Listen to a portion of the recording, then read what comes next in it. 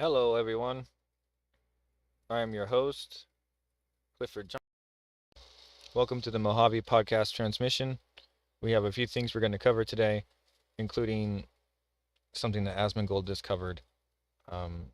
He's live on Kick right now.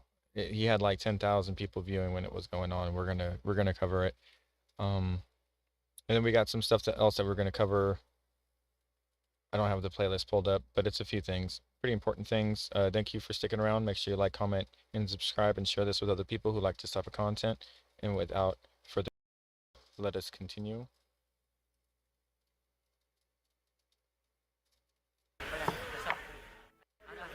This is the end of what he was doing before he went over to what he was watching, and I haven't really queued it up properly, so we're gonna just wait till it gets to where it was, because we're gonna be in the full picture that way. Well, fuck. Well, all right. So it's not really. It could have been a little bit better, right? Let me move. I'm gonna move it in. You guys can see the pineapple a little bit more. There it is. There it is. I don't want y'all to forget about it. Do one more. No, I don't want to. All right, one more. I want you guys to forget about it. Okay. Yeah, no, he did just do something with a pineapple. All right, we'll let this go. I don't even get... A YouTube channel. Oh, no, I don't have a channel. You? Yeah. You have one? Yeah, but it's just for fun. It's just, I just record. Name. Huh? Oh, yeah, Tammy Time. Tammy time.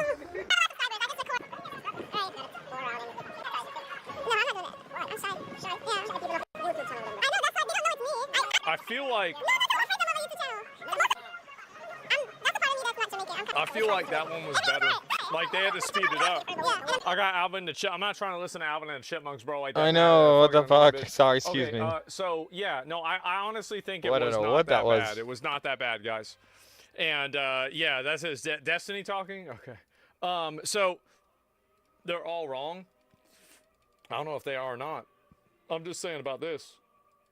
Just in general, like this doesn't look that bad. You did fine. I think it honestly was not as bad as I thought it was going to be. We got everything pretty much like everything pretty much done. We got to let it ferment. We're going to try it tomorrow. We're going to try it tomorrow and look at it then. Brick by brick. Okay, so we're going to look at the second video. So what should I do about this? Cuz like there are 3 videos and I don't know if I should watch these 2 today or I should watch this one today. See, so this is... Should I watch the 2 and then watch this one tomorrow? And then, so there's more stuff. So go ahead and subscribe to Reckless Ben. Actually, he seems like a pretty cool cat. Just part 2. I guess I kind of like blew the title, but anyway. Skip the others, just do part 2. Okay. Because, I mean, you can come into this, like, during the stream and not know my opinion. I'm just letting you know. But, like, yeah. Pray in the right order? Okay, all right, that's fine. Part 2 is insane? Okay, I got it. I didn't know how this works. So we have to, like, we really have to be prepared for our government what is this here? Refresh? There are 4 completely videos, not against 3. Yeah, but we're not going to look at normal the new one. acts. Part 2? Okay, we're going to do this part. All right, this is I don't even think there was any criminal You're in the part 2? evidence of No, him. I'm not. How could I be in the part 2? Anyway, we'll keep this up. How long is the video? It's 40 minutes. All right, let's look at it. Let's see what it is. All right. Part 2 was crap. Very bad sound. All right, let me find out. So let's try. You are in part 2? Okay, I'm going to just believe you. All right, so yesterday we watched a video. Yesterday we went and we watched a video about the Lego situation. Now, when I looked at it, I thought to myself, there's no way this shit is real. Like, I didn't believe it. I thought it was just like some drama or something else. And I never really took it seriously because everybody's telling me, you have to look at this, you have to look at this. I was like, it's probably just some internet bullshit, right? I didn't really care. But then it turned out I watched this. It was the craziest story I ever heard in my life. So we're going to see what happens. I think you're missing parts. Let me go back. I'll pull it up. Double check. Oh, I am. So basically, these bricks and minifigs, I think that they said watch the part 2. Yeah, no, this is because I just hadn't refreshed it. That's why. My response to the police. Yeah. Okay, is subs blowing up? Yeah, he literally has gained. Reckless Ben has gained over 200,000 subscribers. Actually, 150,000 or something like that. Part 2 is the one? Yeah, this is it. He's gained 200,000, 150,000 subscribers in one day. Honestly, I think that's not enough. I think that's, you know, at most a good start. So you see what I mean? Like we need to like look into stuff like this, and you need to understand there's a reason why stuff like this is going on. Now let's watch it. All right, here we go. Where's the popcorn? Oh, I did say I would eat popcorn. I watched popcorn. You know what? I don't want to get up again. I don't want to get up again. We're not gonna do that. I'm gonna do popcorn tomorrow. All right. I've been getting up, moving around. I don't want to fuck around with it. So we do that tomorrow. Yeah, I'm fat. I'm too fat, bro. I'm too fat. I can't handle it. The reason actually why is that I might be going out to dinner later on tonight, and I don't want to fuck up my appetite. That's actually the reason why. I'm gonna just tell you the truth. There you go. But I'm not sure yet. Very smart. Anyway, let's get it. A date? No, no, no. It's probably with guys. It's with guys. What do you think I am, gay? No, I'm going out with dudes. What do you mean? What's her name? Maybe Jeff. I don't know. We'll see. But anyway, let's get to it. Let's watch it. I got arrested because of Legos. Third floor. Stand up. Step outside, everybody. No, don't move. This is the story of how I got swatted, all because of Legos. The whole thing started with me investigating a Lego company called Bricks and Minifigs. The company sent 2 guys to steal the world's largest Star Wars Lego collection worth around $200,000. From an old man. And for some reason, the police are helping them get away with it. The family reached out to me saying that I'm their last hope to get them their life savings back. The video I made exposing them was actually insane. Check it out if you haven't seen it yet. Yeah, it's but insane. we ended up taking them to court, and we actually won. When I went back to the store to collect my money, they literally shut down the entire store just to avoid paying us. Damn. So I personally gave them an official closing ceremony, and it went extremely viral. And now the entire world has seen how corrupt this Bricks and Minifigs company is. Brick by brick. The Legos back, but I mean, we shut down an entire business. We didn't get the. We still gotta get the Legos back. Yeah. I mean, Yeah, that's what matters. You got to get the Legos back or get them the money, right? I promised this family that I was not going to stop on my journey until we get them their entire Lego collection back. Right now, the 2 owners, Joshua Johnson and Brandon Best, probably think that they're safe by closing down the store. But the reality is, I can literally just sue them all over again, but personally this time. Yeah. So I started to file my lawsuit. Oh my God. Already. But right after I filed this court case, it got rejected. And the reason was I failed to demonstrate a good faith effort to resolve the dispute prior to filing. Basically, before this court case can get approved, I have to at least attempt to settle with Josh outside of court first. I tried calling Josh, but I'm blocked. I'm sorry. Oh, man. So my only option left is to travel to his house to have this conversation in person. Oh Basically, my if Josh God. wants to save the day, I got him a trophy that says, Joshua Johnson saved the day. Oh my God. And we'll give him this trophy, but he has to give the Legos back first. So we started driving to Josh's house to have this good faith conversation the court requires us to have. Go well. We're in Josh's neighborhood. Oh my gosh. But when we showed up, Josh was already outside talking on the phone to someone. What the fuck? Josh is outside on the phone. What the fuck? What's he Do I doing? interrupt his phone call, or do we just like wait? No, probably not. I thought got it would be shit pretty everywhere. rude to interrupt his phone call, so we parked around the corner and decided to wait for him to get off this call. I like how we just have this conversation outside. Right. Yeah. Doesn't want to get his wife involved. He's Yeah. Hi, honey. Everything's Hi. good, honey. I'm scamming. Everything's fine. I'm pretty sure Josh is on the phone with corporate Bricks and Minifigs. And the reason I think that is we were actually just there right before this. Pulling up to Wait, what? Pig's headquarters. The plan was to give them one more chance to do the right thing before Talk to the suing them CEO. again. While we were there, one of the corporate employees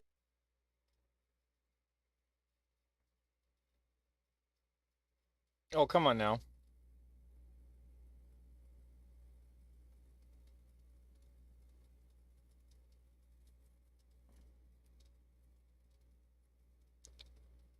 For the love of God.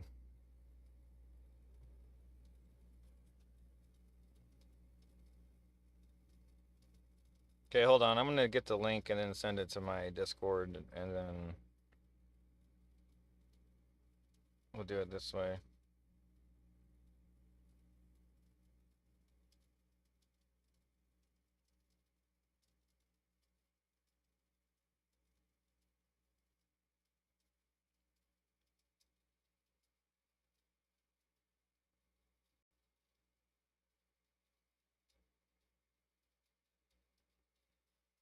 Okay.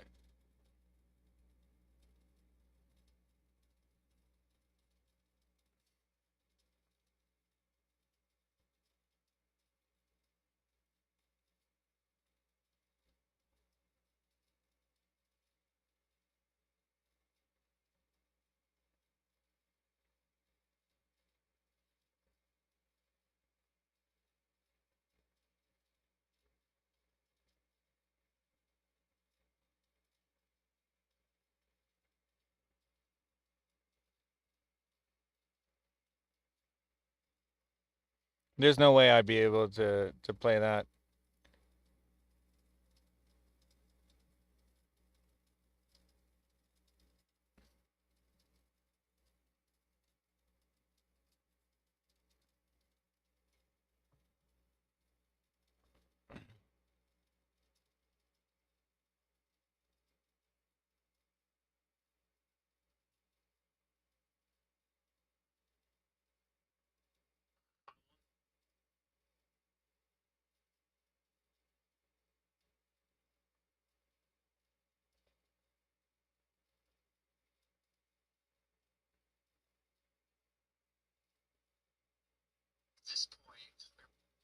Okay, I found it, but we're gonna have to reload it because he ended the stream. So sorry, that kind of like threw a monkey wrench into everything, but it's okay.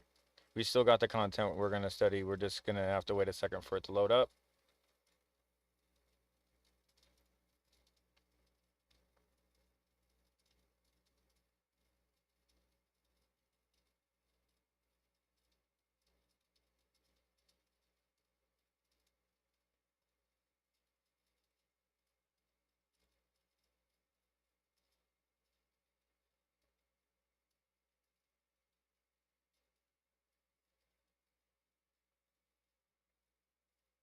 So this is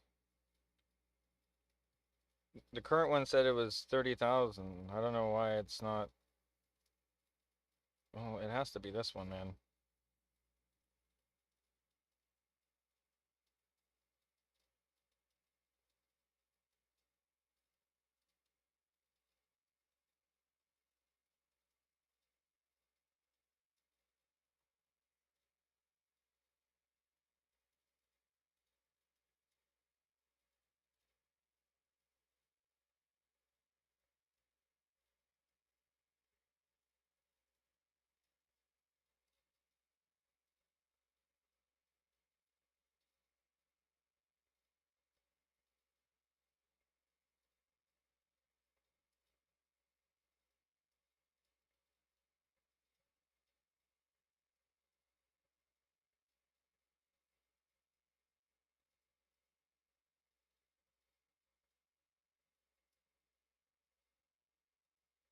Come on, computer.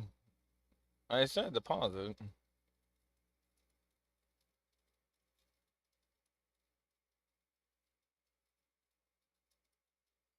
All right, so it's over here again, and we're just gonna watch that little intro again one more time to maintain, um, you know, you know, full aspect of what's going on. You get what I mean. In case you're tuning in now, you're still on the same page. You don't need to look back and check in on where we dropped out here. So you're all good.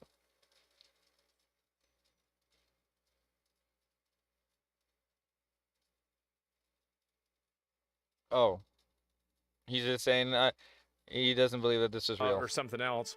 And I never really took it seriously because everybody's telling me you have to look at this, you have to look at this. I was like, it's probably just some internet bullshit. Yeah, me neither. I had no idea either. But then I turned out I watched this. Yeah. It was the craziest story I ever That's heard why in my we're life. talking about it.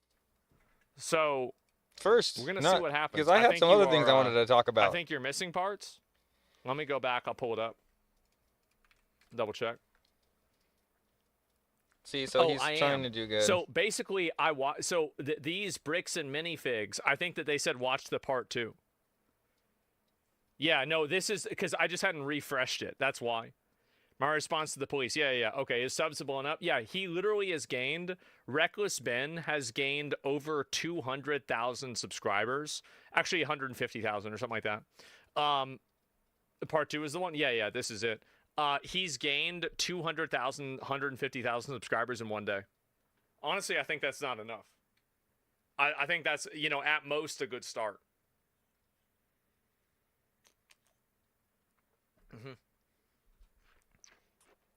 Now let's watch it. All right, here we go. Where's the popcorn? Oh, I did say I would eat popcorn. I watched popcorn. You know what? I don't want to get up again. See? I don't want to get up again. We're not going to do that. I'm going to do popcorn tomorrow, all right? I've been getting up, moving around. I don't want to fuck around with it. That was like the last thing I remember hearing. So we do that tomorrow. Yeah, I'm fat. I'm too fat, bro. I'm too fat. I can't handle it. The reason actually why is that I might be going out to dinner later on tonight, and I don't want to fuck up my appetite. That's actually the reason why. I'm going to just tell you the truth. But I'm not sure yet. Anyway, let's get it. A date? No. No, it's probably with guys. It's with guys. What do you think I am, gay? No, I'm going out with dudes. What do you mean? What's her name? Maybe Jeff. I don't know. We'll see. But anyway, let's get to it. Let's watch it. I got arrested because of Legos. Search warrant. Stand up. Step outside, everybody. No. Don't move. This is the story of how I got swatted, all because of Legos. The whole thing started with me investigating a Lego company called Bricks and Minifigs. The company sent 2 guys to steal the world's largest Star Wars Lego collection worth around $200,000. From an old man. And for some reason, the police are helping them get away with it. The family reached out to me saying that I'm their last hope to get them their life savings back. The video I made exposing them was actually insane. Check it out if you haven't seen it yet. Yeah, it's but insane. we ended up taking them to court, and we actually won.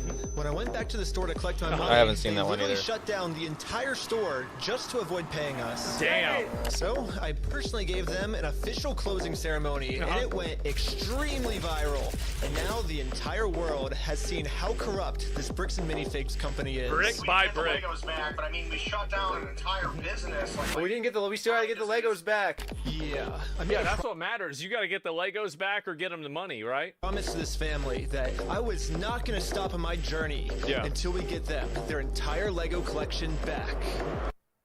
Right now, the 2 owners, Joshua Johnson and Brandon Best, probably think that they're safe by closing down the store. But the reality is, I can literally just sue them all over again, but personally this time. Yeah. So I started to file my lawsuit. Oh my God. Already. Okay. Already. But right after I filed this court case, it got rejected. And the reason was I failed to demonstrate a good faith effort to resolve the dispute prior to filing. Basically, before this court case can get approved, I have to at least attempt to settle with Josh outside of court first. I tried calling Josh, but I'm blocked. I'm sorry. Man. So my only option left is to travel to his house to have this conversation in person. Oh Basically, my if Josh God. wants to save the day, I got him a trophy that says, Joshua Johnson saved the day. Oh my God. And we'll give him this trophy, but he has to give the Legos back first. So we started driving to Josh's house to have this good faith conversation the court requires us to have. We're in Josh's neighborhood. It's kind of better though because like at least its So when we chat is showed on up, replay, Josh so was you can already kind of like outside, understand what the talking on the chat's phone to saying someone. like What to the the video. fuck? Josh is Not like you outside on have the it phone. on What right now. the Like fuck? I don't have it on Do we screen to interrupt show his you, phone but call, or do we just like wait? in case anything, like I see someone look No, up, like probably not. at least it's more I thought it relative. would be Shit pretty everywhere. rude to interrupt his phone call, so we parked around the corner and decided to wait for him to get off this call. It's a good, you know, blessings and curses from what just happened, but we're all good. Right? Yeah. Doesn't want to get his wife involved. He's hiding something. Yeah. Hi, honey. Everything's Hi. good, honey. I'm scamming. Everything's fine. I'm pretty That's sure so Josh is on the crazy. phone with corporate Bricks and Minifigs. And the reason I think that is we were actually just there right before this. Pulling up to Wait, Bricks what? and Minifigs headquarters. The plan was to give them one more chance to do the right thing before Talk to the suing them CEO. again. While we were there, one of the corporate employees answered the door and told us he would get the CEO to come talk to us. Okay. And let me guess, he leave. Well, Ah, there it is. Yep. Like this is just wait right there for a minute. You Okay, guys police. have been asked to not be here. No, they said they're getting some guy to talk to us. We're just waiting. I can already tell you right now, no one's coming out to talk to you guys. Really? But they told us that they were. I know. Since Josh I only know. lives like 15 minutes away, The police know they must about have this informed him that we're in the area. Because a few minutes later, Yeah. this happened. The police just showed up. What the heck? Shit. Oh Why are the shit. police at his house? Oh, there's another one, dude. Two Uh-oh. cop cars. 3 cop So cars? he's on the cop. Damn. Why is there 3 cop cars What at his the house? fuck? We didn't even walk up to his house yet. The cops are following us. What the heck? That's so crazy, dude. Obey every traffic law. He's got his lights on. Oh, shoot. He's pulling us over.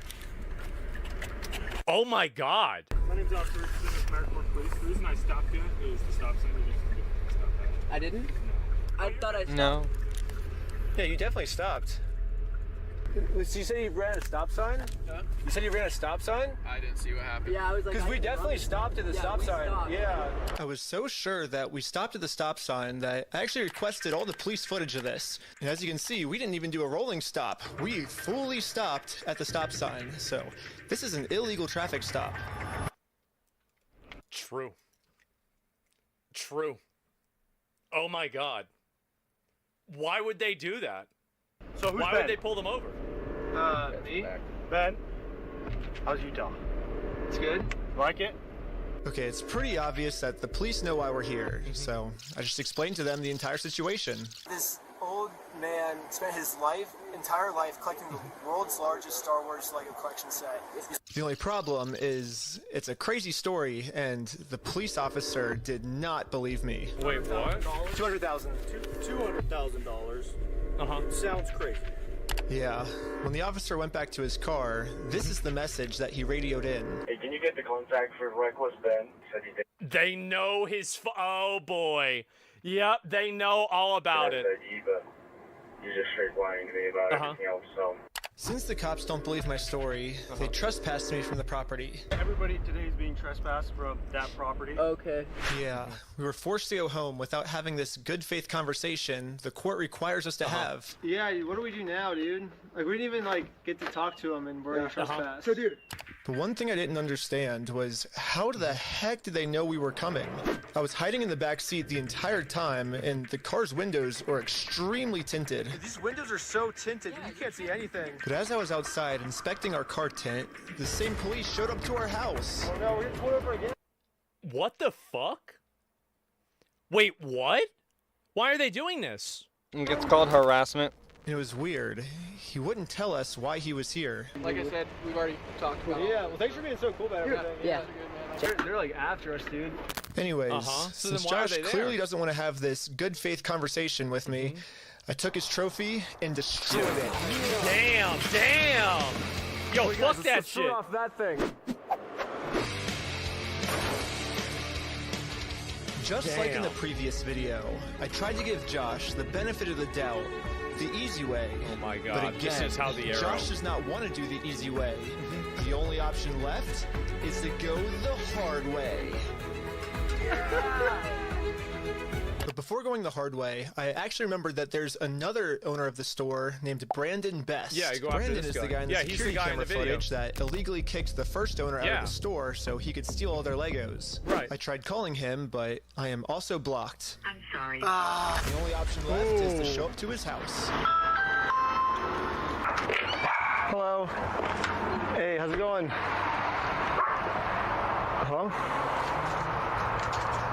Hey, well, I was wondering if you'd be down to pay us for the lawsuit that we won.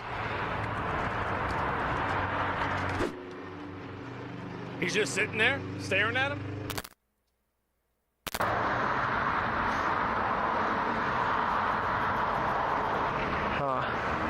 It kind of seems like Brandon doesn't want to have this good faith Sitting there looking at him like the Easter Bunny. conversation to resolve this problem outside of court. Nope. And I gave him plenty of time to speak. I guess if you don't want to talk, I'll just talk. So you guys told us to take you to court. We went to court and we won. We know you closed down the store to avoid paying us, so we could just sue you guys personally and do the whole thing again. We would obviously win again, Yeah. But then the police come. showed up. Yeah, there it and is. You see, I knew he was waiting for the cops. reason, they are really trying to protect these criminals. Yeah. He didn't steal anything. He inherited the store from somebody No, else. he stole $200,000 worth How do you of. know this? How do you know this? Been spending the last 3 months in the case, and I won in court. He inherited the store. He's being blamed for everything that the previous owner did, and he's trying. Well, to that's a lie. So we. Okay, hold on. I'm still Okay, talking. I'm sorry. He's still trying to clean up the mess from the previous owner, and now he's catching blame for it. And he's just trying to clean up the mess from the previous owner. No, him saying Well, that. if he wants to clean up the mess, why don't he just pay? And also, the court already gave Reckless Ben a default judgment. So she's literally saying the court is wrong. The court agrees with him. The court said he was right. The court is the minute order. The court is owner, that's who a the lie. police We listen like, to. we already proved this in I don't court. know how this even happened. Yeah. On this property, you're gonna go to jail. The police gave me a formal trespass notice, which I took a picture of it and sent it to the court as proof I tried to have this good faith conversation, but Brandon didn't want to have it with me. Yeah, that's smart. Okay. And turns out this was good enough. Yeah, my court case with Brandon Best got accepted. But my court case with Josh is still going to be rejected until I find a way to have this good faith conversation with him. So I decided to see if I could find Josh online, to see if I could look up any more information about him. Yeah, what? They all look the same. No. There's just a bunch of Yeah, bald Joshua men. Johnson. Lower their tax liabilities and minimize their exposure to lawsuits. That's hella ironic. Are you kidding me, dude? That's what he's known for, is reducing people's exposure to lawsuits. So of course he knew that he had to get him the fuck out of there before he got served. They're super hardcore Mormon. And he probably paid him. Was actually extremely surprising to me because if Josh and Brandon Isn't stealing against like more like I feel like Mormons don't steal like every Mormon that I know. There was no threat is to like Joshua the Johnson. most There was no threat to fucking, anybody. Like prim, He was gonna give him a trophy. well behaved, never does anything wrong kind of guy. Like thou shalt not steal. Remember, because that was in the book. That Remember dude looks like a fat pig. Both of them. truly Mormons, they believe that People stealing that is literally wrong. have never fucking If they worked steal, with they're their gonna brain go to ever in hell. their life. Exactly. Just I guess in obfuscation and Mormonism looking they at call a it the rule outer book and darkness, knowing how to but go still, around it. Brandon and Never Josh actually coming up with a probably solution. actually believe that this is going to be eternity for them. I mean, Josh even swore to me on his Mormon God in the last video that he would give us the Legos back. Smith? I promise you, I swear to God. I promise you on everything. But maybe I can use this to my advantage. Okay. My problem right now seems to be that Josh is never going to listen to anything I ever tell him. Oh, true. But if someone from his church heard this audio, maybe he would listen to them. So after finding exactly what church these guys go to, we went to it and showed one of the Mormons there. Oh my God. Oh He is that guy. He is They're that going guy. to tattletale on him? They're gonna be like, yo, dude, can you There's this exorcise audio this clip guy of from the your Mormon Mormon thought church that the because best he thing to does do not was to follow have a talk rules? with You can Josh tell to- he's a Mormon. Look at this guy. He's sitting there. It's just a random fucking day, and he's locked in with a fucking belt, khakis on, a nice jacket, and a tie. And he's even got like the little things there so we can write down your information and shit. Like this guy is like, yeah, the pencils exactly. That's a real Mormon. You can tell he's a Mormon. He's in Save him uniform. from going to this outer darkness. Okay, good luck. And I guess me and Tyler are staying back because we're already trespassed. So Yeah, we ended up just driving home. But on Wow. the way back, this happened. What? Pull over again? Oh my God. What? How's it going? How's it going? I'm Officer Hawkins, American Fort Police Department. How you doing? Good, how are you? Good. Well, what's your name? Are you Ben? Uh-huh. Hanging out down here. At this point, we realized what's going on.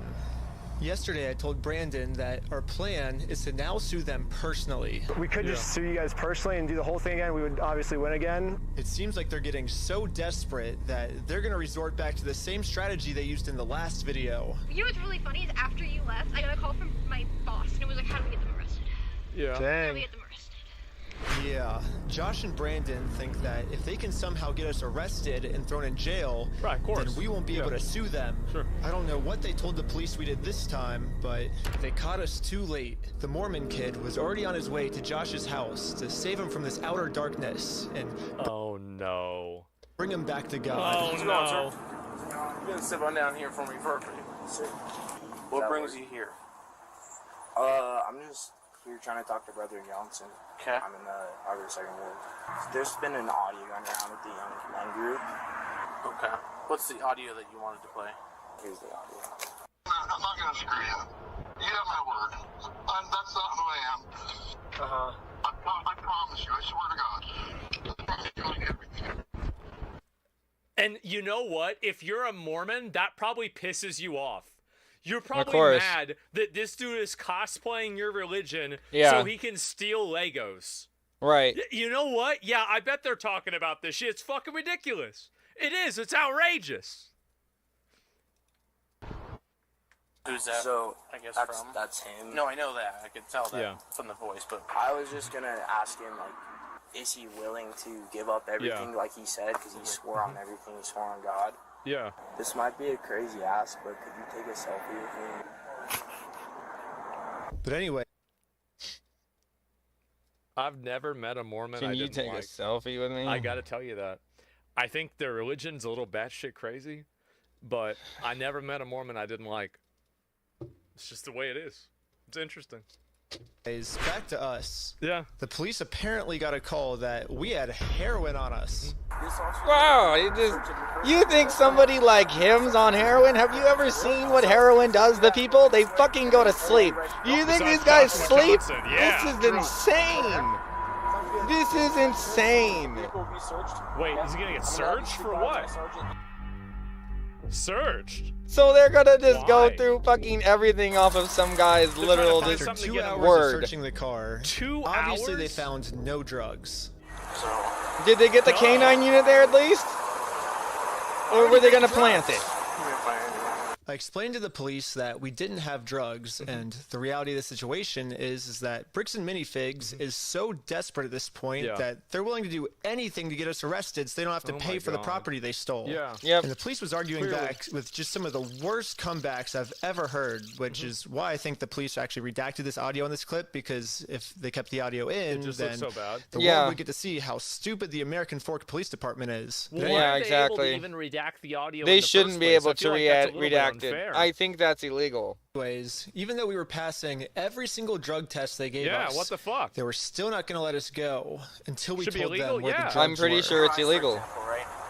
There's a constriction. We're gonna do a FOIA request on that. And then Do you notice it? So I haven't been looking at this. I'll show him.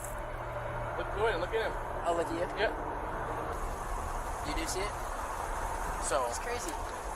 I have no idea because I've never done any drugs in my life. I don't do drugs. I don't do alcohol. Look I've at never how done he's. any of The that in cops my don't life. even give a I'm fuck. willing to do any drug tests.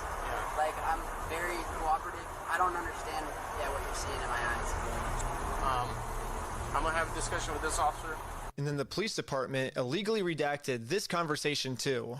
My guess is that they They're just- acknowledge that they're it's just gonna very take 'em in. obvious we don't have drugs on us, but Yeah. they were going to try and pressure us into giving some type of false confession anyways. I'm not sure if you're lying to me or not. To be honest, I'm willing to take any drug test you want. I'm walking a very dangerous line, which can get you into a lot. So Yeah. they're trying to You intimidate end him. up in jail in Utah when you're from Cali. Okay. Not worth it, right? Yeah. We play differently here. Does that make sense? Yeah. Okay, that's it. I'm gonna do a FOIA request. I hate. What the fuck? You know what?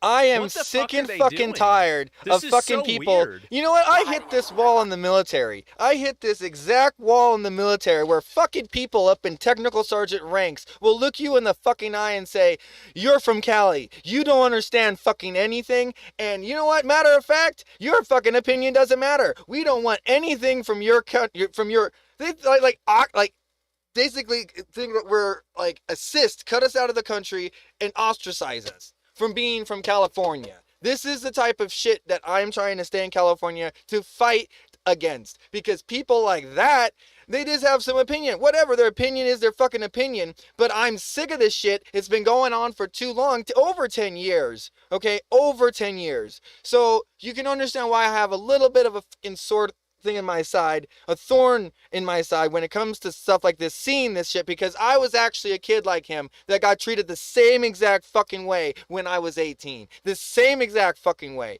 There is literally nothing else that would piss me off more than somebody in a higher fucking power office telling me that I did something I didn't do. Or, better yet, that I ain't a fucking good serviceman, that I wouldn't have dropped everything, that I wasn't nominated for Airman of the Month the same month that I was discharged, goddammit. This shit needs to fucking end.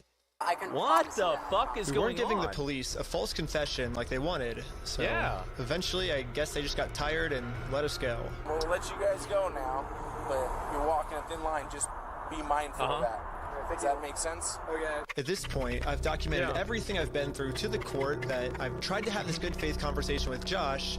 He just doesn't want to have it with me. Yeah. And because of everything I went through, my court case finally got approved.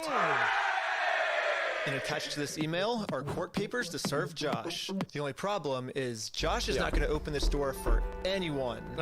He wouldn't even talk to another Mormon. Instead, he just called the police on him. In order to get Josh to come outside, I'm really going to have to get creative. You see, that's the thing, because he already knows how to not get sued. He literally already knows. He says, a lot of people know this. As long as you can't get served, if you don't open the door, you literally are just pushing that date down the line. You're kicking the can down the line. And eventually you might outrun the statute of limitations on that specific case. So that's literally the whole deal that people are literally now going to expose for themselves, because he literally works doing that. That's his job, is to teach people how to do that. Of course he's going to do it for himself. This is insane. This is literally what is the problem with the legal system incarnate. All of it. And I mean, I'm not even going to go on rank and file on when people get power and control in their life and how they want to abuse it on other people, or just, make sure that the other people know that they can actually alter their life and say, like, look, you're going to end up in a Utah prison and you're from Cali. Is that what you really want, basically? And it's like, you know what? I'm just trying to do what I need to do to get this guy's stuff back. And if you aren't going to help me, then get out of my way.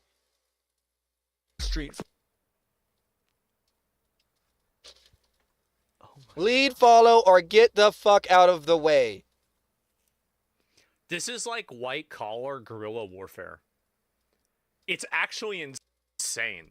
Yep. I've never seen anybody even do. No, I love it. I love it. I'm all about it, because I've actually had it done to me a lot. Yeah, it turns out this tiny patch of land is actually free for any person of the public to use.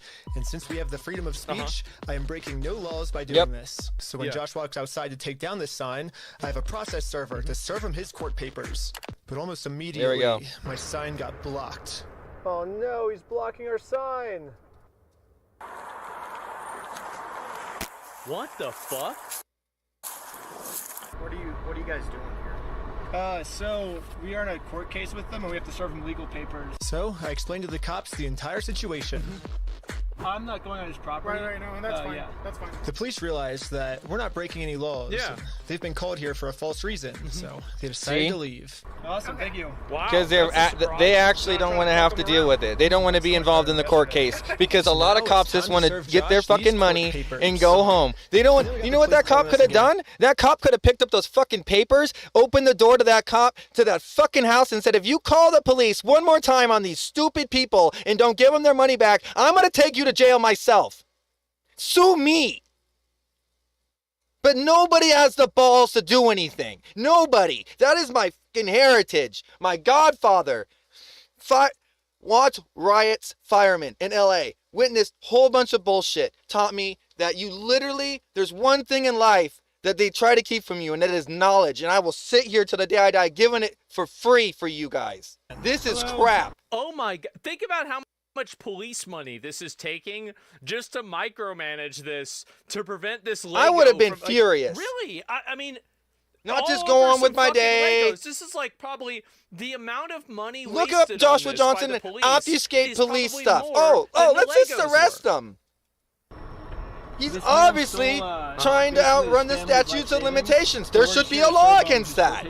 Again, I explained when they're actively working against it, there should be a law against it. Why isn't there?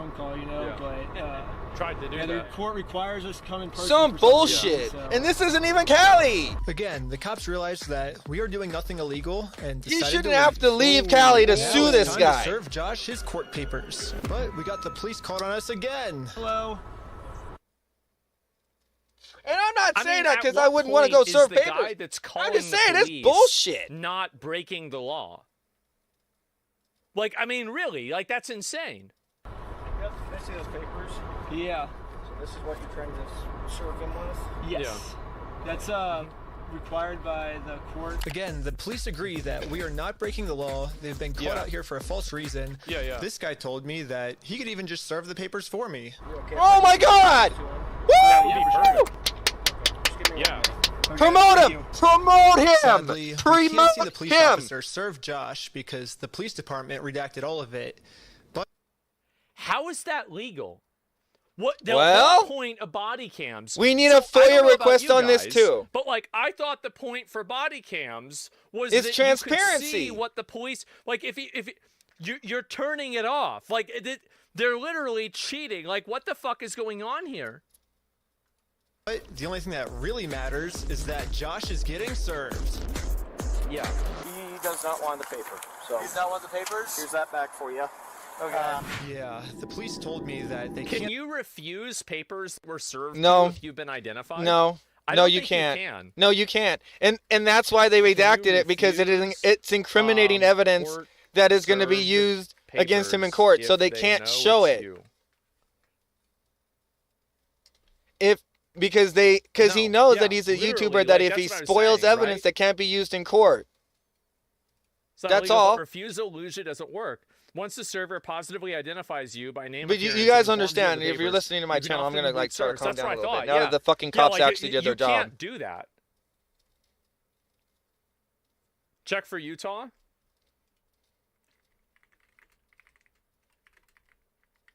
But for real, we need to open up a FOIA request to find out the exact reason why they redacted it and the exact what is in the redaction. Did he actually serve him the papers? Or did he just say, these are the papers I was supposed to serve you, and he says he doesn't want them? Then that isn't even a real serve, which means that the cops are working with them. That means that that guy shouldn't be promoted, he should be arrested, because the guy should have just been able to serve him with a peace officer there. Offers to deliver them. So they literally did that. Yeah, there it is. So it's not even true.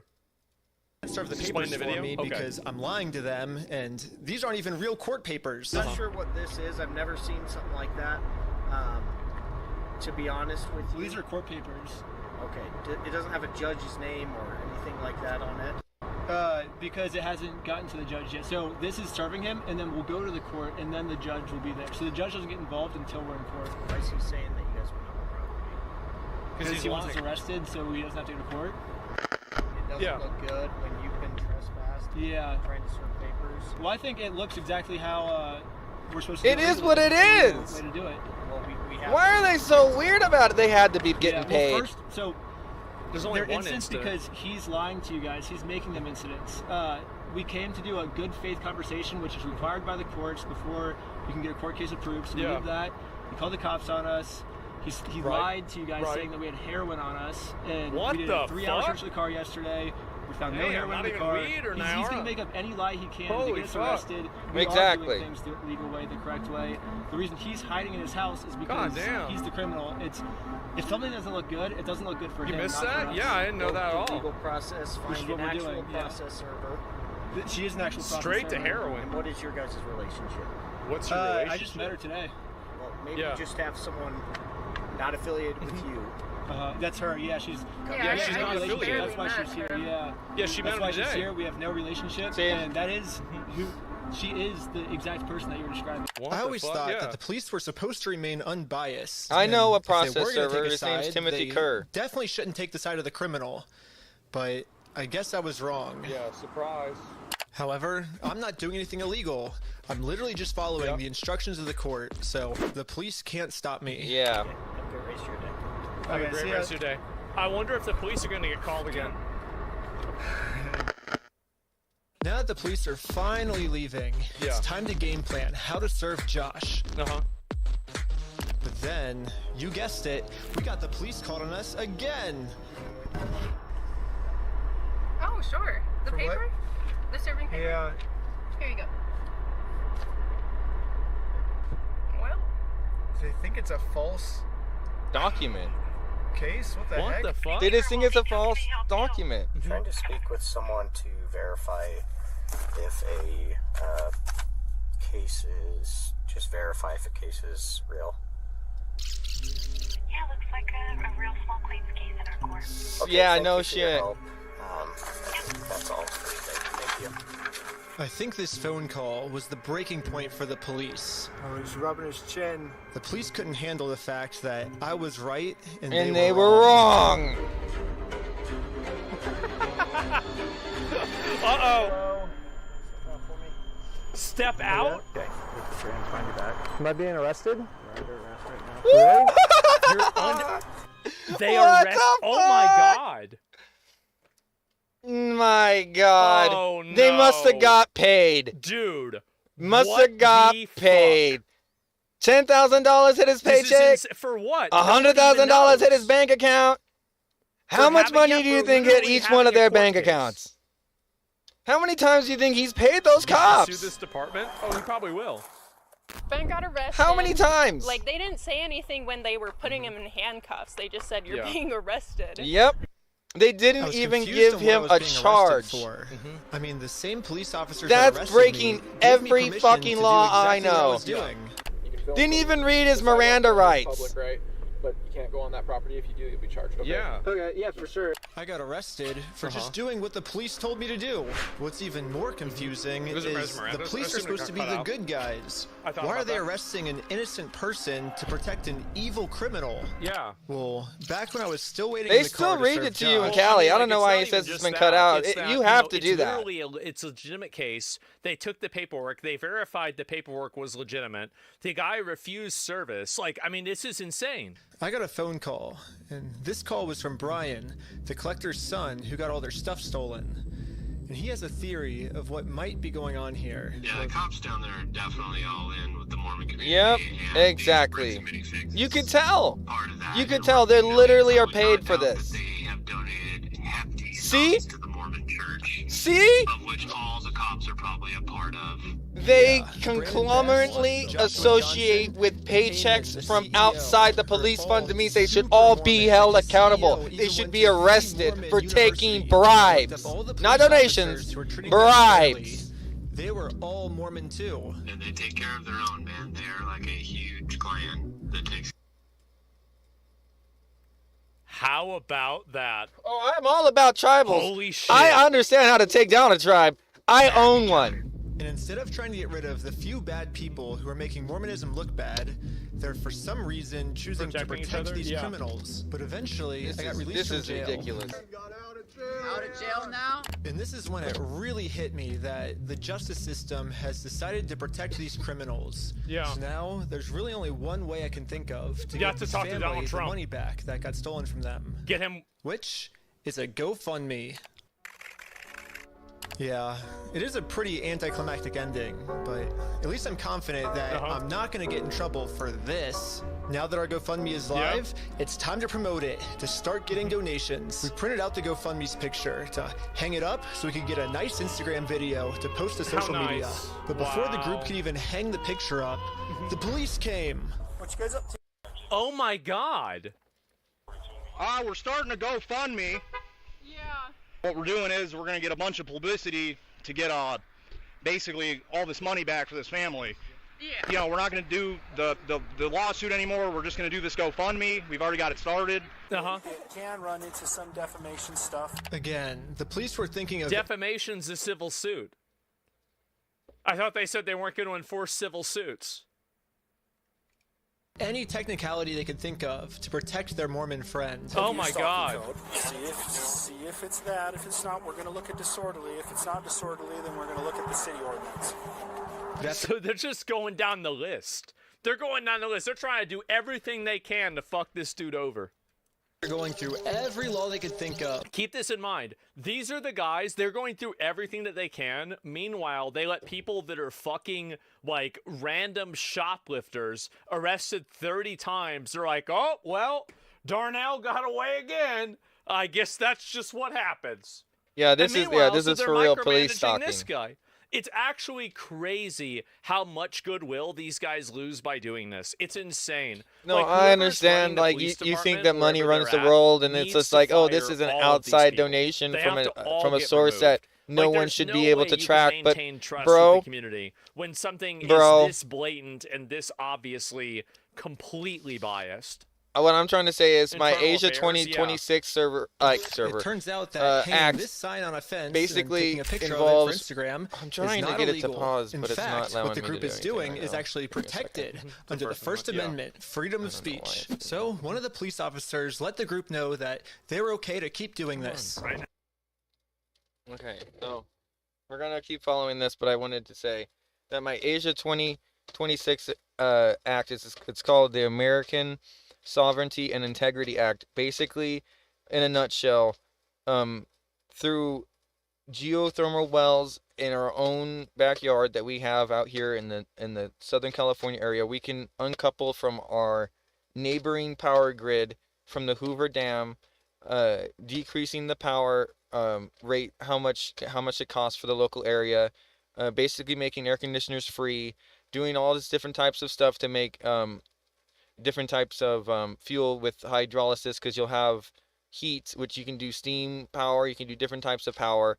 There's the lithium mines over in the Salton Sea. Like, these people have, there's not enough engineering done.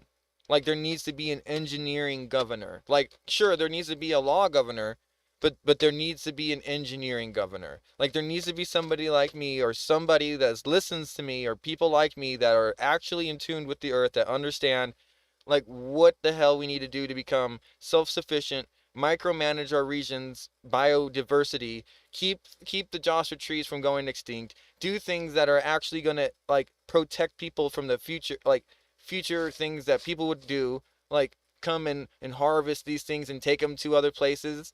Like, I mean, they can't be pollinated without a specific it's called the Sphinx moth, the Joshua trees. So like, they're based, that's why they're endangered. It's really hard, and it's people, like, you don't even understand, like, if there's a certain number of them within a certain, which is, I think, crap, that you can actually still cut some down. Like, you shouldn't touch something that is like 2,000 years old, and like literally it only was born because a moth pollinated it, a sphinx moth, which is like a caterpillar that then turns into a moth, obviously. But and like, if the moth touches it, it turns into a yucca. But if the butterfly, before it turns to a moth, it's in the caterpillar larva stage, like a butterfly has, you know, same looking thing, but it can pollinate and turn it into a Joshua tree. It's like the only thing that is the same seed, but can be pollinated two different ways to become two different things. And I wanted you guys to learn that a little bit today.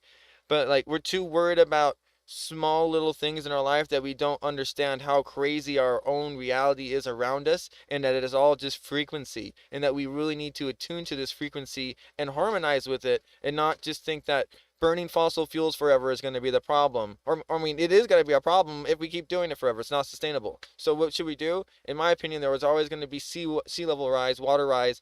The sun every day pumps infinite amount of water from the sea into the air, so you can have these reverse osmosis type of machines that draw from the air, that are already in container sized store. I already made numerous reports on my channel about this. Like, I mean, I've already had the facts and the numbers out there. That's why I made a bill. Like, cause this all doable, and people are just playing games. They sit here, they want to get their money. They don't know what a bigger picture is. They don't want to see a bigger picture. They don't understand that a single person could actually architect an entire universe, let alone like a planet or a continent or a house or a car. Like, I mean, what about microverse? What about, let's go deeper. Let's go deep into the metaverse. Like, can you even fathom that there are some people that can actually go like maybe into interdimensional travel and talk to people in other dimensions?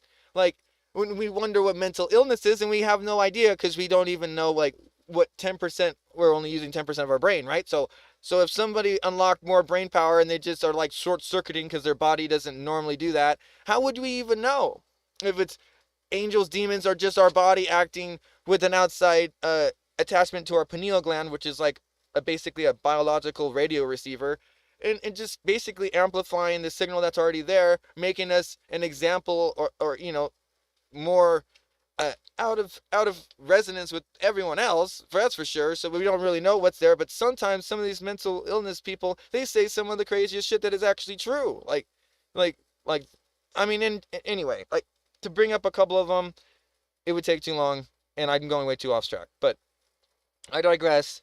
And I'm just trying to say the Asia 2026 American Sovereignty and Integrity Act, I'm going to hand deliver it to, I guess, if there's a new governor or whatever. But I really hope that people really start paying attention to the small guy, like to that guy in the back of the room that sat there with glasses, that watched everything go down, that watched all the the slidey, shady shit that went on that the teachers didn't see in class and just shucked it up because they didn't want to get killed or they didn't want to start drama and they just let it go. But we're tired of letting that shit go. We're tired of just letting this shit spiral into some like chaotic cult. So now the cops are in it and you can't even call the cops. And so then you can't even do the only way to fight this would be have a vigilante act that like literally allows the citizens to for whatever reason be able to serve papers regardless because it's a jurisdiction above the executive order, which is the state's way of saying that the police shouldn't even been able to serve them there. A civilian not involved with it was there trying to do it and he still can do it. That should have been the crime right there where he should have been arrested. It shouldn't have been this long weird obfuscation where like if there is a small claims thing and he's trying to evade justice, then what's the difference between him going to Mexico, the guy that's trying to stop being hidden from being served? What's the difference between him going to Mexico and him doing the same shit like he's doing right here? If he can just do this, work from home, and not have to open his door, get his groceries delivered, and open it up every now and again, you know what I mean? Like, that's the life. You don't have to do anything. That's broken. We got to fix it. We have to fix the broken system or the system will not be able to help anyone else. It will only exist to help those who saw it was broken and are now corrupt who use it and are corrupting themselves by using it.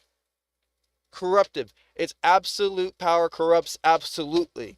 And this right here, being able to take donations from a church to say that, like, look, this guy is a member of the Mormon church and he's being harassed. He has never set foot on this guy's property and yet he's been trespassed. That's crap. That is crap. That's illegal. People should have been arrested for that. But there's no outside jurisdiction watching the everyday police force, so they think that they can get through this without actually having any lawsuits filed on them directly. Or maybe they can say outside of the statutes of their limitations. You get what I'm understanding? Like I'm trying to put down for you guys? That like even the cops know that like if we all outrun our statutes of limitations, then we could do anything we want and just do a little nod, wink, tap of the hat, fickle some 50 coins here and there on the ground or whatever, and they're good.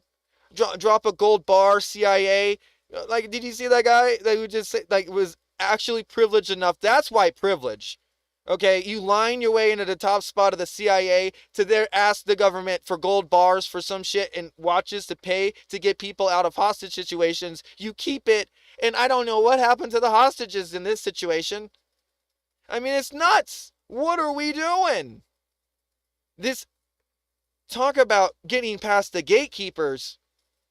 We need to understand that even if we institute an organization to watch the police, like let's say if we deem the National Guard necessary to watch the police because there's so much corruptive, what makes you think that if that's announced that they won't bribe the National Guard? You get what I'm trying to say? Like that this is where the root needs to be. This is where the branches of government were supposed to have checks and balances and where the jurisdiction of one never was supposed to upheld the other. But people seem to think that the president has unlimited power through executive order. At this point, this is a rogue nation. This has nothing to do with the United States Constitution. This has nothing to do with freedom of speech, right to assemble. He didn't even go on property, and he is being arrested for trespassing. This is insane. What are we doing? I did not fight for this shit. Now I don't think you guys break the law. But this other police officer wasn't able to accept waste my youth years learning extra shit, how to build a base from the ground up. I'm not defacting, but I want to say that this shit right here is why people do. Police station to find out why. All the redactions are done pursuant to the Utah State Code. We don't redact things just because we feel like it or, just because something looks funny. Everything is redacted pursuant to Utah State Code. And other than that, I can't really delve into any more detail. But the police made a mistake. We've got to get the the Attorney General involved in this. We got to get, at least, right? If not the president. This is outrageous. It is. Get Cash Patel in on this. We gotta figure out, like, somebody gotta loop him in on this situation they have going on. How is this even happening? They accidentally forgot to mute this police officer's audio, so when you sync the two clips together, I can actually hear what they're saying here. We seize it or give it back to him? Is it an occasional crime? Is it disorderly conduct? Why? Is he upset about it? I mean, I guess, but that's not. Yeah, this police officer is right. Just because this might make Josh upset does not make this poster illegal. Yeah. So I decided to let the police department know that some of the redactions they made aren't exactly what they're claiming they are. Yeah. I think you guys might have accidentally forgot to redact another clip that was at the same time. And when I synced the two clips together, I was able to see what they were saying, like what the redaction was. And he was talking about how what we're doing actually isn't illegal and how the police officer might be wrong. And so it wasn't about protecting a victim. It wasn't any personal information. And so I was wondering, it seems like there might be a lot of stuff like that got redacted, maybe to protect the police officers, not to protect the victims, if that makes sense. And so... yeah, we don't do that. So, like I said, anything that's... No. No. What a fucking bitch. redacted as pursuant to Utah State Jesus. Code. I can tell because when I sync the two clips together, I'm actually able to see that that's what the redaction was. Okay, well, that didn't happen. That definitely didn't happen? No, I don't do that, Ben. I follow the Utah State Code, like I just said. Okay. Well... I don't know. It seems like the police department redacted this entire conversation because right here the police are actually admitting to themselves that none of this is illegal, but they're still going to try to arrest us anyways. It seems like the only reason they're getting rid of this audio is to protect the police officers from getting fired. Exactly. I don't know what the police officers are saying in this next clip, but I'm pretty sure they're scheming up a way to get the group arrested because this is what happens next. And Lieutenant Adamson can correct me if I'm wrong, but we're going to seize your phone right now. Seizing the phone. Don't. Do not do that. You understand me? Right now you're... You gotta get rid of this guy. You have to get rid of this guy. Who is this guy? What is he doing? Adamson. You're attempting to destroy evidence.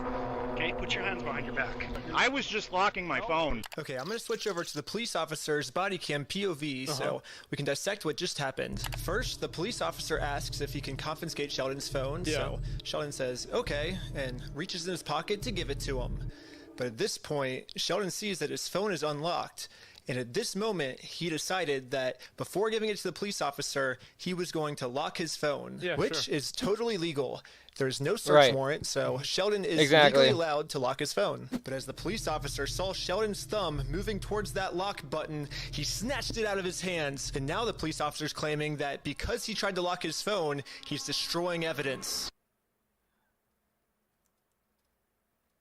That is complete bullshit, and Adamson should be literally like relieved of duty.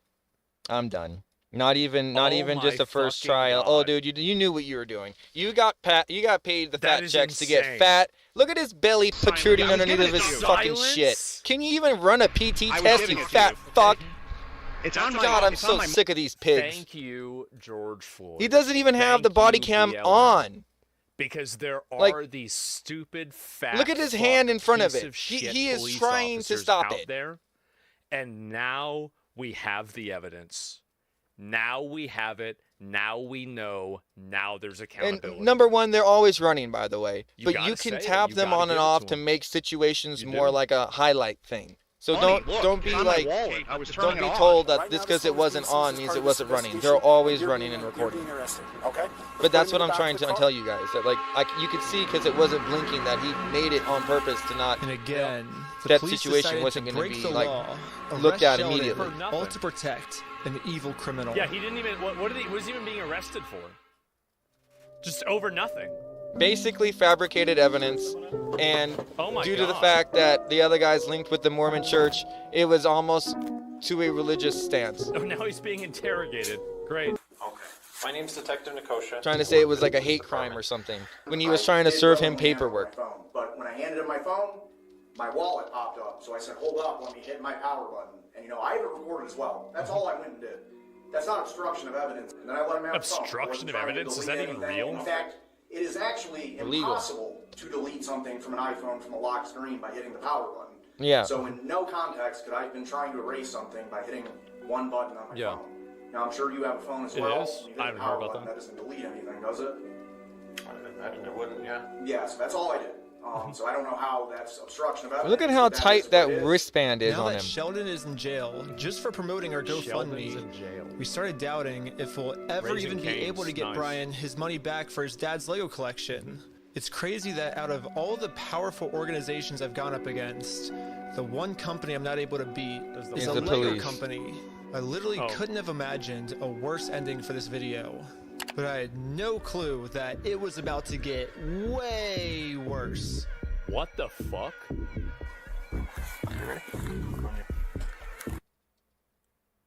What the fuck?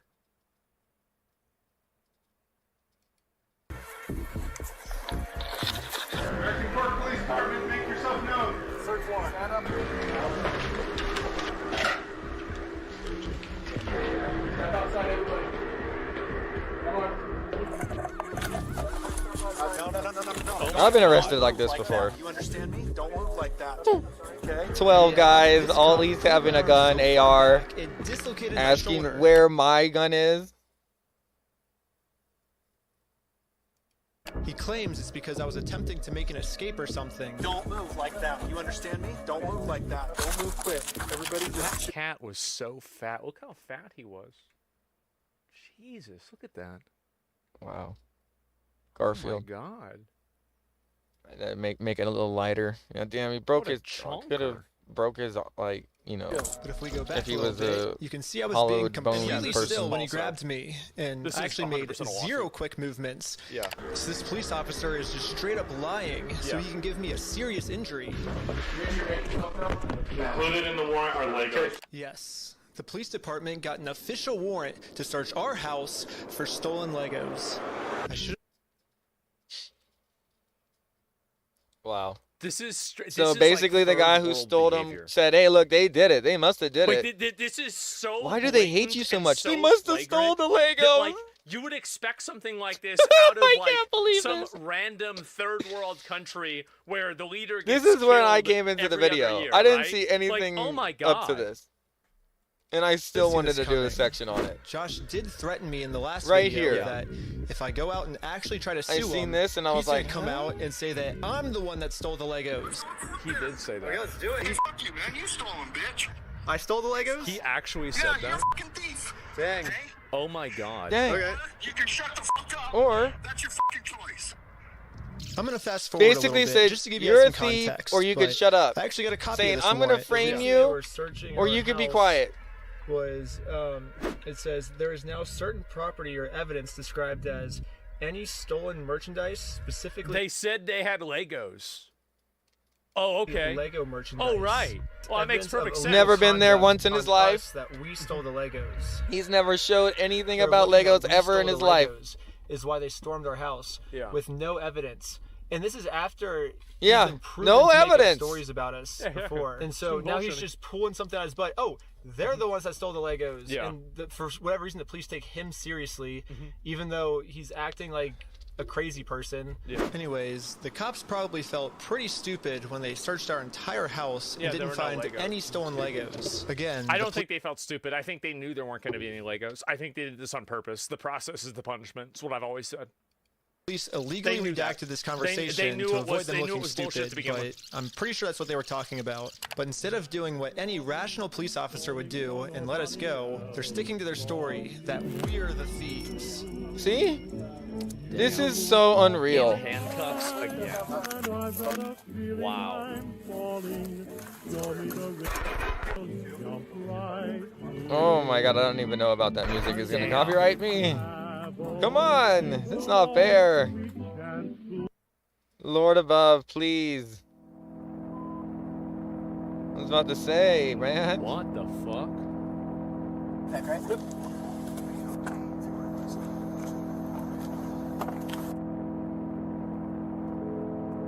Oh Yes. my. Proudly oh my serving. God. Everyone, even the server. All arrested. This is insane. Even the server. And keep this in mind whenever I complain about, like, sometimes whenever people Yeah, don't see, get arrested, even the they're court like, oh, well, they processor. can't What do the fuck? anything. Yep, see? These cops did something, and they didn't do anything wrong. See? This is what I mean. When cops say they can't do anything, and then they do this, it makes me wonder. It does make me wonder, right? Wouldn't it make you wonder? Purpose. It's all on for them. When it's just like, hey, we have a crazy person right here. Can you take him to the hospital? Well, it's not a crime to be crazy. Well, it's a crime to be crazy in public and cause a disturbance. Can you take him to the mental hospital? It's not a crime to be crazy. And that's just their answer constantly. Like, I would be like, you're crazy, it's a crime, I'm gonna sue you. What's your name? I'm done. Next time I hear that unintelligent answer, I'm going to sue the cops. I am. I'm just over it. Their opinion is invalid. This whole thing is just a It's like saying gun violence. It's people violence. Gun isn't a verb.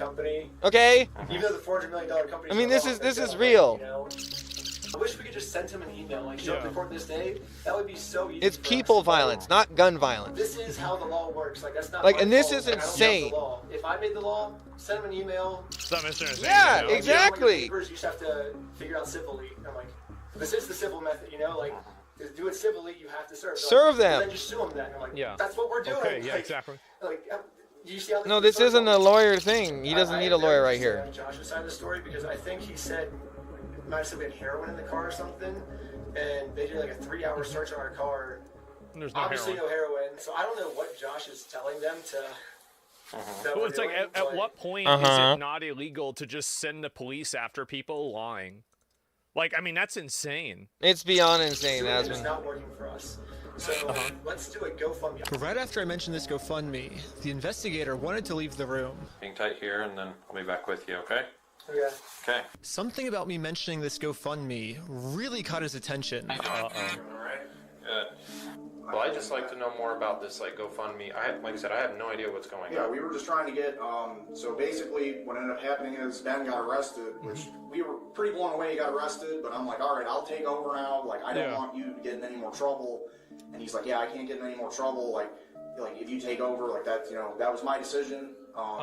Yeah, so I mean, I don't know. What other questions do you, like, I guess have? Because there's not really, I guess, much else to say in the situation, to be honest. That's just the whole thing that just happened. I mean, I'm honestly kind of shocked to be arrested at this point. I'd be stressed out.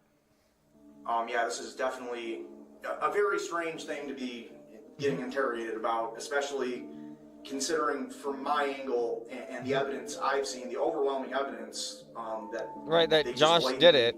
Stole from this guy. It's like us trying to Don't talk to then the waste, do a get a lawyer. GoFundMe I mean, to get him his money back, and I'm the one, you know, getting put in cuffs. It's crazy. I guess the detective didn't get what he was looking for, so he decided to interview the rest of the group. Sounded like a great project to me. I was like, oh okay, my like, this is for a God. good cause. They're trying to get somebody to say, like, And what, for they did some heroin? reason, he was trying to get all of them to admit that the GoFundMe was my idea. Wait, why? Ben was behind the GoFundMe idea as well, right? I don't know whose idea that was, because I kind of just started. But he was supportive of it as his channel, right? He said, oh yeah, let's do this for the channel. From my understanding. Was that kind of Trying to put words in her mouth? ideas to do this video with the GoFundMe and all that? But I wasn't afraid to admit that I actually made the GoFundMe for Brian because a GoFundMe is a safe, legal way to raise money for a family if they got all their stuff stolen. I should be risking nothing by admitting this. Basically, the police told me, do not take this man to court, or else you'll get arrested. And so I was like, just thinking, and we're like, let's do a GoFundMe, you know? Yeah. That was their solution. This is why I have a hard time with GoFundMes. I was wrong. We're going to book you back into the jail, okay? The creation of the GoFundMe, right? We're blasting this person all over saying, hey, he's... So creating the GoFundMe was illegal? When I asked the detective how creating a GoFundMe was probable cause to send me to jail, this was his response. A lot of this stuff you may have to just get an attorney and fight. See what the fuck this is, this bullshit. So he knew that this was all fluff up the butt, that he was just gonna throw him in there for a whole month. I got an officer right here that's and gonna get yeah, cuffs for you. that was the deal. This is literally a problem. He was just wasting time talking to this guy because he had nothing better to do, and he was the guy that was getting it on camera, and then he gets to go home, where this guy gets to be in jail. That's all. That's all that's in these two individuals' mind. That's all. This guy right here in the blue, he thinks that he might be able to go with what he said, but now at this point, putting his hands behind his back, that's a not go. So he thinks he's going to jail for trying to help somebody get their stolen merchandise back and setting up a GoFundMe somehow, which is completely, I just want to say, off the top, one of the most craziest things I've ever heard anybody getting arrested for in my entire life. And I've heard of a lot. Be able to hear Josh's side of the story. Oh my God! Said a lot of lies to you guys. It'll be. Oh my God! And I never talked to Josh, but it'll be. This is insane.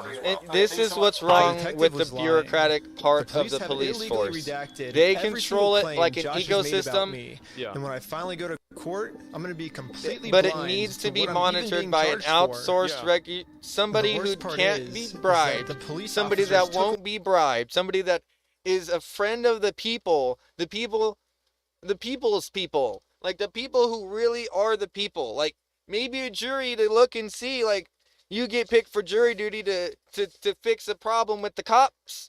You know, like what about that? You know, we only have jury duty for the court cases. What about other types of jury duty? What about other duties that we ask for you? That we don't ask much, but when you sit here and you go ahead and you make complete fake reports on this one guy who has literally caught you red-handed, and then you put him in jail like you admitted to in that phone call, and he's already has that on the internet, and they still arrest him. That is what the problem is. That there isn't enough eye-to-eye big brother contact that people really thought there was in the 50s and 70s. That's what, when the people were scared shitless and they go, look, dude, all of our phones are tapped. It's all landline. They all can hear it. And you could, because that's how they heard Tesla's stuff in the tower over in New York. That's how they heard his stuff. And that's how they knew to go in there and steal his stuff when he died. Okay? There's reasons like why it's harder now to survive than it is then. Because there's people like China who know the situation and they know how to get into the digital era. And there's people like in our government who don't even know how to use a smartphone. That their desks are still running on Windows XP. Okay? And we call it bureaucratic bullshit and problems, but to be honest, I mean, everyone should just have their own thing that they bring to work that can be cleared and like had a monitoring app on it. We shouldn't be spending millions of dollars for phones for that. Anyway, that's neither here nor there. Okay? But I mean, just to be honest, especially on something that goes obsolete, you're more apt to buy something that you can mod and fix and keep up with yourself than if you just have this thing on your desk and you go there, you don't even know how to use it. You don't know what to do with it. You got a couple classes on how to type on Word. You don't know what to do with it. You don't know how to write code. You don't know how to do anything. So you get depressed. And you think, well, what can I do with this thing? And the only thing people know how to do right now, I guess, is stream. It's fantastic. Whatever. I'm not hitting it. I literally like to join the wave sometimes. It's fantastic. I'm just trying to use it the right way. I'm trying to point it in the direction of light. And we need to expand our brains in the right direction, or we're not going to get the society that we want. We're going to be trapped in this middle range in between this golden era and a bronze era. Some would call it silver because we know we could be doing better, but we're not doing as bad as we could be doing. But like, we want to thrive. Does that make sense? Like we do everything so much to thrive.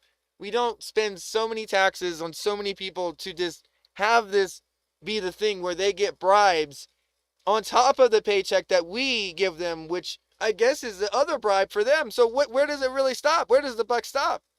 The buck stops with their free will, what they want, what the cop wants. His form of justice. My grandpa was a sheriff, and he committed suicide, okay? He couldn't get off of cigarettes and alcohol at the same time, and he shot himself. My dad has a hard time grasping with this concept. My dad got beat by him a lot.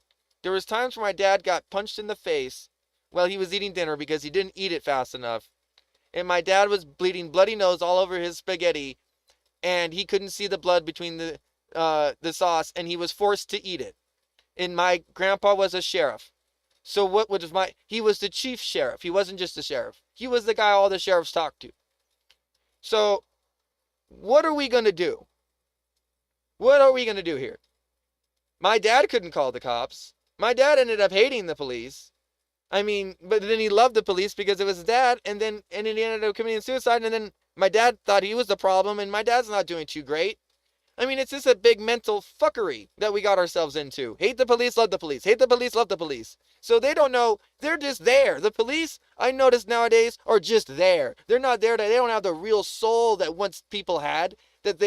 I'm sure he thought to himself, man, I'm the chief. I see what's coming up after me, and we're fucking boned.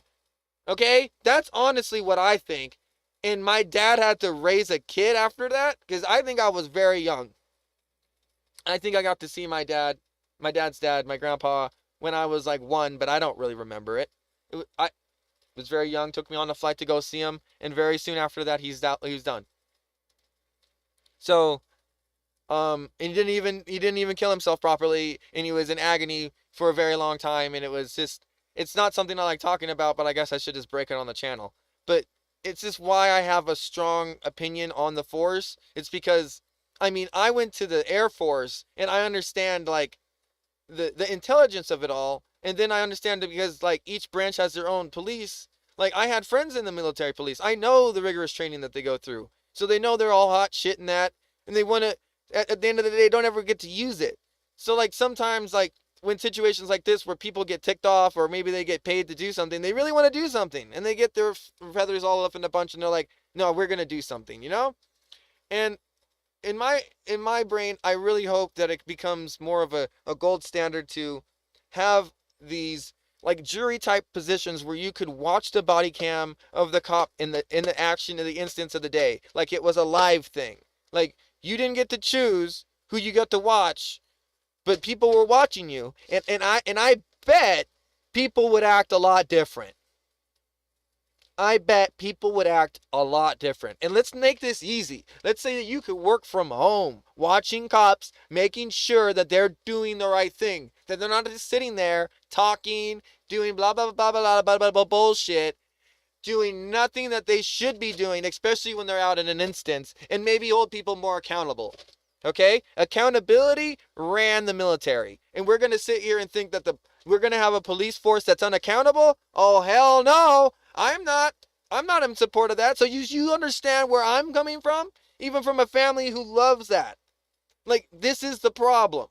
And people don't understand. They think it's so black and white. There are some areas that's shaded gray. I'm West Side anyway. Away my bail. So now I have to wait a month in jail. Jesus Christ.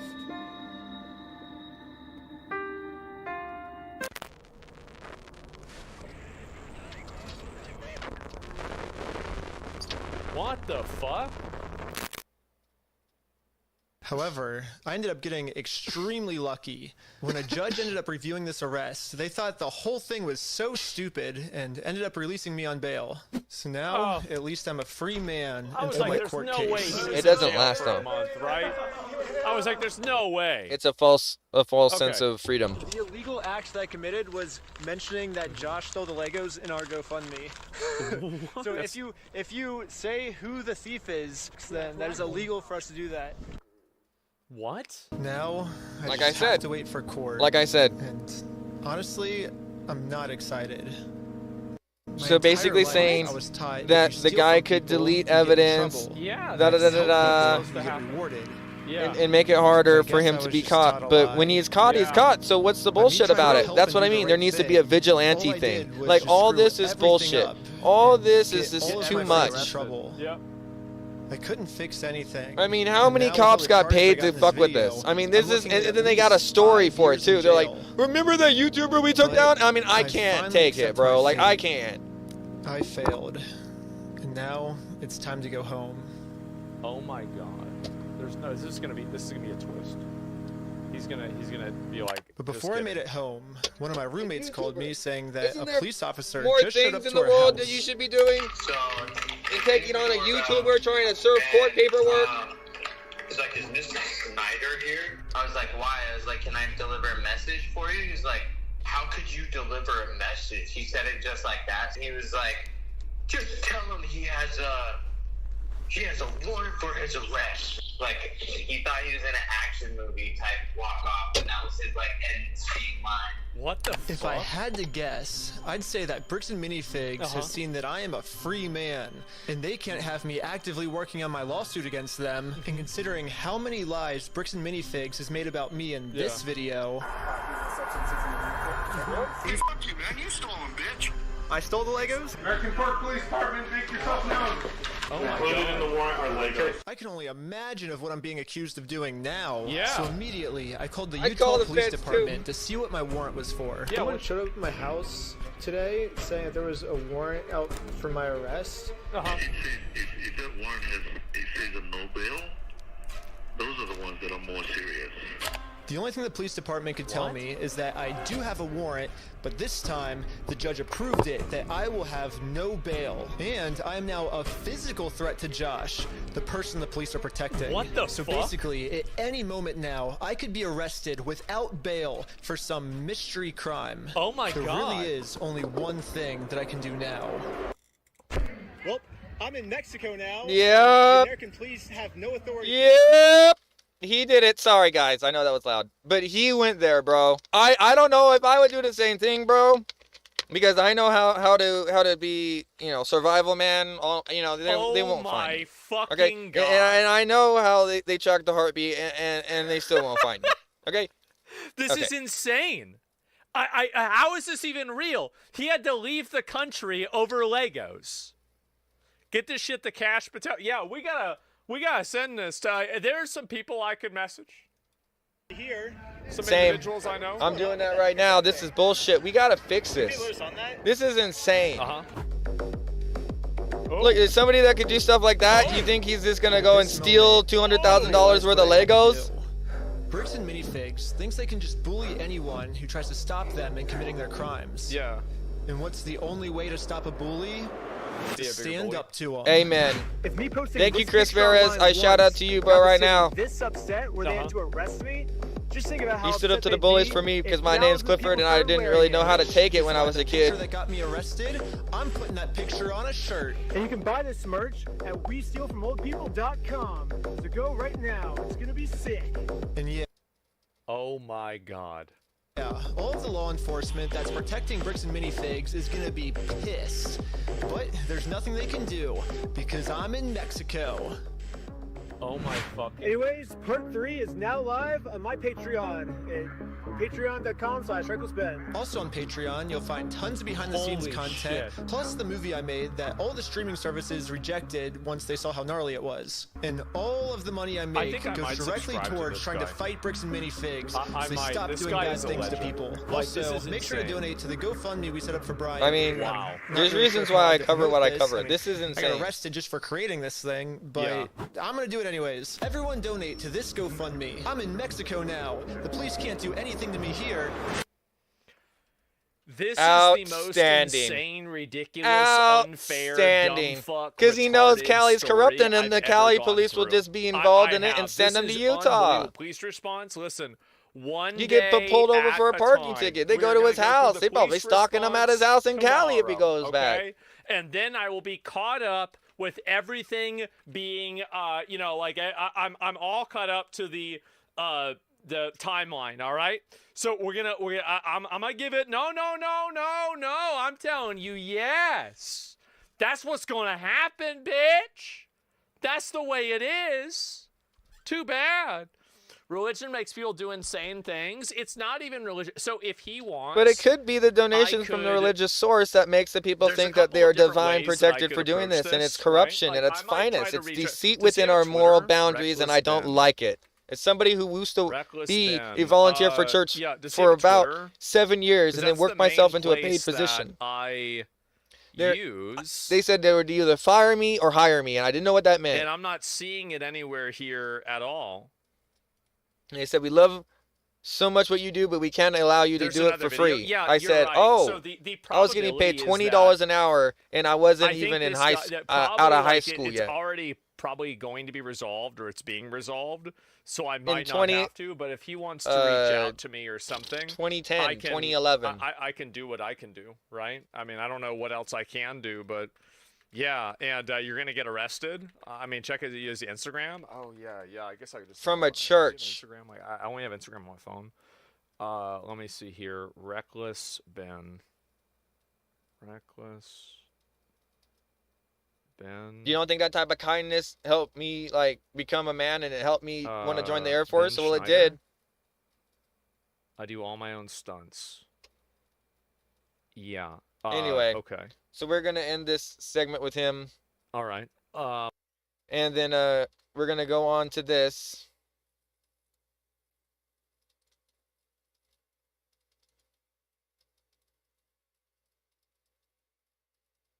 Sorry that took a little bit longer to get out. It was about an hour, but we had to reattach the stream because he ended the stream and I was looking at it live. And yeah, anyway, we got this. We're on to the next one now. We've got a few more things we need to cover. We might catch up on decaf decoys content. We might not. We'll see. And I want to get into some actual Warcraft 3 games, maybe 2 good solos, and then I want to get into WoW later.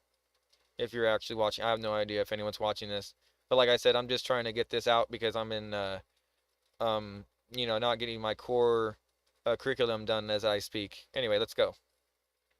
So this is June 1st. Next news. Breaking news.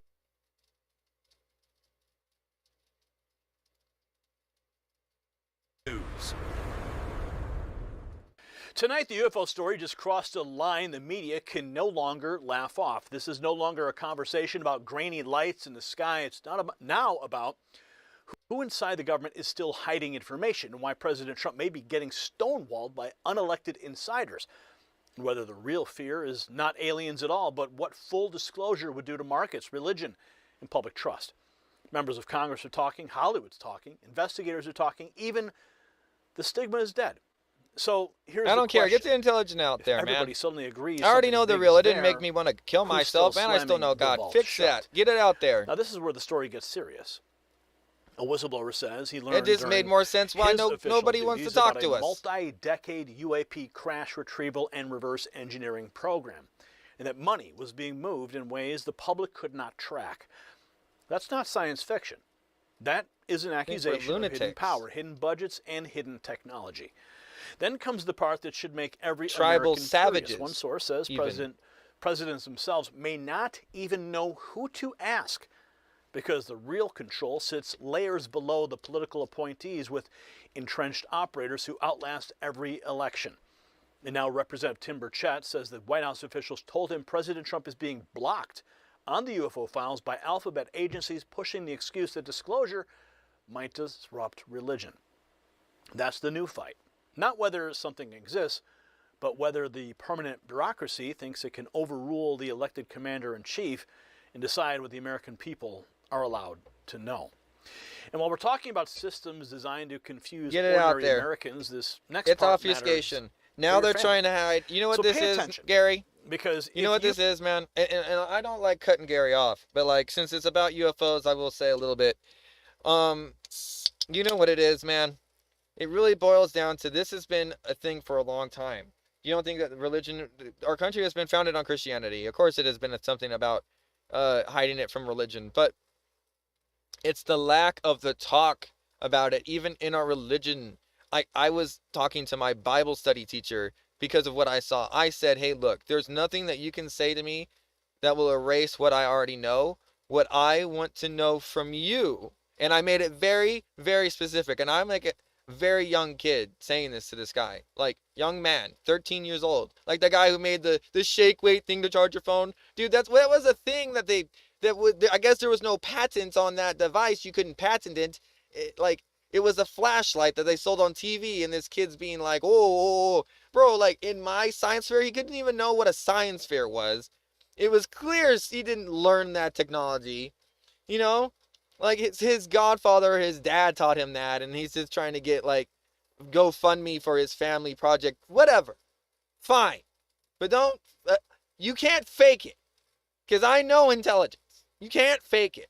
And what I saw was beyond any intelligence that I have seen ever on our planet. Ever. I'm going to write a book. I've already started. I will publish it. And I will sell it for $1. Okay? But until then, I'm going to go easy on the story because I've already said it a few times and it's given me, like flashbacks. I just want, I know I've at least a couple times on my channel to maybe just go back and watch some of the UFO file stuff and I'll talk about it. It will really probably only be on my UFO files, UAP files, the tranche. Maybe the first ones, maybe the second ones. But anyway, and I'm going to do it again, but without the AI. But I just wanted to see in a controlled environment what would happen if I did it. And then when I was going through the second time, they actually upgraded Gemini, which screwed the whole experiment up because it's not controlled anymore. The variables are not controlled. So I have to now understand that I might have to do it again. But this time I will only use my eyes, which was going to be the third one anyway. So I'm taking that with a grain of salt. Anyway, so I'm going to be going through the files and reading them alone, not feeding them to the AI to read and everything. My tooth's fine. I don't need to worry about that. I've had that in the past in my channel where I said I couldn't talk because that's fine right now. But what it is to me is this. My Bible study teacher said this, and he brung up Ezekiel, the wheel within a wheel. He showed me that. And he says, "What do you think this is?" And then he talked about the burning of the bush. And he said, "What do you think this is?" And then he talked about a few other things. He even brought up the Mother Mary mirage that spoke to a nun and blessed this nun, and she was I forget all the story of it, but that he showed me that, and it was like, now what do you think that is? How could that happen? And he was just trying to see if I was going to choose aliens, God, or something else. He was asking me. He wanted me to tell him. He was being very hands off. Does that make, because you know how children are very impressionable, right? He was being very hands off. And I see this.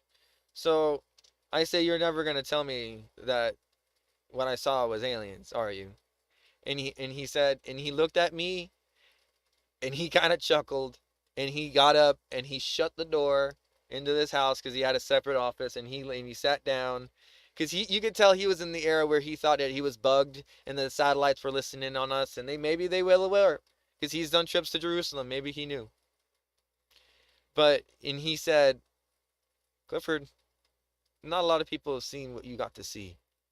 I want you to understand what it is, but only you can truly understand what you saw." And he never gave me that it was aliens or if it was God. And he made it my goal in life to try to figure out what I saw. I asked my Bible study teacher to give me the answers that I wanted. And even him, who is a missionary, understood that I saw something, that he saw the difference in me, and he saw the questions that I was asking and the rabbit hole that I was going down. And he gave me the strength to imagine the key in my hand, him and his wife, to open up the door to whatever it was that was in front of me, basically. That was their eternal blessing to me. We all want to know that. You got to see it. You lucky mother. You got to see it. Not anybody else that I've met got to see that. He didn't say that. He was very humble, and you could tell when he was overwhelmingly ecstatic. Like a grandpa that like his grandson called him in for the first time and told him about his love or something, and it was like, oh, the cherish this moment. It was like that. It was very so much like that. I didn't see him very much like that after, but you could tell it was like he could sense, because he didn't understand what was going on. Like maybe it was something at home, or like a fight going on between my mom and dad, which had happened in the past. I was taken by Child Protective Services in 3rd to 4th grade. Just that we weren't really going to be giving back to my mom and dad. If my grandma, who died up here at the High Desert Hospital, if she didn't get us back, we would never have been able to come back to our family. So I would have had to grow up from 3rd grade all the way in with no role model, father figure or anything. So, or except for visitation shit or some bullshit. And so I want to fight against that. That's crap. We need to end that. We need to figure that out. We need to figure a better way out. Okay, I'm not saying it's without warrant, but I think we need to understand that there are better ways. And that the people that had me were basically farming people, that there was like 8 kids in this one house, like 4 girls, 3 boys, and then like there was the older daughter that was in the other room, and then the mom, and then the grandma. All those people were in that one house, and it was not rated for that. So like I want you to understand like what your tax dollars are going to. And like I said, like, because I learned today, like, I'm not giving out the name to that because number one, I don't want to get sued. Number two, I don't want to have an issue later on with like I know the name, and like when time comes, the time comes, and like whatever. Like, thank you for all for your prayers and helping, but like, like it really is an eye-opening stress case, because I've seen what happens. Like, I've seen the FBI come and take my laptop as a kid. Like, I've seen things happen, and my dad's persona of life change, and not even ever talk to me about aliens ever again, and just like how they threatened him and threatened my mom, and like they never told me, and I could just tell, and they eventually grew apart, and they divorced, and but the never overwhelming curse that has been upon my family ever since that instance. And it's not gonna break me, man. It's not gonna break me. And if that's what you guys are doing or trying to do, it's not going to break me. And I will make sure that if it is the last thing that I do, I will show the world that what I saw was not just something for the faint-hearted. It is something that some could call a divine revelation, even, like, or divine, what they used to call it a religious experience. And we need to get people together that have these and talk about what they really mean for the greater good of society, instead of just labeling them classified, or talking about them as if they're conspiracy theories, when that is just not enabling people to talk about what needs to be talked about, in a sense that is kind of what they want. They want people to think that whoever thinks about this is crazy, even if the people talking about it know that they're talking about it, and they know that it's crazy, but it's not, like, not real. So like that's where, like, their life is an illusion to the people who've seen this, and nothing else matters to them. Me, nothing else, nothing. The whole world could be nuked right now and nothing would matter to me. But the other instance is, like, you see all this stuff going by as like you're above the fog of war, and you don't understand, like, the meanings of the teachings that are within the Bible enough at heart to be grounded in a religion, to know that it could be aliens. Like, people think that, like, my personal theory, and I don't want this to sway anybody, which is why I'm hesitant in saying it, but my personal thing is, in the Bible it says God created, light, which is the sun, and then he created all the rest. So he created the solar system. So we weren't here originally. So whether or not that was aliens, and the aliens created us because they found something in this sector that they wanted to replicate and reproduce and maybe bring back to life, because they were looking for something that maybe in a a millennia of millions of years, that will be a spacefaring civilization doing the same thing, hope, that they would see and try, and we would try to recreate. Like, if we found like a Jurassic thing, like Jurassic Park, or we tried to recreate the DNA of that, like that. And it just, the further I went down my rabbit hole, the further I saw that we had the power, we were doing that. And that either one thing was for certain, that either that would ruin the simulation for them, so they would get no viable info on what they spent so much time to create us for, that they would just either leave or destroy us because they don't want us to be a competition, which is another thing. So we have to understand where we are in this, like the role that we play as humans, and as well as if these things are interdimensional or if they're even time traveling, because to me, some of the theories seem that they can create event horizons around their craft, negating gravitational effects, meaning that gravity, space-time, all that doesn't age them, meaning that they probably don't age. So, at least in the relative terms that we think, and at least when they're in their craft or whatnot. That's what I think, or when they're in their transporting. That doesn't mean that time doesn't go on for us all. A good experience of this is in the Rick and Morty episode where Rick asks him to go get some wine from this one place, and it just gets into some crazy wormhole.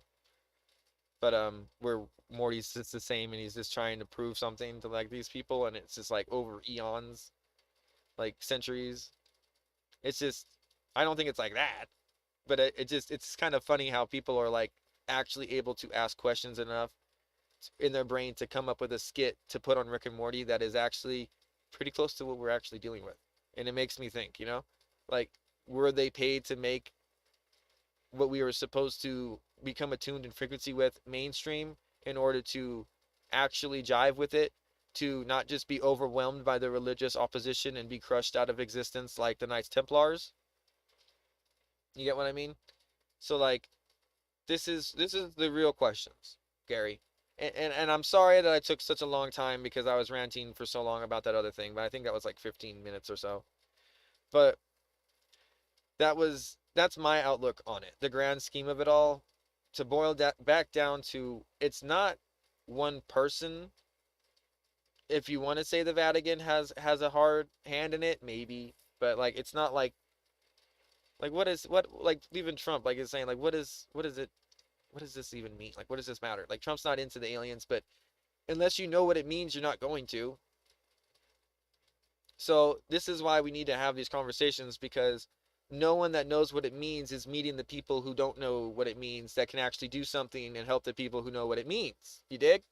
So that's what my goal is, to fill that hole, because not a lot of people have experiences like mine, backgrounds like mine, and even a top secret security clearance to understand a little bit of the rigmarole that I have to walk the line and talk to talk, or I will be erased. So, because I've already been one. So, from the Air Force. So, that is my aspect on that. Now, do I trust the feds to do the job?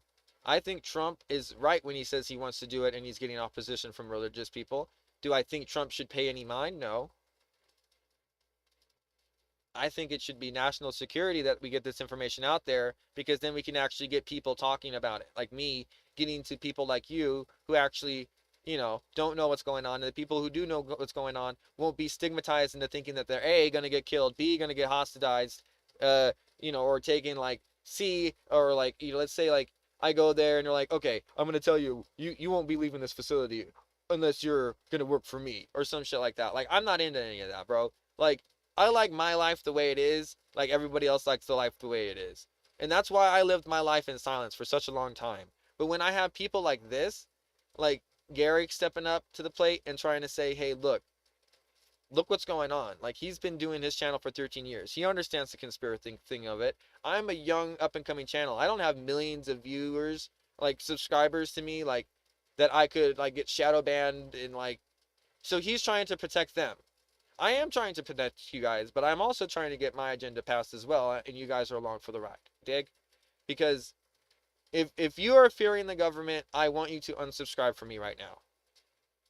I don't, this channel is not for the channel of the heart. That I don't want somebody to be hurt by what I am talking about on my channel. If you guys cannot understand that you need to learn about Faraday cages, that you need to understand that tinfoil hat conspiracy theories are real, you need to go learn about that before you come and subscribe to my channel and dare to join the pack. Because it is a hard life. People will try to kill you, they will try to silence you, and they will not get paid until that's done. So their job may either be mitigated by finding another gig that's easier, or I fall off the radar, or people just don't give a fuck about some weirdo that looks like a meth head. And that's another reason why I live in a camouflaged environment of reality that I live in and have lived in for such a long time. So I feel like I'm kind of blossoming and coming out of my cocoon, whatever. And I'm not even trying to make it like a big clickbait shit. But what I'm trying to say is I want you guys to understand where I'm coming from when I'm talking about this stuff, because I have such a hard voice when it comes to this stuff. Other stuff that I don't know much about, I try to leave on the sidelines. But stuff that I studied for 15 years and have stuff that's personally affected me in my life and my trajectory, I will speak upon it. And I will not sound anything less than a tyrant at that. And I'm sorry, but in the ways of the old, it is how people used to become leaders. It's how people used to sit there and tell you, look, I understand where you were because I was there before, but I have seen some things. And I know that I will never be able to show you these things. And I am going to try my hardest to make a book that you guys will be able to read and see what I saw, or at least imagine, and maybe be able to come up with my own skills of digital arts and create something like how they do on those UFO channels. I don't want to have one on me. I want to be very independent. But I do want to correlate my research with people with MUFON and stuff like that. And I want to be transparent like that. But I also want to stay isolated in my own bubble for their own protection. Does that make sense? So as long as we're all on that same page and you understand, then thank you for sticking with me and thank you for being my 80th subscriber. You guys are rocking it. I have a goal of getting to 500 so I can start earning from ad revenue for you guys who do watch it. It would help the channel tremendously if you share it to get to that goal. Thank you guys for here and that are loyal. I will not, forget that. And I will make sure to have perks later on in my channel's career to help you guys that were here, the day ones that I call. So make sure you drop by Discord and join the Discord. I have plenty of links that you guys can join, and we have topics that we could talk about there, and I won't be ranting on the live stream for more than 30 minutes. So anyway, there's my short synopsis on that. And without further ado, I'll have what Gary was saying next. You or someone in your family is on Medicare, this directly affects your wallet. Medicare is confusing by design. The mailers, the robocalls, the fine print, the commercials, it's all meant to keep you overwhelmed, so you pick a plan and never look at it again. That's the Medicare confusion industrial complex, and seniors are paying for it without even realizing it. Chapter Medicare is simple by design. One call, one advisor, and they check your doctors, your prescriptions, and your needs to help you compare plans clearly. Some seniors could save an average of $1,100 a year, so don't guess. Call Chapter Medicare at 910-728-4109. That's the number you see right there on your screen. And get real help from someone who actually works for you and not the system. Now back to a different kind of hidden system, one that may be keeping the biggest secret in modern history locked away from the public. See, this is the twist that really changes everything. The stigma barriers. I'm going to have to look into that. A few years ago, politicians dodged this topic. The press mocked Thanks, Gary. it, and Hollywood kept it in the movies. Now Steven Spielberg is openly talking about the trauma of full disclosure. Emily Blunt says that she's been following the Trump administration's UFO file releases. Congressman Burchett, he's demanding answers. Boebert says the public files are underwhelming compared to the classified briefings she's had. This is not fringe anymore. Yeah. This is now that's on purpose, a though. legitimacy crisis. And the question It's is, because no if the longer are people actually seeing knew something? whatever. Sorry, Gary. Fuck, sorry. It's because I'm sure you kind of understand this because of what I just said, but if the people really knew, like, it would be a little bit of a shell shock if you didn't see it yourself to understand that it's real. Then you'd just be like, are they lying to us? Why was it like this for 80 years? Like, people like Anton are just trying to say, like, it's like a paranormal experience. Like, it's not real, or like, basically it's like a fringe science that barely has any bounds in reality. When I see something, I know that it's in my reality, and I don't understand why people are having that hard time experiencing it. Maybe because I don't want to say divine intervention or something, but like, this shit is crazy. Like, they don't want to be seen. And I will tell you that, like, it was a 3-second experience for me. And if I wasn't in an area that was very dark, I wouldn't have seen it. So like this is an area where like then you have to talk into like when there was times of campfires. If you had a fucking campfire and the smoke was in the air, you aren't gonna see a light over in the field. You were the lights. You were causing so much light pollution that you would not see what I saw. But like, I mean, in 3 seconds, your eyes would not adjust. You would maybe even see a twinkle on the hill. What was that? A moon, a shooting star, and then it was gone. But like, I was lucky enough to be very close and very like astoundingly aware that I was seeing something with a witness to know I wasn't going crazy, to verify what I was seeing in real time with me, to understand the time dilation wasn't happening, at least in our local bubble, and to understand that after not knowing that knowledge now back then when I was having it, like now, like I was thinking of the memory, like not knowing what a localized time bubble was, not knowing any of that information, not having to even think of these things, where these people in normal reality will never think of these things. Does that make sense? Now they might actually start thinking of this. They might actually go out to places like Joshua Tree and look at the stars at night and see things that they cannot describe. They might actually have a connection with something that they might actually think is a divine revelation. And I wish more people had that. But until then, I will hold the front lines, as they say, and take this upon myself and risk my neck in life like Dr. Stephen Greer, who has also given up everything that he has to start the C5 project, which is communication with these things. I know you don't need all that extra shit. I've already done it. I've seen it. I've done it. But to see somebody actually to try to get people to do it, it makes me happy. It makes me scared for them. But it makes me happy that maybe eventually enough of it will be out there that I will not be like, not terrified, but I will be able to know that my level of existence will not just be erased in a blink of an eye like they used to be done back then, and never be able to speak again. And I will never be able to tell and affect the frequency that is what they are using to power themselves, to either A, I think, learn about themselves in the past, B, learn about their God, if they think that we created them in the future and they're coming back in the past because they won or some shit, some battle in a distant far off land, and they got to figure out where they came from. That would be a very crazy way to influence the fact that they didn't want to fight the war ever, so they're trying to fix that from ever happening. Does that make sense? We can't even think of these things. We have no mental capability of thinking of this until we have the 80 years of scientific talk to even come up with quantum physics, to even come up with an idea of what I saw, a quantum laser beam come out of this craft and do instantaneous calculations in some cryptic way that it grew in illumination and when it needed to do its thing and have the beam out from a white light to a teal, like sky blue, and then when it was done scanning the horizon and the mountain, it came back in to the craft instantaneously almost, and then it shot back up instantaneously in light speed because it was a blur.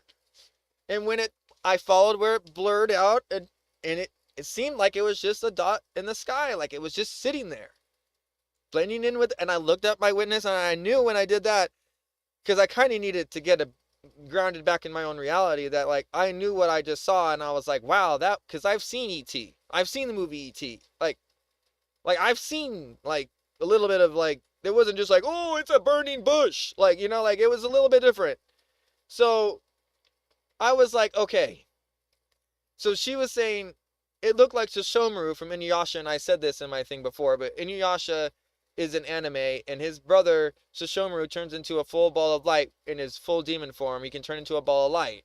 And so she was like, it's Sesshomaru. So then it's ironic that like people think aliens are demons, and that was an alien experience, and she inherently thought it drew it to an anime demon. Isn't that insane? I just wanted to draw that parallel really quick, because I haven't been able to communicate that with this person.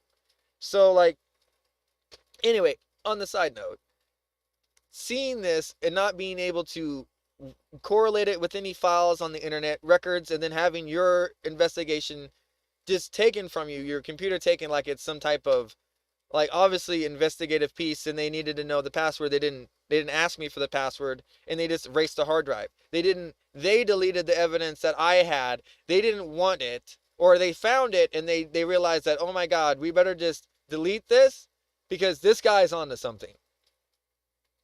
And if this gets out, all the tax money that we're getting, everything will be eventually be exposed because, and then like, this is, I'm just kidding, but you know what I mean? Like, isn't that how crazy how like our lifeblood money is being stolen by people and like aliens that could basically be controlling the simulation are now being completely swept under the rug like it's just Play-Doh. Like, it makes me furious. It makes me think that everyone here is a part of the simulation and the simulation theory is real, and that like God only acts in people's lives momentarily. Like fake, like birds aren't real type shit, but God's consciousness, like that thing, like does it, if a tree isn't in a forest to fall, does anyone hear it still? That's what I'm trying to get at. Like, but would a tree even be around if it wasn't in a forest? Because you can't plant a tree in a desert, and you can't, live without the frequency harmony of Earth. So this is what I'm trying to talk about. It's like, people want to talk about like deharmonizing from status quo, but when you can't walk on the side of the street because you're going to fear that some crazy person who can't be evaluated because they got this thing called human rights that completely obliterates any logical accents that they could hurt somebody and literally not be held accountable. But like, when it comes to vice versa, the person who has more to lose does it and they get held accountable. That's the bullshit two-tiered system that we need to fight against. Like, the law should be the same regardless, and it should be enforced regardless. And that's where we lost our way. When we started to steer into political dogma and think that we could take bribes from Mormon churches and think that churches was the answer to everything, when even the church doesn't have all of the answers. Does that answer your question, Gary? Somebody who had a missionary in Indonesia couldn't tell me what aliens were. Why are powerful institutions still controlling the release? He had to have a rifle in his hand to defend himself against people who hated Christianity. And he couldn't tell me off the bat it's making a lot of what I saw show you some of was what I knew what it was. From that, especially this one right here. That's going to blow your mind. Not because he thought it would fake his religion, shake his religion. He just wanted me to have my journey. He wanted me to be the guy. We've been talking about the UFO files and the release. The Department of War has been putting it out there, over 1 billion views. Of how our government works. Even presidents have been operating on a need-to-know basis. In the form of the rationale, the justification was the president should. Okay, yeah. I thought that was me. I think there's this assumption that presidents can walk in the Oval Office on day one and say, all right, take me to Roswell, show me the alien bodies. I want to see the video of the autopsy. I want to see the whole thing, open it up. I think that really is a naive ending of how our government works. Even presidents have been operating on a need-to-know basis. The rationale, the justification was the president shouldn't know about these things because that way the president always has deniability. All they need is a nod in this direction or in that direction. But that begins to ramp out of control. Frankly, yes. I don't even know if the president would know who to ask. Exactly. Go to the director of That's the what CIA, I was saying. Isn't that funny? It's the same thing I was saying, the Gary. Director of National Intelligence, and ask them. And even that person may not know. Exactly. Because those people rotate. But the exactly. people 3 layers underneath them that are there for 30 years. They don't study it for 30 years. To them, it's like I've seen these people come and go. And unless they ask, I have no obligation to tell them it exists. Bingo. Wow. The age of disclosure is upon us. And what's really interesting is how he mentions the layers of bureaucracy and how the president. But how does that help people that are in that position if it's still an isolated echo chamber within itself? Like, that's just how the CIA's top secret guy had all that gold, because it was so isolated. I was told by members and just people take the word of the person. That very group. The person. And the National Reconnaissance Office, the little greedy is goblin who wanted the gold. Air Force. They're the ones that control all the satellites. Probably been rolled nicely into Space Force by this point. But I remember hearing the story of what they refer to as the Christmas help. That's how they refer to people like President Trump or Rubio or even the Director of National Intelligence. These are the rotating elected or appointed officials that come in and out every 4 years. So it's interesting he makes mention of that because I'm intimately aware of that group of people as the Christmas help they like to refer to. So if a president can get boxed out by entrenched bureaucrats, the next question is obvious. What are they hiding so big? The power to know, the power to control, the power to think that there is only a few answers and not one individual outsourced sole entity out there that can help you individually. That is the core deity of every religion ever created. Vacuum. I love this. The Akashic Record. Who created the Akashic Record? Why isn't anybody asking these questions? Becoming front and center, people talking about it openly on news channels like this, is remarkable. I mean, the point is that, yes, if there is technology that has been developed from acquired non-human technology, if that's true, and I strongly suspect it is, if they, for example, have developed zero-point energy from the quantum vacuum, the capacity to draw unlimited amounts of energy through an understanding of quantum science that, at least in the public domain, has not yet been fully explained, that would be an absolute ontological shock, not just to humanity, but particularly to the markets. It would probably wipe out every top 100 company on the American Stock Exchange overnight. If you think about the dominance of fossil fuels, hydrocarbons, and the way in which... No. Nothing happens overnight. Bro, the only thing that happens overnight is apparently illegals, 12,000 illegals running over the border every night, and they still are like, it's not a problem. Why is it now that aliens are being revealed and that's the problem? Bro, it seemed to me pretty intense crisis we had on the border down there, and nobody could even speak about it, or we thought we were like racist that we even talked about it. This is insane. It's not sustainable, and we should never have said that it's okay to have an open border. If that was what the Biden really said. If it was just an auto pen that made it, which I think Trump's on a good one there.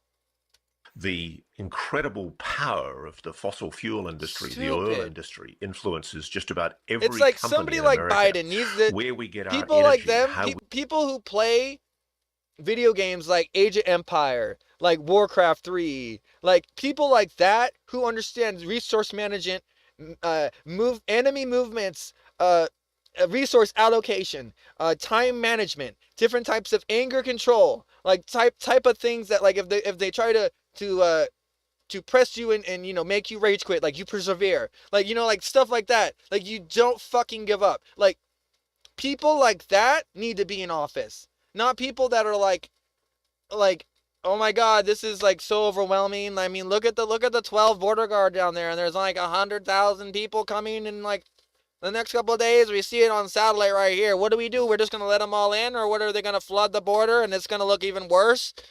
We don't let them in. Like, sir, we don't let them in. That would be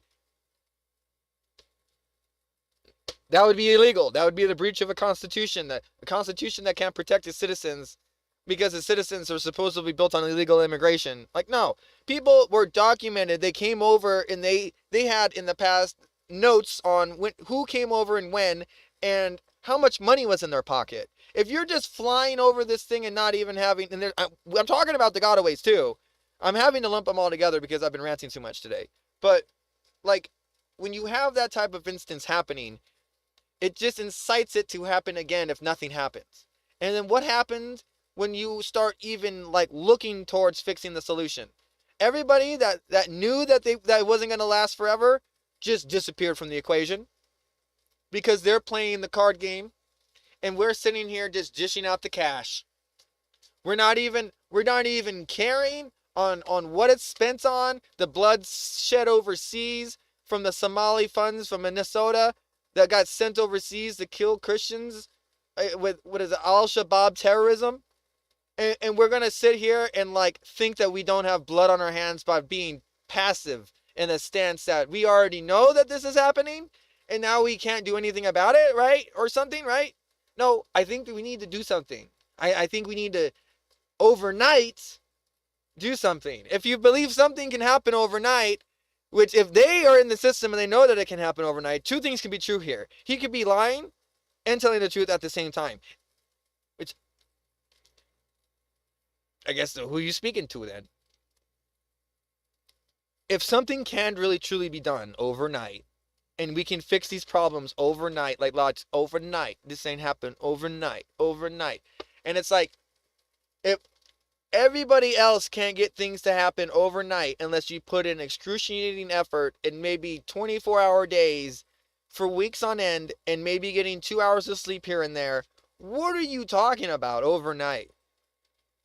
Like, so then you have like campaigns, and you are able to fit military campaigns into cycles of months, and you have to withstand months of military bombardment, and then you don't, and you know it's not just this infinite war. So then that becomes something that a normal presidency or people wouldn't even understand unless you knew your enemy or you knew the concept of war and that you need to reload. But like I said, we have things we need to cover. Even a KC aircraft came into Tinker Air Force Base riddled with holes, patches, and no patches. Oh God, I've never seen so many patches. They're trying to make a distinguishment. I don't know what to do with my hands. They're trying to make a distinguishment between keeping it alive and retiring the whole project and modernizing the Air Force. What does that even, what do you mean a modern Air Force? Who else could fly around in the air and fuel fighter jets to rain down hellfire with GPS missiles that can be changed and aborted while in flight? Because we needed that in there.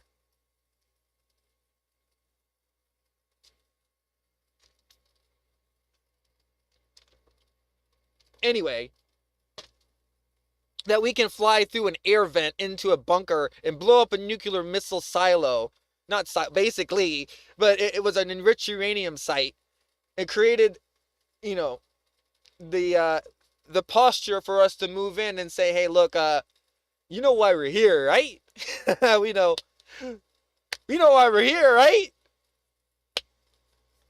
You know why we're here, right? You did the thing you said you weren't going to do. You did the... Now you're trying to say you wanted a scientific achievement, but you signed a thing saying you weren't going to create nukes, and you're enriching uranium way past the need to have...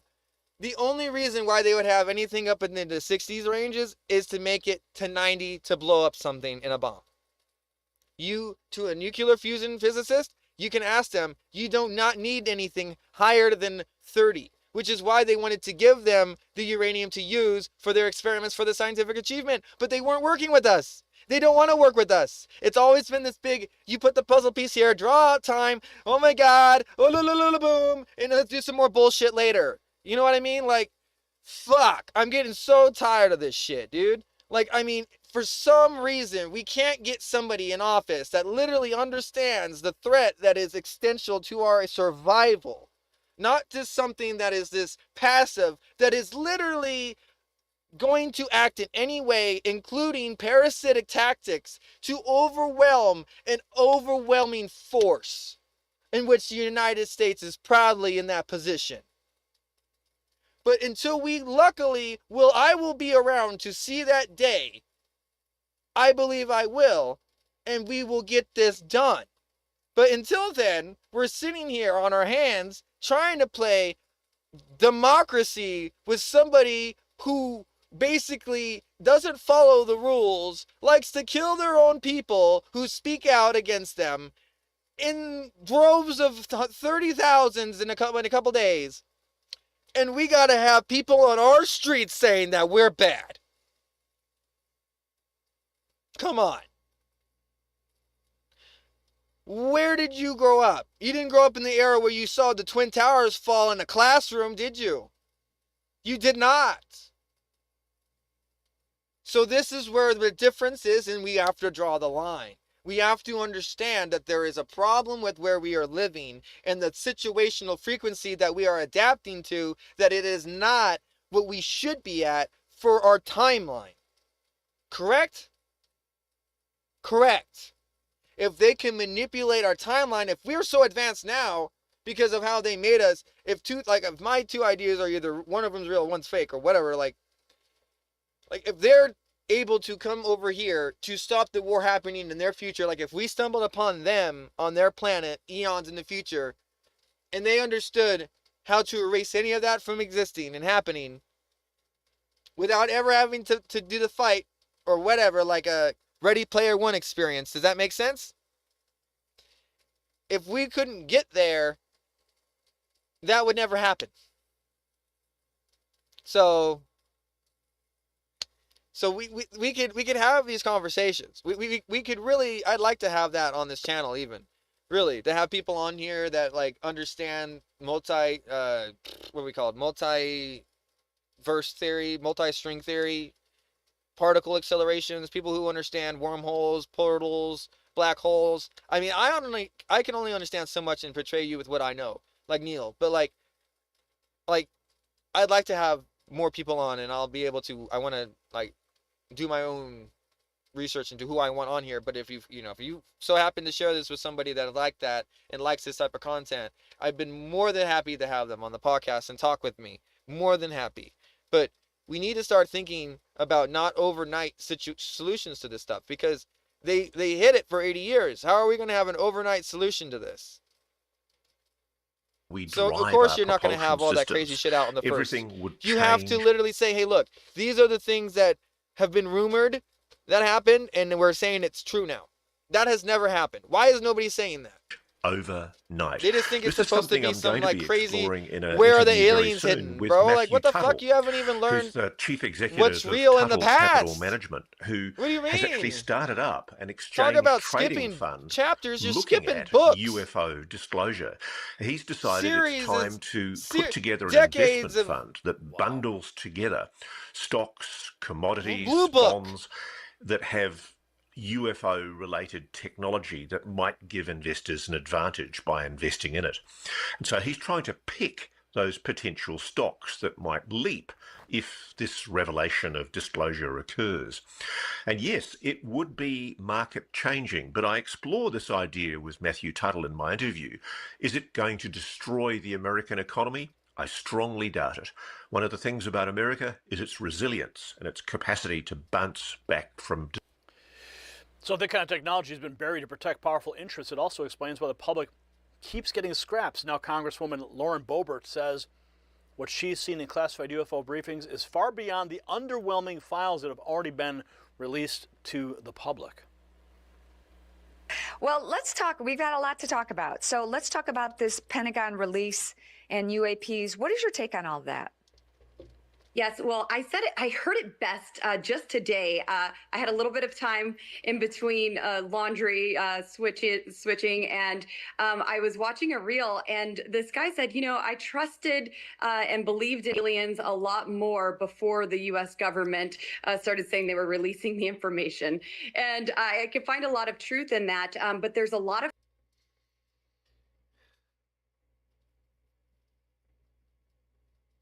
I don't know what the fuck people are on. Do you want them to never say anything?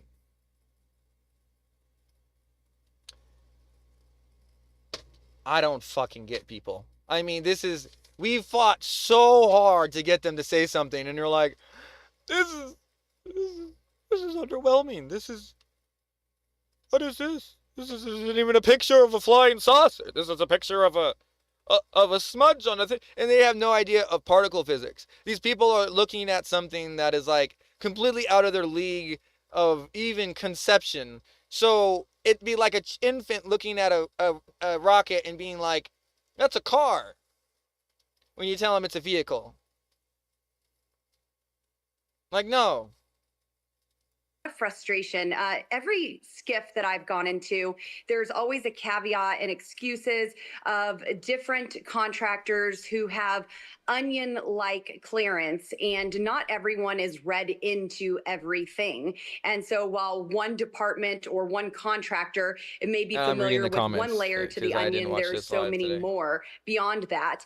And I do believe that the files that were released recently, while historic, are underwhelming, especially given what I have seen in classified briefings that I'm not yet at liberty to fully disclose. But there's a lot more that is certainly unexplained.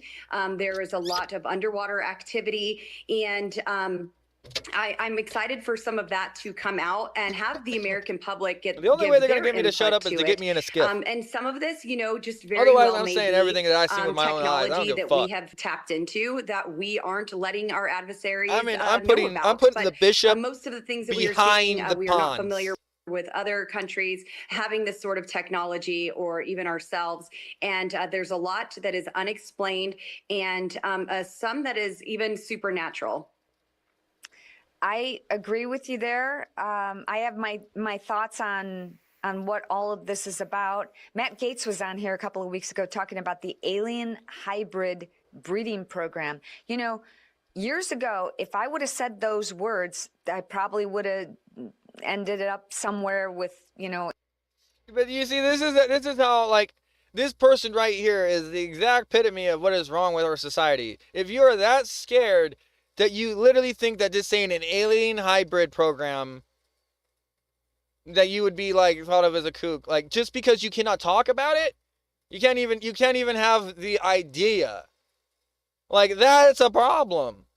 That I think is a little bit of a over bounds, over limit of, I'd say, government facility to try to control its population into a narrative that is only the narrative that it wants to show, not something that is something in which is actually, we were trying to support, right? It's supposed to be supporting individual thought. We're supposed to be supporting every person's an individual being. That's why we have these rights. But if we cannot use our First Amendment, freedom of speech, to say what I already know is true, and I'm going to be in threat of some classified breach bullshit, fuck you.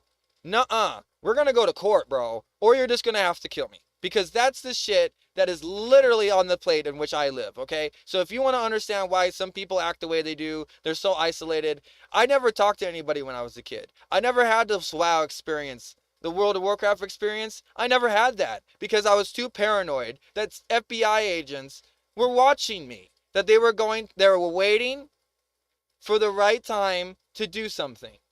And I had to live my life very carefully to blend in, to avoid everything that I had known, to try to blend into society, to not make myself look as a threat. Eventually, I was taken off the list, and I saw the cars stop following me. But until that happens, you guys are marked. You guys are literally marked. Like Nick Shirley got marked, you are literally marked. Like, I don't like that he got marked. I'm just saying, like, it happens. And we need to fight against that. Our own government is complacent in letting these people use Face ID scanning recognition so people can track interstate reporters. What the Really? That's all it is, right? Interstate reporters? You don't think that it's interstate criminals they're looking for too? Or where they know where they are, huh? They can tell where they're on your phone. In a white jacket. Why now, Lauren? Yes, well, actually, I had brought this up in a congressional hearing, asking about the rumors of there being breeding with these biological beings and humans. This is something that whistleblowers came to Congress about in private settings, and they wanted us to go to actual bases and see for ourselves what was going on, but that access was denied. So this is not something that I've seen firsthand, but big There's shocker certainly there, been a lot huh? of talk of it. So I can't tell you for sure if that is morons. real or not. But again, look back at the Bible and all of the talk of Nephilim and fallen angels breeding with humans. You know, people think I'm crazy for believing in some things, but I believe in the Bible. She's talking That's about the about book as of crazy as you Enoch. could get, because I take it at face And value that is and believe actually it with my supposed whole to heart. be an uncanon thing. So here, and that's another thing that I asked about my Bible study teacher. So here we go. So we're back onto that again. So since we're talking about the Bible, I said like I would be preachy about whatever I learned, right? So here's another thing that I learned. I was told on the internet about the book Enoch that was taken from the Bible. I was told on the internet about that. Ooh, big surprise. Big surprise. I learned about that as a kid. Big surprise, huh? Dude, I read everything. Anything. Why do you think they took my laptop? Why do you think? Why? Because they wanted to know what I was doing. They wanted to know what the fuck I had. They said, why does he need to know everything? The internet has everything. Why does he need to? He's literally going through everything.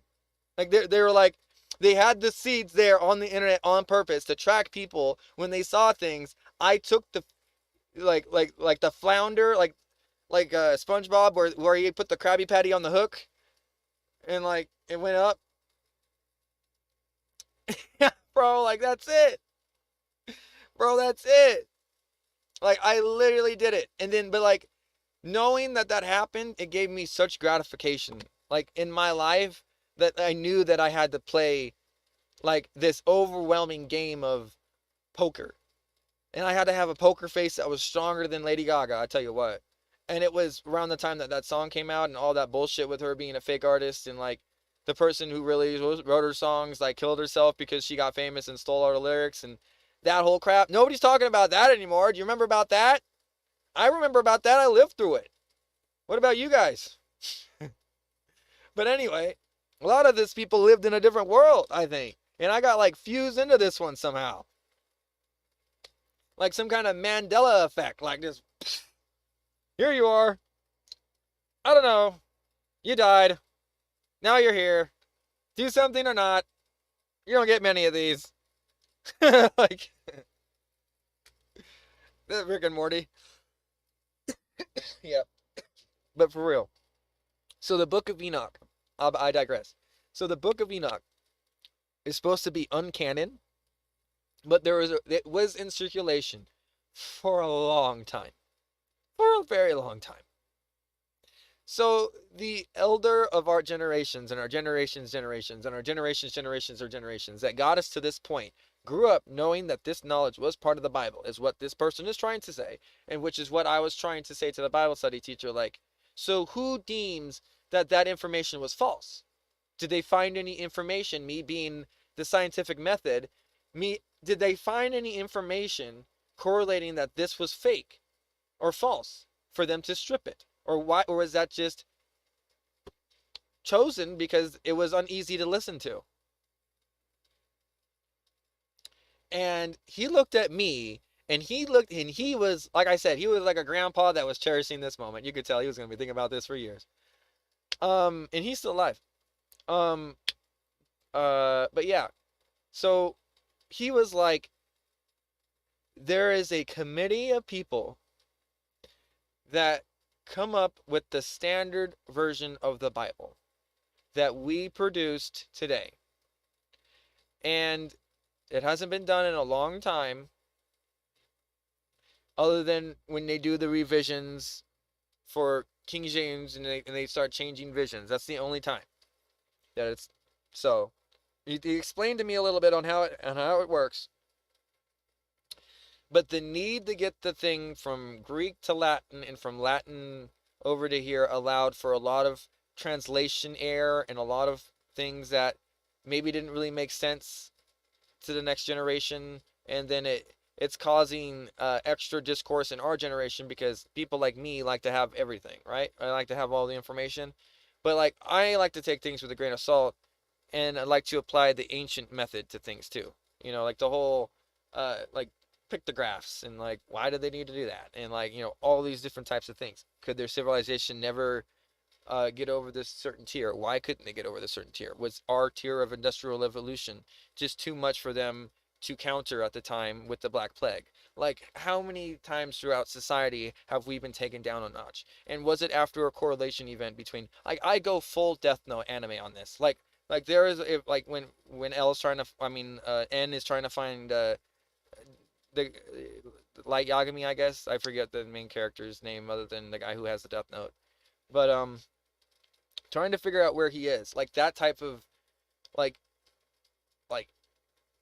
pattern recognition, just ability to just isolate problems in an instant and not allow any other the huge amount of variable to be a part in anything, to this literally doop, that's it, and then we'll go from there, and then we'll move on, and then once we explore all our options there, then we'll be like boop, and that way we'll mitigate all the influx of extra activities that go along with exposing ourselves to all of that. Does that make sense?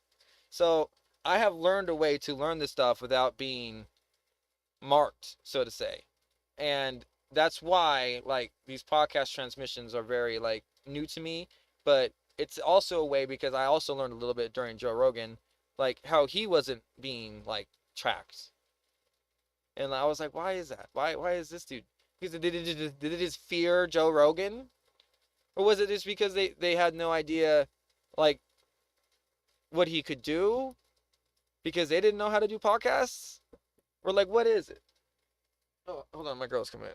But anyway, we're going ahead and keep listening to this. The Book of Enoch she's making a reference to there.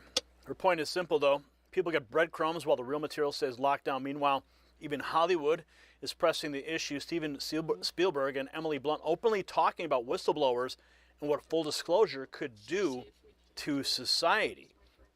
Looks like a press junket for the new film Disclosure Day, which opens this weekend. Check this out.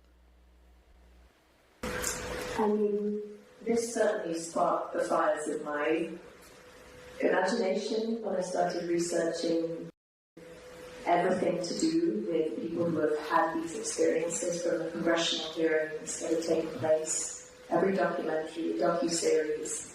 I think that the thing that I was struck by was how inarguable it seemed to me that people were lying. There was this absolute peaceful truth pouring out of them.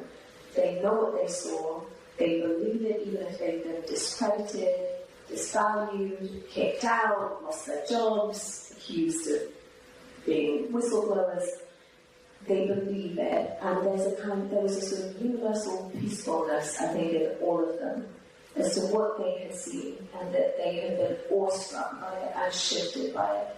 And I just found it very healing, actually, watching all of these people talk about this otherworldly experience that they've had.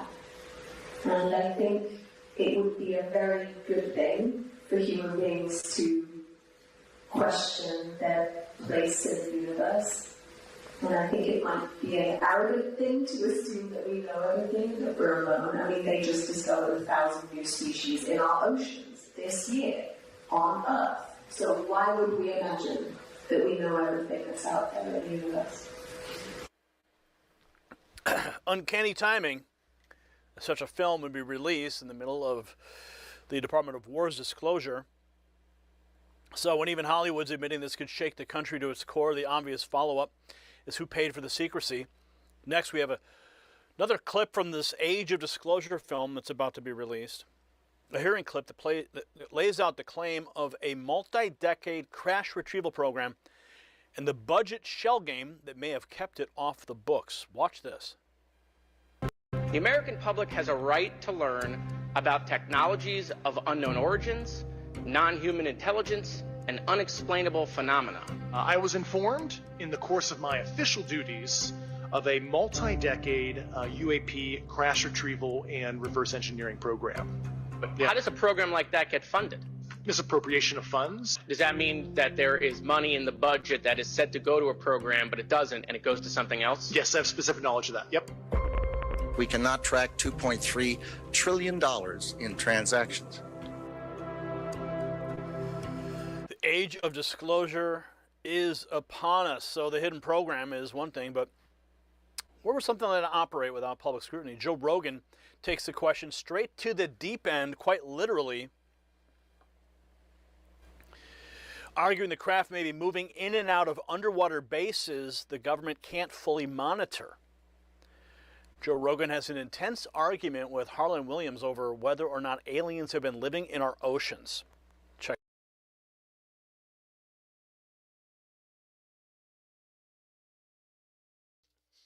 So, let me just tell you this. They do not need a base underwater.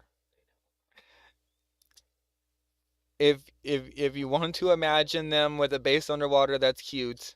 Let's get the conversation going a little bit past that. I think it's awesome that we're still talking about them, at least, Joe Rogan. And that's all I'm going to say to that. Like, I understand the concepts of a base maybe being a mothership.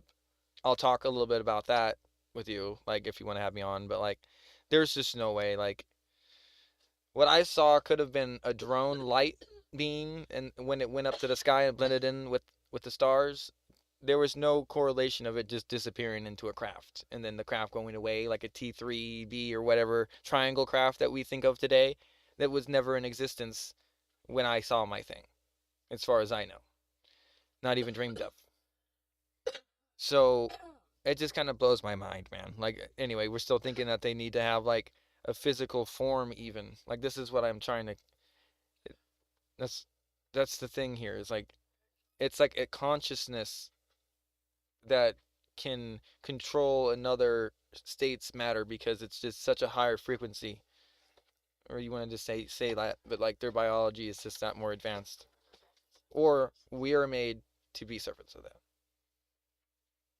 So, like that's just that hierarchy thing. Like, they made us to worship them, and they're trying to find the one who made them, and that whole thing. So they wanted to figure out what they needed to find, and you get what I mean? Like, something that wasn't going to kill them.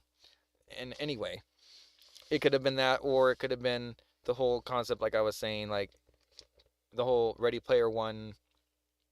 Not that existence, but the one where, I'm sorry, it was Ender's Game. I think I said that earlier. I said that wrong. I meant Ender's Game. And it was the one where it was us. I just noticed that the stream kind of was trying to come back on now. I'm going to give it a second to stabilize.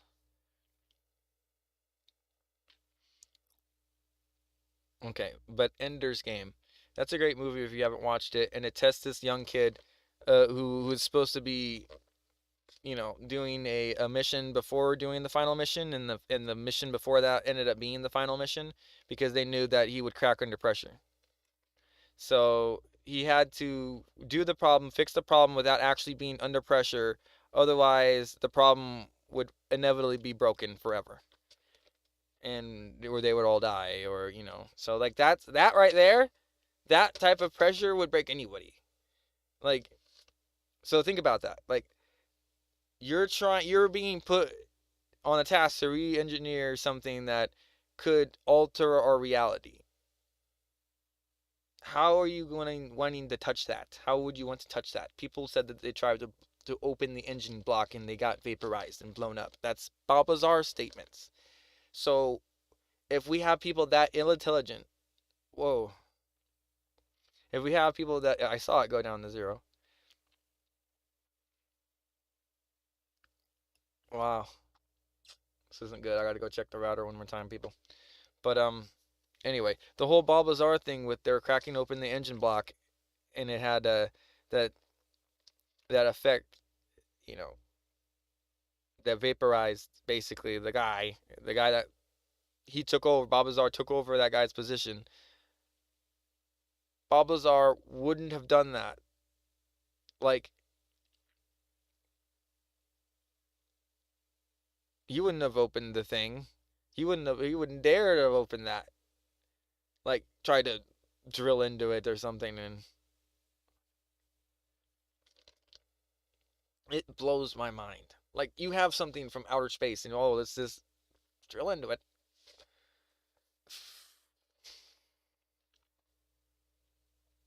Check this out.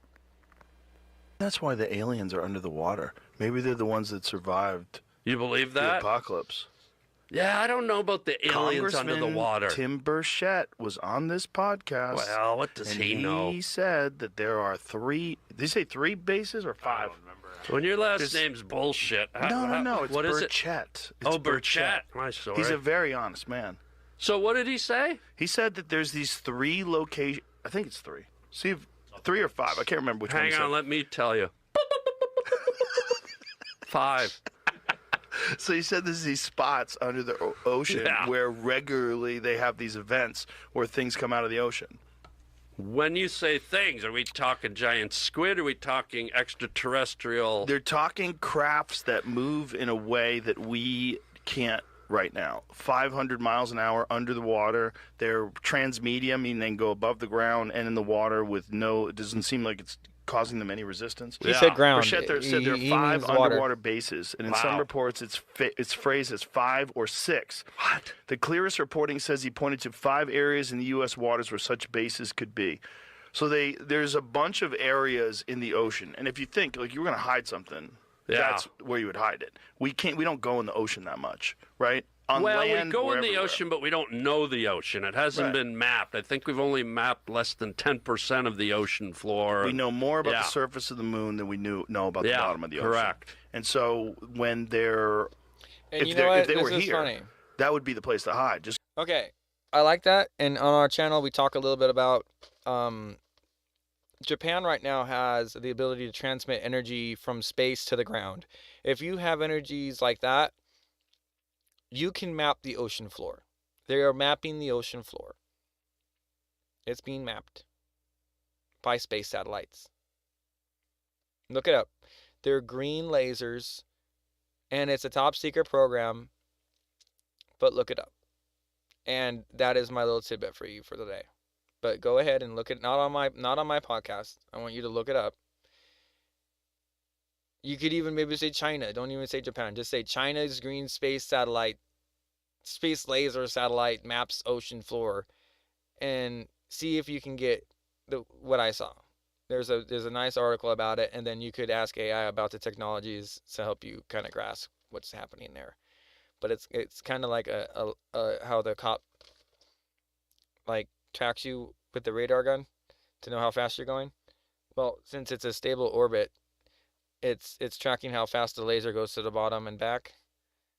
But it has to start at a point that it knows. So then when it goes further and the data takes longer or shorter to come back. And that's why there's 2 shifts to the beam. There's a higher one, and then there's a lower one, which seems like the same thing, but it's just because it's instantaneously being created and taken back, which is another thing that I believe is what I saw, but in quantum level of the craft. So if they have that ability, we at least have the digital version. So I know the difference between our tech, our capabilities, and their tech and their capabilities. So I want you guys to understand I'm not like an oracle of wisdom beyond the fact that I am into theory too, but I will let you know what I know is fact and what is this theory. Just to kind of let you guys understand. And if I don't exasperate it because I'm on the fly, please reference it in the comment if you are curious about that. Thank you. Anyway, without further ado, we're going to keep going. Just go to the deepest parts of the ocean where no one can go. Yeah. And you build bases. I want to see the telemetry data. Because if they can travel here from another planet. Spots outside James of the, Cameron went to the bottom of the Mariana Trench. Places the Devil's Triangle and the Marianas Trench. He did that in 2012. Different if he places can do that, for sure something that can come here from another planet can also go down there Triangle, and most likely set up a base. All those. I want to see the data from there. I'm skeptical. I'm not denying it. But I'm thinking if you're an extraterrestrial and you're coming to a planet like ours, what's the upside of going deep down into a trench that's, I think it's 3, 4, 5 miles deep, the Areoli Trench? Areoli? What's it called? Huh? Areola's the thing around your tits. The tit trench. So imagine if there was a super sophisticated, intelligent civilization that existed way before ours, 30,000 years ago, and then they had developed underwater travel, space travel, all that jazz. But then the apocalypse comes, and the only ones that survive are the Trident submarine guys that are in the ocean. Right. Maybe that's why all these bases are in the ocean. Maybe they're the last remaining survivors of a super advanced civilization that existed thousands and thousands of years before, like Mesopotamia. But my... That's a deep one, but not far-fetched. And if it sounds wild, here's the part that should infuriate every voter. I mean, like I said, like I've already made my view extremely clear on this because I kind of knew that was going to be thrown around quite a bit in this episode without watching it. So anyway, there you go. Congressman Tim Burchett says White House officials told him President Trump is being blocked by the alphabet agencies on the UFO files. People are calling for not just the grainy, redacted video. They want the high-quality video. They want the usable data. Are we really seeing everything that we need to? No, ma'am, we're not. And the problem you have, and I have this straight from the White House, is that the people in these alphabet agencies are blocking the President of the United States. I've said this many times. Why are they doing that? It's power, it's control. I think there could be some economic incentives to it. They're going to take this high road and say it's going to disrupt religion and all this other stuff. I just don't buy that as a Christian. That doesn't affect me one bit. I just think they need to disclose everything. Disclose everything. Yeah, I see. That's the same thing I have. That's exactly what we need, and that brings us. That's the same outlook to I the have. real Although I don't of all like this. everything that guy says, but I do like Every that. lane of the conversation is converging on the same excuse. The public can't handle the truth. We hear disclosure could hit religion, rattle civilization, crush markets, and upend the energy economy if reverse engineered technology like zero-point power is actually overnight. real. Like I'm supposed We to hear just the believe files that are being shit, bro? filtered, Come on. Delayed and managed. We hear even President Fuck. Trump may be running into resistance from agencies that think they know better than the voters. That's the bombshell. So the story is no longer about little green men. It's about whether a shadow bureaucracy has operated for decades above oversight, above elections, and above accountability. If that's true, then disclosure is not just a mystery story. It's a constitutional story. Yep. See, the American Of course people, it is, brother. We're not children. This country does not answer to nameless bureaucrats hiding behind classification stamps and I'll give patronizing you your monologue, excuses. but as soon as you start talking about If that there are number, real I'm out of UAP here. programs, real recovered materials, real reverse engineering efforts, and real evidence being withheld because elites think disclosure would upset Wall Street or challenge someone's Massive worldview, big middle finger to Wall Street. and that's exactly why sunlight is needed. You see, President Trump was elected to break I the don't do grip stocks of the unaccountable crypto. deep state. And if there are officials blocking transparency even Not that now, I hate crypto. I just don't do they it need because to I be think exposed, I don't know subpoenaed, what I'm and supporting removed right from now. the chain of control. I might need to. This debate but has entered only a when whole it's new quantum phase, ledger. and Washington can feel the pressure building. So now I want to hear from you. Should the Trump administration declassify everything it can and force these agencies into the open, yes or no? If you want more reporting that corporate media won't touch, share this video, subscribe, turn on your notifications, and most importantly, see that number on the screen? No. Tell you right now, Not there's a anymore. curfew. I'm going to give you the courtesy to leave now. If not, you're going to be issued summonses for not leaving. And then if you don't want to identify yourself and give me your information to get the summons, you'll be arrested for disorderly conduct. Well, it actually happened. The New Jersey State Police, the local sheriffs, and the local police actually enforced their curfew at Delaney Hall, the ICE detention facility in Newark, New Jersey.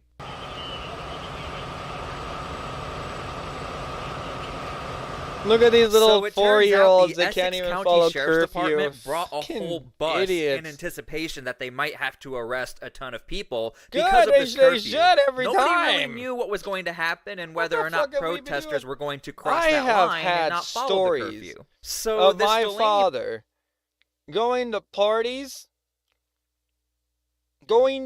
as a kid, drinking as a kid, smoking weed as a kid, all of which were very illegal as a kid for him, and he was born in 1950. So this is like 1960s, probably. He says he remembers word getting out to the cops that there was a party there and that his dad wasn't at the thing. but the other cops knew who he was, who my dad was, and he said, your dad is going to kill you if he sees you here. I'm not going to write you down on this, but can you please get out of here? Because, like, he was scared of my dad. Like, he knew that, like, if he wrote the report, my dad's dad, my grandpa, would have made that cop stay, because he was the chief, he would have made his day a living hell, and maybe even got his job taken away. So you don't understand, like, the how much I hate rank, and this comes from somebody who was in the Air Force. And, like, we have somebody who was on my dad's side in World War I, who was an Army paratrooper. I mean, like, patriotic. We are beyond patriotic. I love you guys, Americans, but, like, I don't like the fact that you think that you can't even listen to somebody saying that you can't be outside past a certain time. Like, I honestly think that's fucking retarded. Like, you really need to be outside all the goddamn time? Unless you're homeless, I don't see any reason. And then, like, if you're going to make it illegal to be homeless, then that's a whole nother issue. But, like, the way that this is being implemented as you're trying to increase Maslow's hierarchy of needs, which is what I tried to preach on this channel, that nobody that's paying taxes is having any of that happen in their lives lately. So we really need to re-solidify our foundation of foundational tiers. There's 5 tiers in Maslow's hierarchy of needs. Without that, we are literally lost as society, and we're basically worse than a third world country. Do you understand that? That's why that they are coming over here and becoming as many parasites as they can to our system. They're trying to make us slaves for them. There's 203 Americans that are supporting one Somali for their entire life, because that's exactly how much money is. That's the problem. That's the figures we are looking at. The sustainability is not. There's never been a sustainability to have people like that, like, never pay into a system, be here, live on it, never giving back to it. That was never the American dream. That was never life, liberty, and the pursuit of just pay me. I mean, what the fuck is this? I mean, I really don't understand. So, like, I'm glad that it's happening, but it's a little too late, because it's set a whole weird wide precedence that, like, people have died. Like, because they thought that it was okay to go to these things, and then maybe, like, if they thought that they were going to get arrested for curfew, they wouldn't have gone. So, like, but this is the lack of leadership that I'm talking about. Like, people don't understand that there's blood on these people's hands.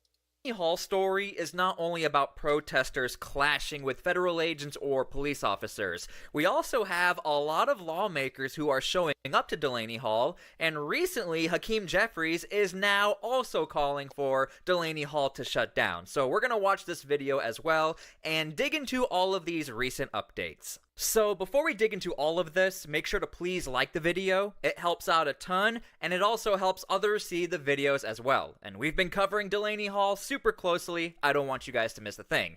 So let's start with this. The initial standoff that was captured by Nick Sorter 30 minutes before this curfew was about to be enforced. The curfew takes effect in 30 minutes, 9 p.m., and remains in effect until 6 a.m. You are currently in the curfew zone.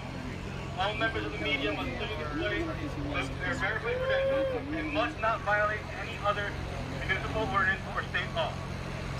La ciudad del norte ha terminado su toque de queda a las 9. Okay, so if you are unaware, this curfew said that if you is were super aggressive. If you were just a reporter, you could have been there to report it. To 6 a.m. But you had to stay in your place and not break any more laws. You have to be half a mile away from Delaney Hall if you want to protest. Now, many people are forgetting this part of the story. The individual who put this curfew in is the mayor of Newark, New Jersey. The mayor of Newark, New Jersey was actually arrested last year at Delaney Hall as well. Now, the charges were dropped, but I'm simply just trying to let you know. Sorry for not changing any of the names on Kick and Twitch. We have leaders in the area who are now putting in this like 3 curfew hours. I just realized who really are not the biggest fans of the ICE presence in Newark as well. So keep in mind, protesters are super agitated or very upset with, why is this leader going to put a curfew on us when he's been on the ground as well? And also, many protesters are not too happy with the governor, considering we have very strict sanctuary policies in New Jersey, yet you're telling us we need to push back half a mile away. Now look, I'm simply trying to lay out why some people might not leave the curfew zone, because a lot of people did not leave the curfew zone, and this video was posted on the DHS social media. Don't be this guy, and this is what they posted. I remember that quote. Don't be this guy. Like that. He disappeared behind the police. Then DHS also posted this, Law and Order, and they reposted Nick Sorter's post on X. Now anti-ICE rioters are fully kettled between 2 walls of concrete and 2 walls of police here in Newark. So from here we see what's called a kettle, basically a tactical maneuver to partially surround you, and from here the police, which my cursor right here, that's the police, they are now deciding what they want to do with all of these protesters and also members of media. I'm curious how you feel about this. Some members of media were actually not too happy with what was happening on the ground here, mainly because members of media were being looped in together with some of the protesters. And basically the argument is, as a member of media, I should have the ability to film what's going on here and walk where I want to walk to make sure we have the proper news story for the public to consume and have a proper opinion on the situation. Okay, we'll get back to the protesters, but here's Hakeem Jeffries in a brand new video. Here in America, immigration enforcement should be fair, just, and humane. That's not what's going on here at Delaney Hall. We spoke to several individuals, none of whom has a criminal record, many of whom have been detained here at Delaney Hall for months. This is not America. The lack of access to quality food, that's not America. The lack of access to adequate medical treatment, that's not America. Okay, let's stop here. Please leave your comments down below and let me know how you feel about this so far.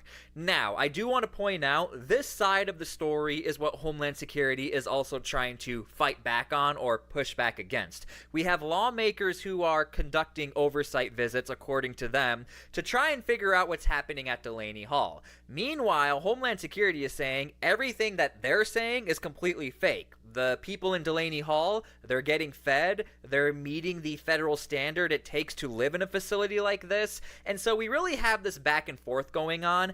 At the same time, we also have the back and forth going on the ground between protesters, police, and federal agents. Now, I already know what some of you are thinking. LaMonica MacGyver, she is back at Delaney Hall, and she has been returning back to Delaney Hall. I think a lot of you might already know this, but last year at Delaney Hall, LaMonica MacGyver is the member of Congress where we saw that clash and the shoving back and forth between federal agents and this member of Congress who's also on the House Oversight Committee of Homeland Security, by the way.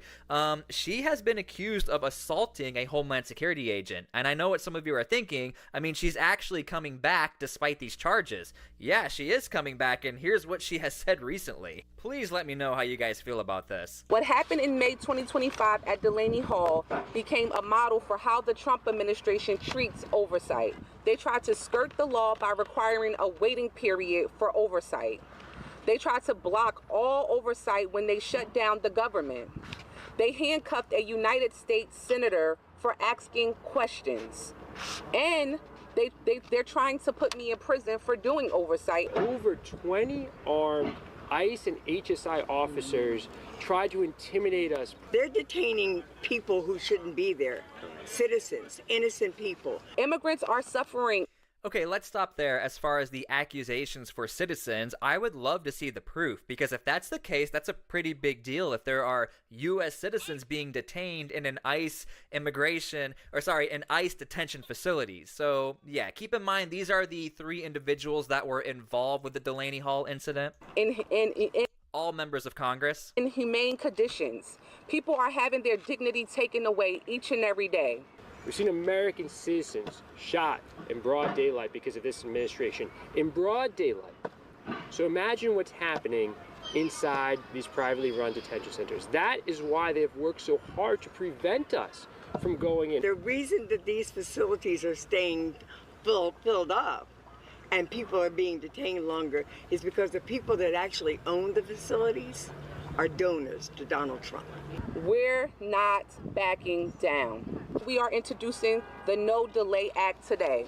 ICE can't delay us or keep us out while they clean up their act. We've been trying to warn the American. Now, I do want to point out, because I think a lot of people forgot about this, they were able to do the oversight even after those initial clashes, by the way. And Tom Homan also said, we want you guys to conduct oversight. Please conduct oversight, especially over at Delaney Hall, which at the time was considered like the premier flagship of ICE detention facilities, according to DHS. People about the threat that this administration poses, the threat not just to us as legislators, but to our neighbors. When there is cruelty being hidden behind closed doors, the American public deserves to have someone to uncover what is being kept in the dark. Okay, so there you go. And by the way, if you are new to my channel, I've always said, regardless if you're Republican or Democrat, you should conduct oversight. However, in good faith oversight, not to conduct political messaging to try and promote something. I've never been a fan of that. For me, I think oversight is good. We pay for it in taxes. We should want oversight. But I think we should all want oversight that is unbiased, not right-leaning, not left-leaning. We just want to make sure things are done good and right. Now, of course, DHS is responding. Here's what they say. Sanctuary politicians like Representative Jeffries continue to promote hoaxes about Delaney Hall. This is a detention center. Everyone being held inside Delaney Hall broke the law by entering the United States illegally.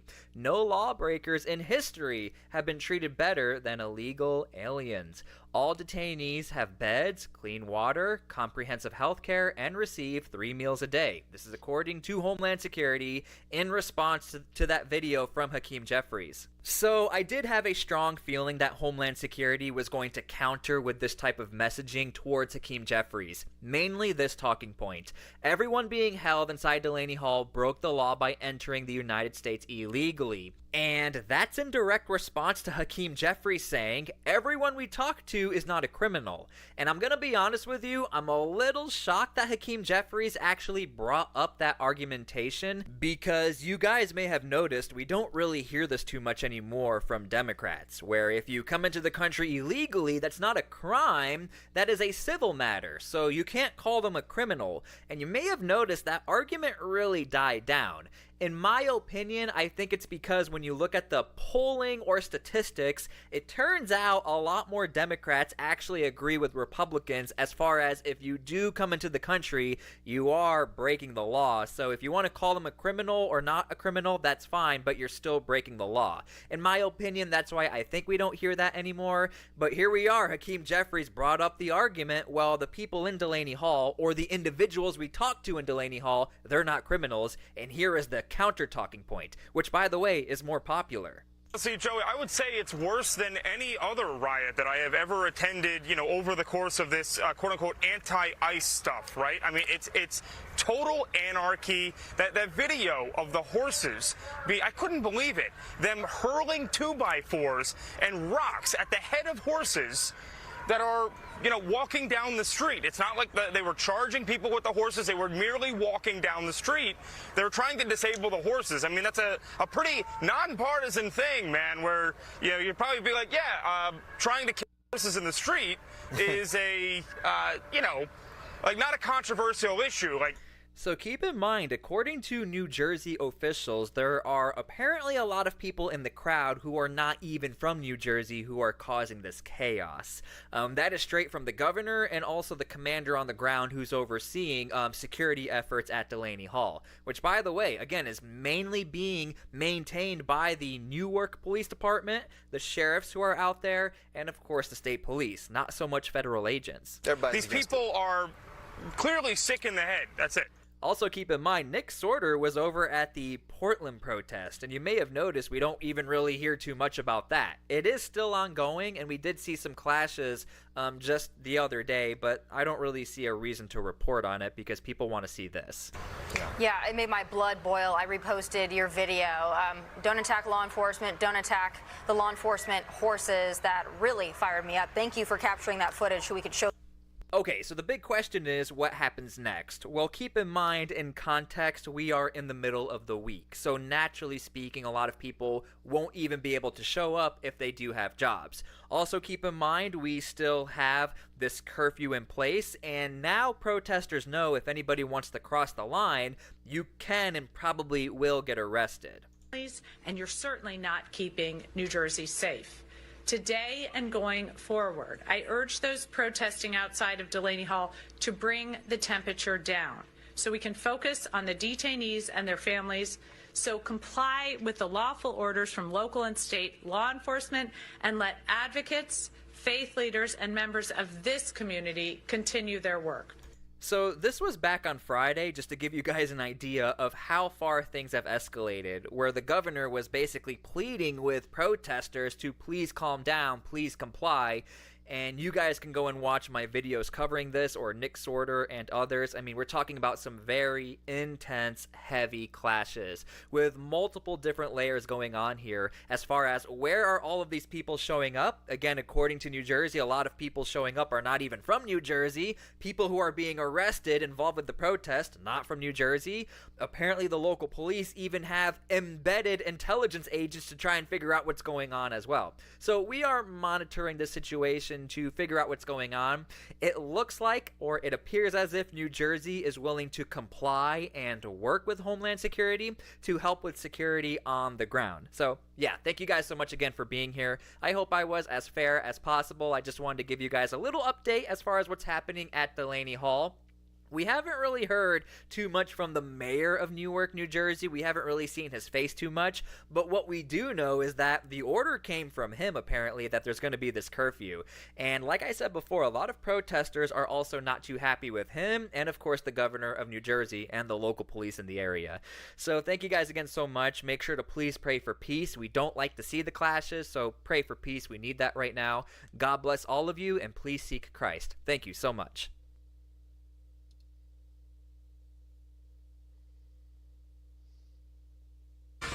Now at 3, breaking news in San Dimas. A pickup truck crashed into the back of a semi-truck. This is the KTLA 5 News at 3. I'm Samantha Cortese. And I'm Lauren Lister in for John Fenolio. Let's get right up to Gil Levis in Sky 5 with all the details. Gil, good afternoon. Good afternoon, Lauren and Sam. This pickup truck rear-ending a big rig truck that was stopped on the freeway in the shoulder there. This was just after 2 o'clock when the call came in. You can see the damage done to the truck. Now, when officers arrived, as well as the fire department, they found one person trapped inside of that car, or that truck, I should say. They just rescued that person just now, about 2 minutes ago, put them in the ambulance and rushed them to the hospital. The condition of that person is unknown, but right now, the damage is done to the 10 freeway. This is a 10 freeway westbound near Kellogg, or just west of the 57 freeway. The CHP issued a SIG alert for about an hour. They have one lane open, the fast lane, but look at the backup here. It goes all the way back to Fairplex Drive. You can see the damage done also to the 71 freeway here that comes into the westbound side of the 10 freeway. That's jammed as well, but this backup's going to be here a while, and the investigation now underway as to how this truck rear-ended the other truck that was stopped. There was a second truck, a big rig here in lanes. It's unclear if that one was involved in the crash or not. That's the latest overhead up in Sky 5. I'll send it back to you in the studio. Now on the homeland, our patriots are fighting the likes of Hassan Piker as well. It's truly glorious stuff, I have to say. A crown for every achievement. There's currently an insurrection going on in New Jersey. For some reason, the mainstream media doesn't want to cover this because apparently that would make them look very bad, because it seems like their entire audience are just astroturfed morons that are trying to overthrow our country and kill our people or something. I don't know. That's pretty good. The Newark mayor imposes curfew after violent protests at ICE facility. Oh my God. Demonstrations at the 1,000-bed ICE detention center on May 22nd after detainees started a hunger and labor strike, which is awesome because it's not like they were labor strike. Like, these people had jobs, right? Like, all these people that flew in from across the country to insurrect in fucking New Jersey, all these guys had jobs, right? You know, sure, I'm sure they did. And hunger strike, bro, please stay hungry. Please do not eat. That would literally solve all of our problems for us. Stay hungry. Colossal W. Over spoiled food, overcrowding, no air conditioning, poor medical care. Oh no, the people that invaded our country illegally and refuse to deport themselves are being treated unfairly as they're being deported from our country on our tax dollars? Look, people say Why did that they think I they wanted don't to have be here enough and be a part of the empathy problem? for the people that come into our country and try to rape us. I personally have a very different stance. My stance is I have no pity, honestly. I wouldn't do it. And self-deport, and they refuse to do so. So therefore, we're going to take matters into our own hands, and we're going to do it in the most cost-effective way possible. Now, you could cry about it, but you shouldn't have done it. You shouldn't have come in illegally. You should have left. Just because I could go to decided Mexico not to. illegally, You run the tossed world, do coin everything and over shit's there, landing doesn't mean on I tables. should. What can I say? What am I supposed to feel bad for the people that are trying to rape me and failed? Sorry, bro. Don't care. Cry about it, actually. You know, as reported by attorneys, relatives, visiting lawmakers, right? Jerry Adler and Cory Booker, federal officials denied the claims, insisting detainees got proper meals and care. I personally believe them. I actually don't care. I don't care about evidence. I don't even want to see evidence for this. I so don't care. But what if they're treated harshly? Shouldn't have done it. Shouldn't have entered the country illegally. Oopsie poopsie. Violence erupted when protesters threw projectiles and streets on fire. This is an act of terrorism, but it happened on the left, so no one cares. Promoting state police to use tear gas and other measures. 6 arrests follow W, including Brendan John Gayer, charged with assaulting ICE officers. Bro, you thought he was gay? Nah, he's gayer. All right, and so they made a curfew. It's gotten pretty hairy. It's pretty insane. Now, Hassan, of course, decided, yo, insurrection against the United States government and terrorism, I'm fucking there. And Hassan shows up and he gets heckled. I'm there. Yeah, no. Dude's a pussy. Dude is a gigantic pussy. You know, thanks to Hassan Piker, the blue whale's vagina is the second largest pussy on the planet. Institutions that are doing this violence Bro, you're doing the violence, okay? These people invaded our country illegally. We have to get them out. They have to leave. They have to fucking go. That's a them issue. All right? Oh, no, but what if they're manhandled? I don't know. I don't fucking care. You put them on trebuchets and launch them across the border for all I fucking care. These people fucking invaded our country illegally. They had the ability to leave themselves peacefully. They refused, and they fucked around, and now they're finding out. What do you want me to say? Like, all of society needs to crumble because a couple of retards want to rape you? Sorry. Feel a sense of accountability. No, I don't feel a sense of accountability because I don't fucking care. I don't care. But you're supposed to have empathy for the people that invaded our country illegally and are getting deported. No, I don't have empathy for them.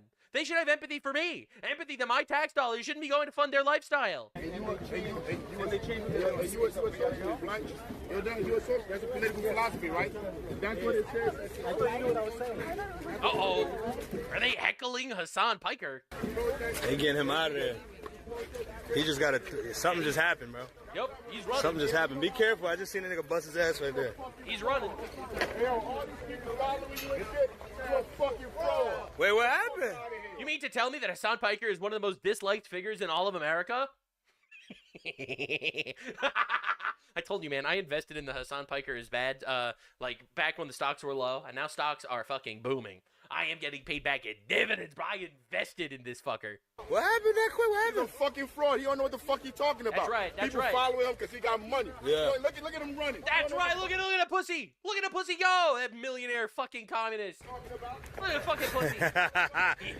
Fuck Twitch. They get out of here with them view bots. Yes. You view botting pussy. That's right. Fuck out of here, you view botting bitch. It's true. He's correct. Fuck He also supports terrorism. Out of here, nigga. Yeah. Go back to your desktop, you dog abuser. Look, man. Yeah. Dog abuser! Got him with the lightning Kaya over there. Brutal. You fucking dog abuser. That's right, true. You abuse dogs, huh? You fucking bitch. He also went to a brothel in Germany with that sex traffics children. You abuse dogs, right? That's right. That's him. That's him. How about we abuse you? Get him. Get him, Black Panther. Get him. Get punk. Dude, I'm telling you, man, conservative black people are fucking awesome. You abuse dogs? Word? What's up? What's up? You abuse dogs too? Look at the pussy run. Look at this pussy fucking run. This guy's a revolutionary, right? he's fanning the flames of revolution in America. He hears about some bitches committing terrorism in New Jersey. Fucking busts his ass to get over there. What's up? You fucking dog.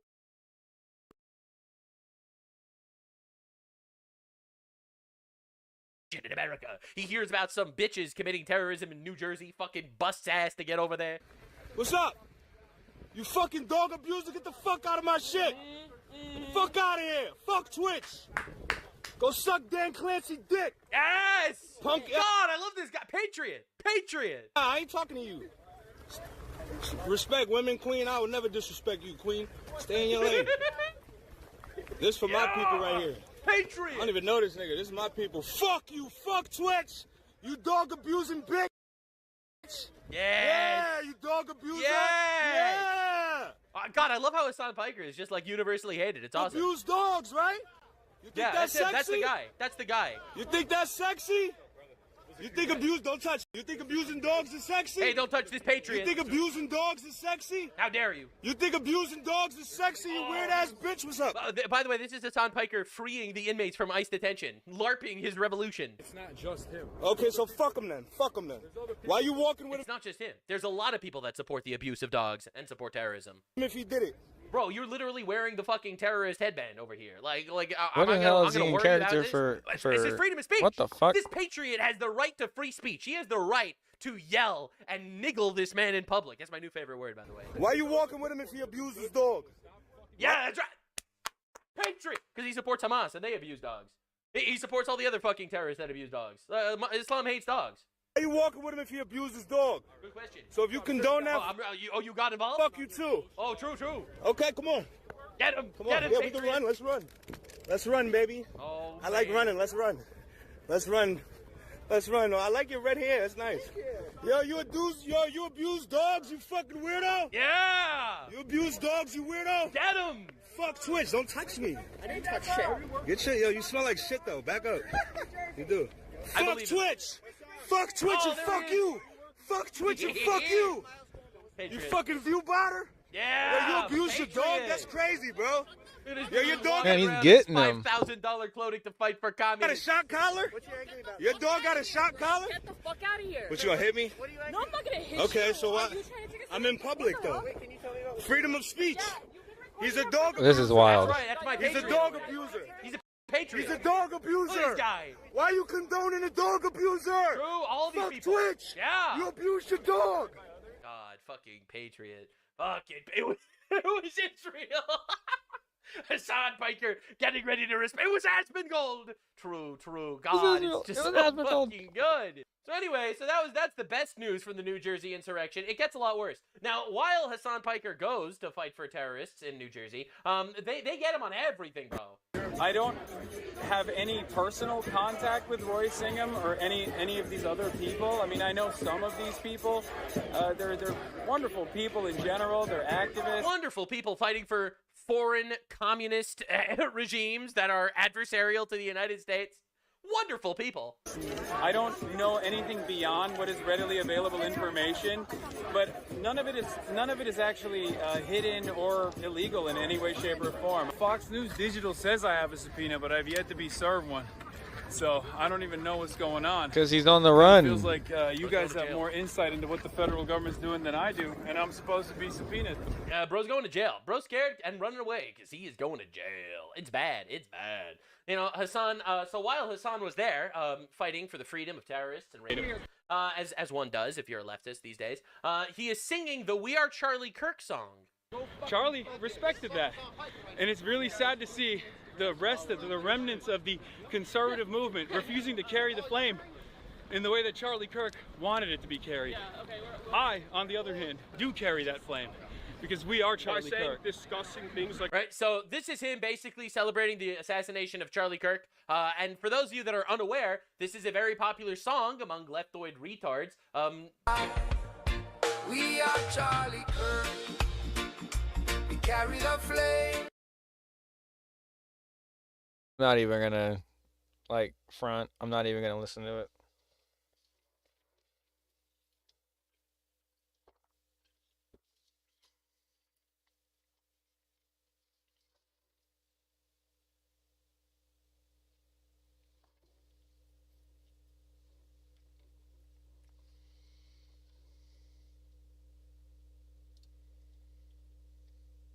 Except this Charlie Kirk fellow was assassinated brutally by a leftist. And it was a fucking tragedy that happened. And Hassan Piker, of course, supports it because he loves terrorism. No one's surprised. Before getting too deep into the chaos, free cash was promised to me 3,000 years ago. One thing I recently added to my daily routine is using free $10 bonus today. Now back to the chaos. Every individual sign up literally supports the channel. So if you could click the link in the description and do the thing, that would be very appreciated. Anyway, so we got to get into the actual situation, not just a Hassan Piker, filler arc. All right, that's been going on in New Jersey. So DHS Secretary Mullen plans to block international flight at sanctuary city airports. So that's fucking awesome. But this is why ICE agents are forced to wear masks, or should be forced to wear masks.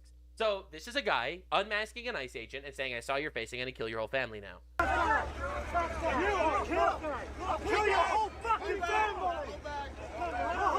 This is leftist rhetoric that gets people into this state, all right? That actually believes that ICE agents are Nazis. Your family's dead! Come on! Children, your wife, all dead! Punch it! My boy! I have your face, motherfucker! You're dead! Dead! Because I'm about that life. And you know what? I believe that he would do it if he could. I'm sorry. The entire party that celebrated the assassination of Charlie Kirk and calls ICE agents Gestapo Nazis, I totally believe that they would do it. You said come on? You said come on, right? Yeah, it's small now. Put your stick down. Tell your boys to back up. I'm about that life, my boy. Right? So this is just left-wing terrorism, and of course, unfortunately, we just have to make believe it's normal. I wonder why the left supports every terrorist organization on the planet. Yeah, I can't believe it. Maybe they are one. Who knows? So a journalist just filmed inside the Newark ICE protest camp. Nick Sortor, he citizen journalist, by the way, saving the West. All right, so this dude invaded the ICE protest area. I don't think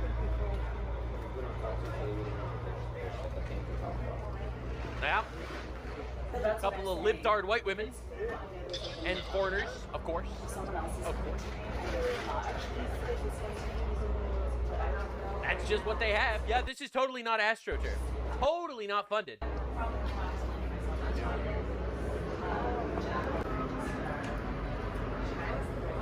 Look at this.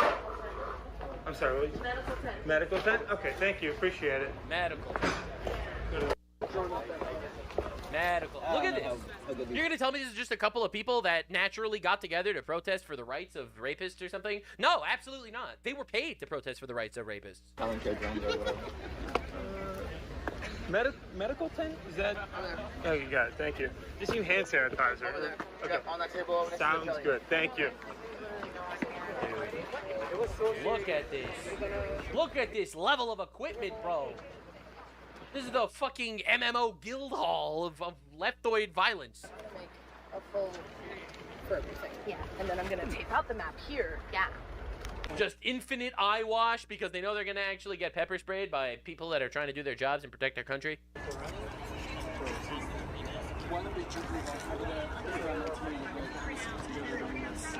Dude. This is a fucking like an encampment. We got people living out there. This is insane. Look at that.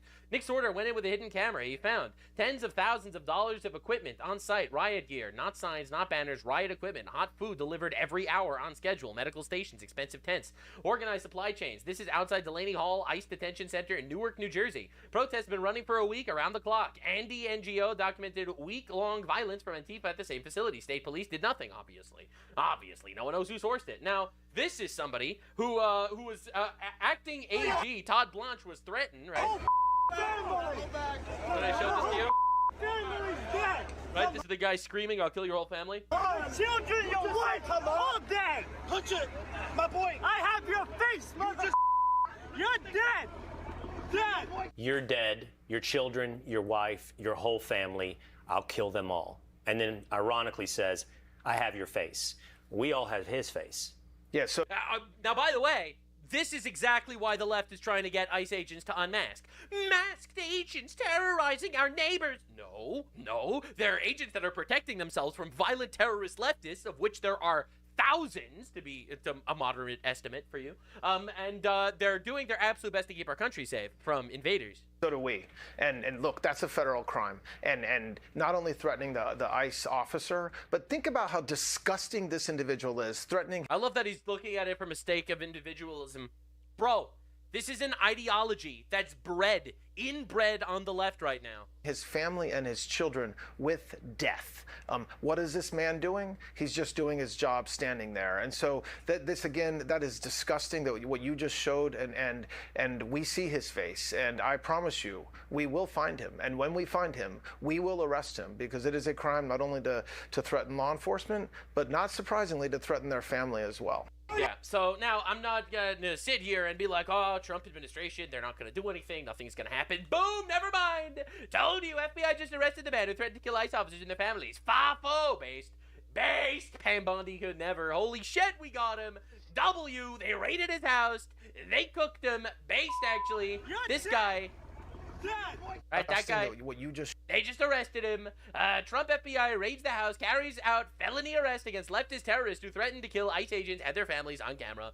Let's go. Complete W. All right. Sorry, bro. You had his face. Well, we had yours. Just a W, man. Apparently, we just have to live with this. Now, the leftist rioter arrested by the DOJ for biting ICE agents. Okay, get a load of this one. You're not going to be ready for this. All right, so while all this violence is going on over here, as you can see, these are the bite marks from this guy. Like, bro, they all look the same. They all have like the same exact fucking features. It's the soy boy phenotype for real. Right? So guess what? The guy that was arrested by the DOJ for biting ICE agents had reportedly previously charged with child porn, charged with sexual abuse of children. Absolute fucking cinema. No one saw this one coming. Violent leftist who bites an ICE agent because he just cares so much about the foreign rapists and pedophiles ends up being a pedophile, allegedly. No one saw this coming, much to the surprise of the world. It's the thing that keeps happening. A leftist? A pedophile leftist? I can't believe it. I'm in shock. Look at this. Look at these fucking savages, these animals, these barbarians. Last night, a violent rioter savagely kicked and bit ICE law enforcement officers outside of Delaney Hall. Today, the violent agitator is being charged. And the dude allegedly had a history of child porn, and shit like that. You know, so this is New Jersey, finally caving and sending police to ICE Newark. And of course, you have the tolerant left responding. To help ensure the safety of everyone, we are moving everyone from active roadways to a destination. It's white supremacy to deport rapists. It's white supremacy. You class traitors. Class traitors. You class traitors. You guys are not the Bro, your words mean nothing. fucking friends. You're nothing more than a butt-licking slave. You're a bootlicker. A slave. You should let yourself get raped by violent people that enter our country illegally. The fucking ICE agents have been assaulting and battering people for days. Not nearly enough, if you ask me. I want to report a crime. Who do I report a crime to? You jackboot dump. You gotta spread your ass cheeks on me. Take it off the That's just what you have to live with, I guess. I guess that's just classic leftism, am I right? Now, while all this is going on, random $1,000 supply drops get fucking dropped off for these terrorists. No, not mine. No, listen, look, it just came out of nowhere. It spawned. You asked somebody for permission. Look, it just spawned, guys. Wow. Isn't that nice? How it just spawns out of thin air like that?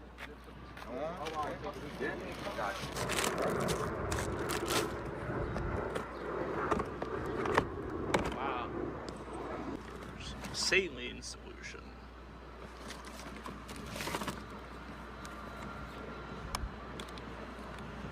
Just spawned. Don't worry, guys. Nothing to ask. You just showed up. We don't know who put it there, but it's there now. Let's go. W, guys. Totally not funded. Totally a natural protest. Am I right, guys? Now, leftists violently attacked and robbed journalist Cam Higbee. I've covered him in the past. He's done a really good job of citizen journalism. GOAT, actual. Patriot, by the way. All right, so he was robbed and assaulted by leftists. Not worth it. Give me my fucking shit. I will light all of you fuckers up. Come on, dude.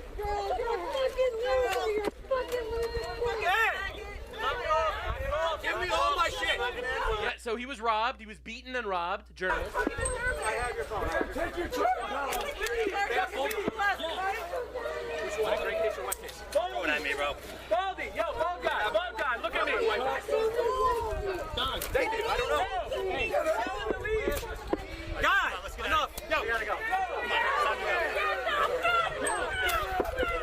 On this throwing rocks at him, so obviously he has to leave. I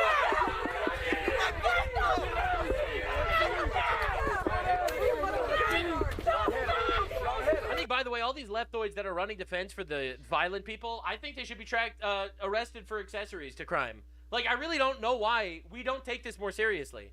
Like, it's unacceptable to have these fucking terrorist anarchists just overrunning our country because they decided they wanted to. My views have been pretty strong today. I'm trying to let this one go on this, because obviously you just shit on what I think. Go hit it.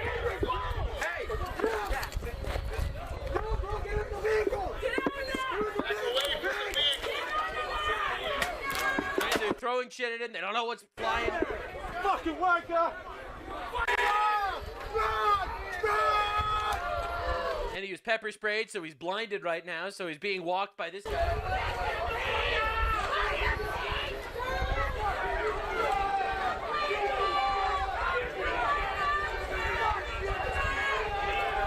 I'm supposed to unite with these people? I'm supposed to, like, make believe that these people are actual people that are gonna push forward basic, biblical values that this country was founded upon, that I want to get back to? I'm supposed to unite with them? I'm supposed to vote Democrat to teach the Republicans a lesson? No, they need to be destroyed. Legally, of course. I'm not calling for violence.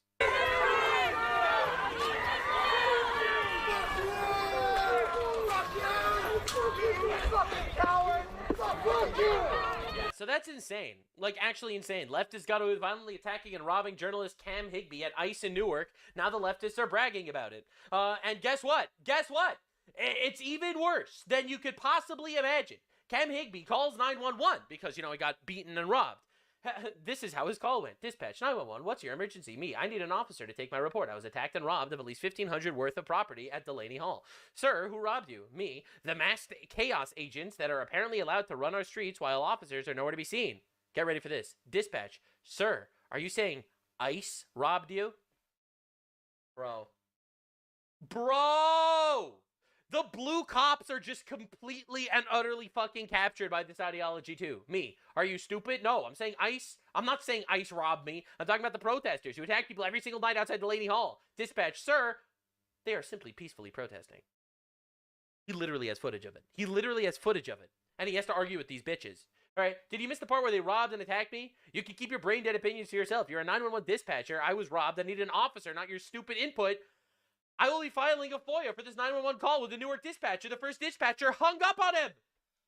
You can't make this shit up. It's so obvious that we are dealing with an organized, funded, terrorist insurrection in our country, and for some reason no one's doing anything about it. Our quote-unquote empathy will be the end of us. Hello, we need to deport every single illegal because being in our country means something. Our laws mean something. We need to deport every single violent rioter and insurrectionist because our country and our laws mean something. Yes, you might not like that Donald Trump is president, but he fucking is the president. You're president, and you have to live with that. That's what our country is. That's how it was founded. You could fucking suck it. And until we actually have an administration that is willing to put their fucking boot down, we're literally just gonna keep living through this shit. I wish Donald Trump was the fascist that the left actually thinks he is. I really do. Antifa rioters are attacking police horses because they love abusing animals. It's their favorite thing.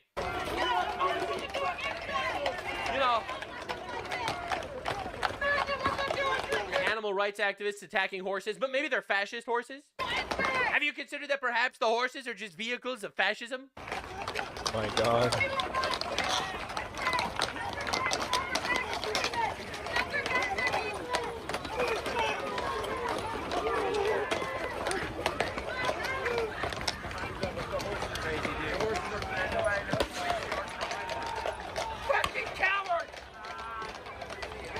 Agreed. These people should be rounded up and arrested immediately.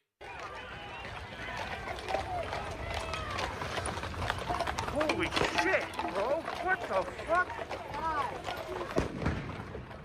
Peaceful protest, right? Look at the overwhelming peacefulness, guys.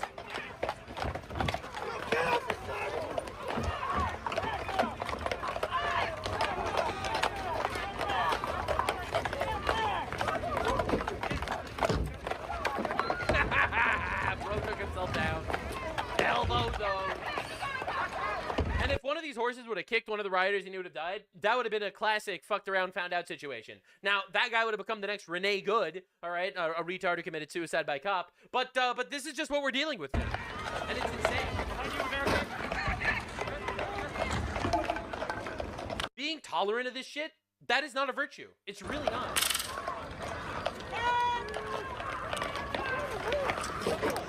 Nice work.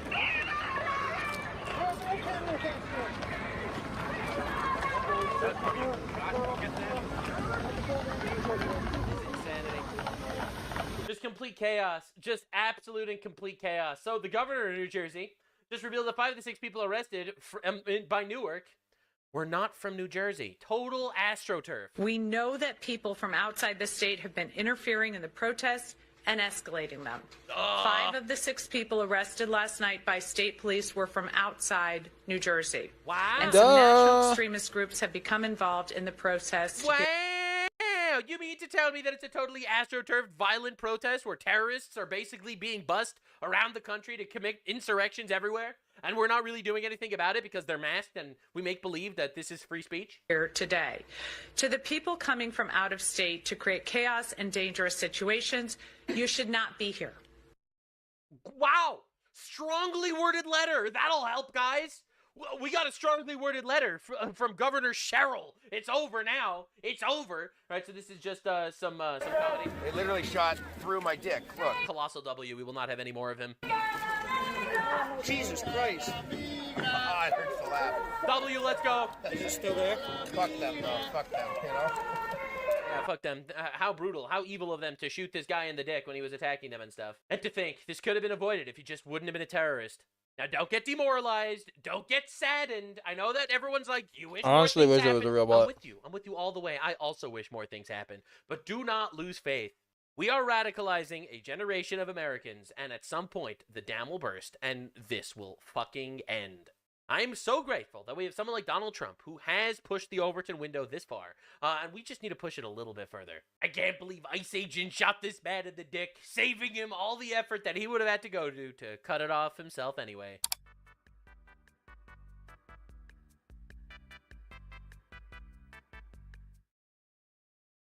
We'll look at the legal reality of whether Hassan is going to get in trouble, right? I mean, like, we'll see. Okay, here we go. Let's take a look at it. Hassan Piker is now under federal investigation, and this time the penalties can be very serious. We're going to today on The Legal Mindset, we teach you to be your own judge. I'm Andrew Esquire, American attorney. Now, Hassan Piker is no stranger to controversy and potentially filming his crimes live. Kaya, please just go.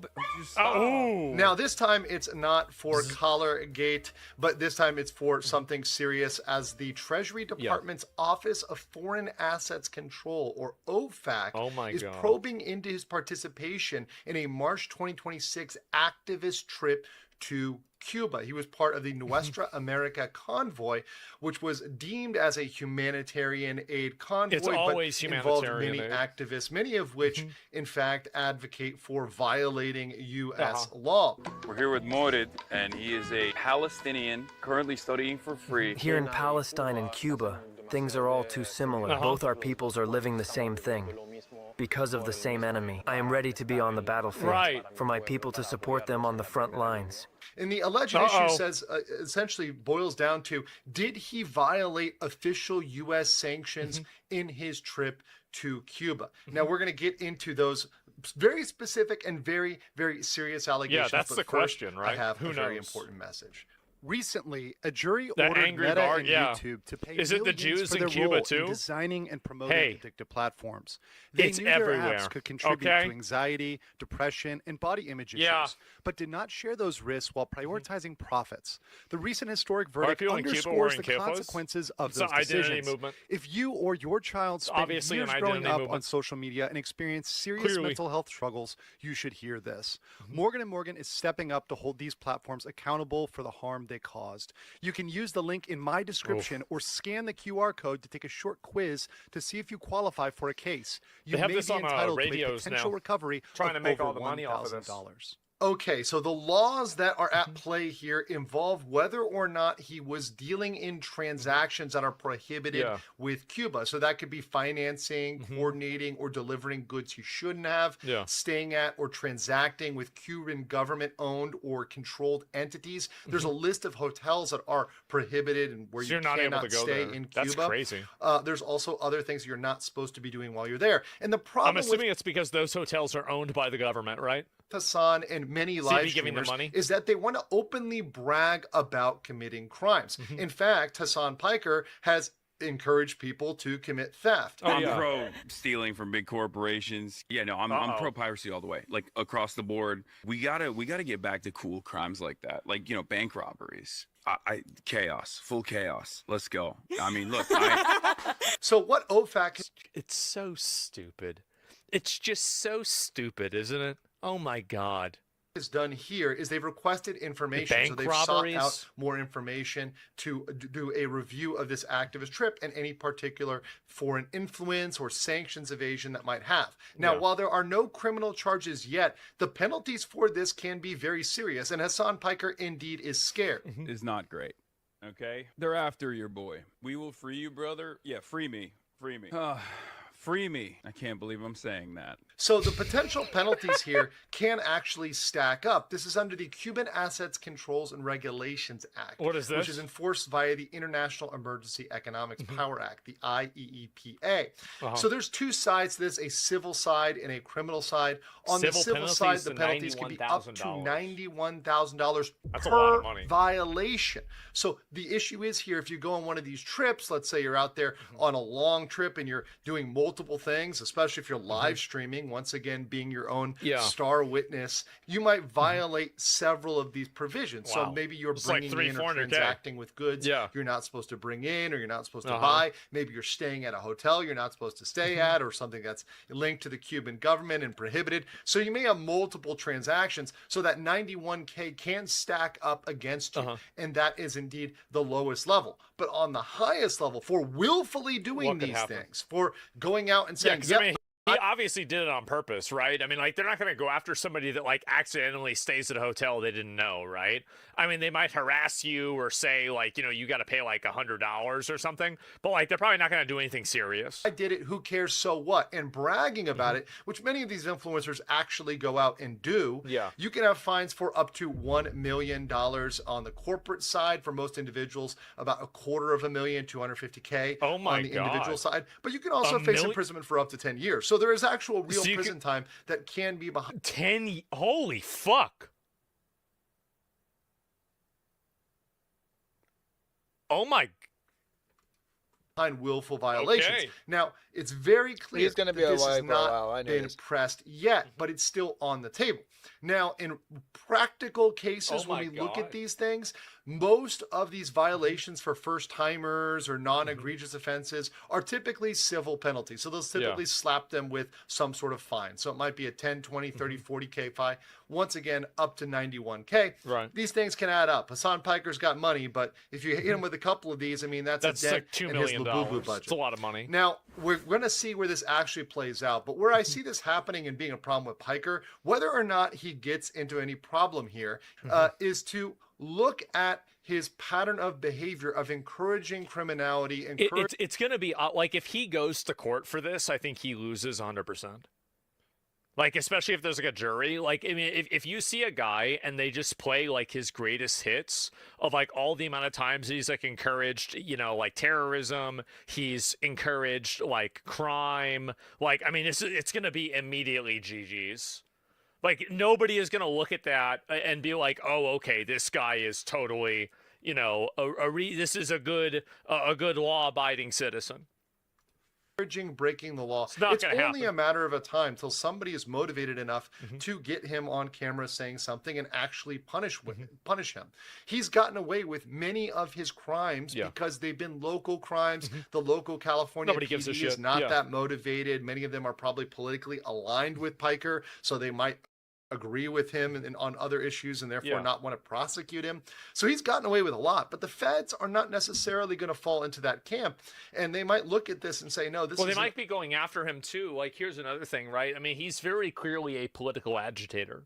And he does so in a way that is open to violence. Like it's not like, for example, somebody is a political agitator and they're like out there, you know, doing marches or something like that. Like he's out there like actively encouraging people to break the law, actively promoting terrorism, actively promoting, you know, other types of violence, stuff like that.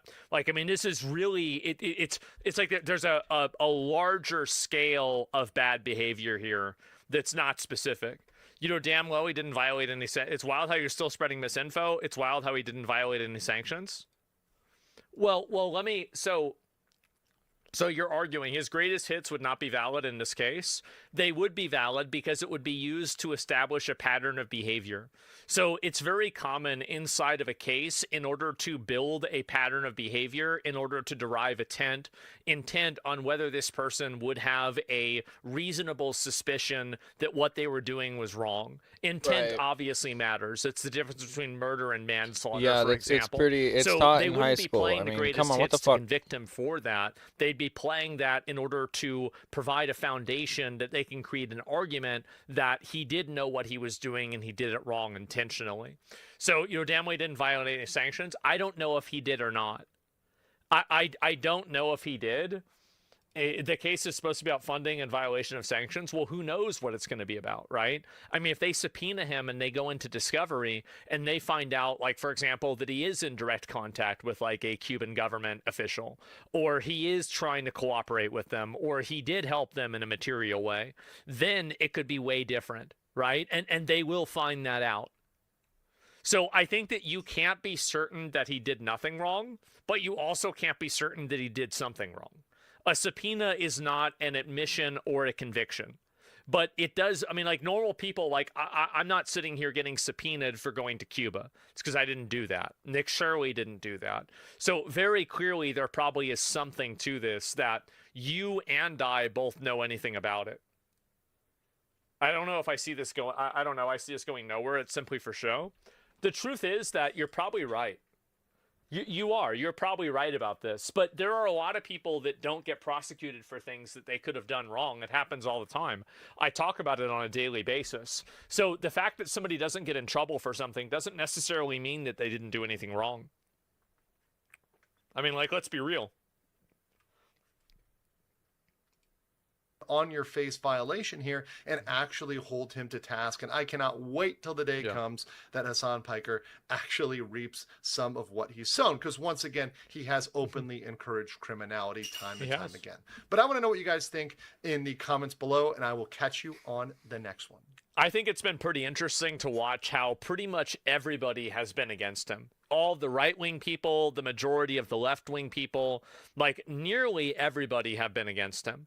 And the reason why, I think, is very simple. It's because he's represented a subversive group of people inside of American politics that all they do is just simply make politics harder for liberals and also add in identity politics that are not really congruent with any sort of American values, right? Oh, let me link you guys the video before I do that real quick. And yeah, I mean, I like Andrew's videos a lot. I totally, you know, agree with him. I think that definitely a lot of people have been waiting for like some level of accountability after so many of these clips that are just like so obviously fucking like, I mean, how do you say something like this and not face consequences, right?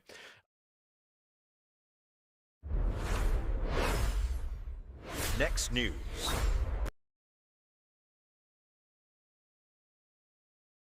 Breaking news. Tonight, the most important Ebola story is not just the virus, it's the system.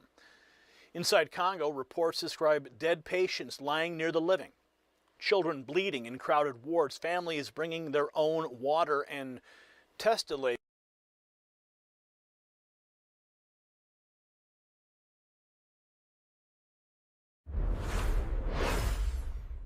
Next news. Breaking news.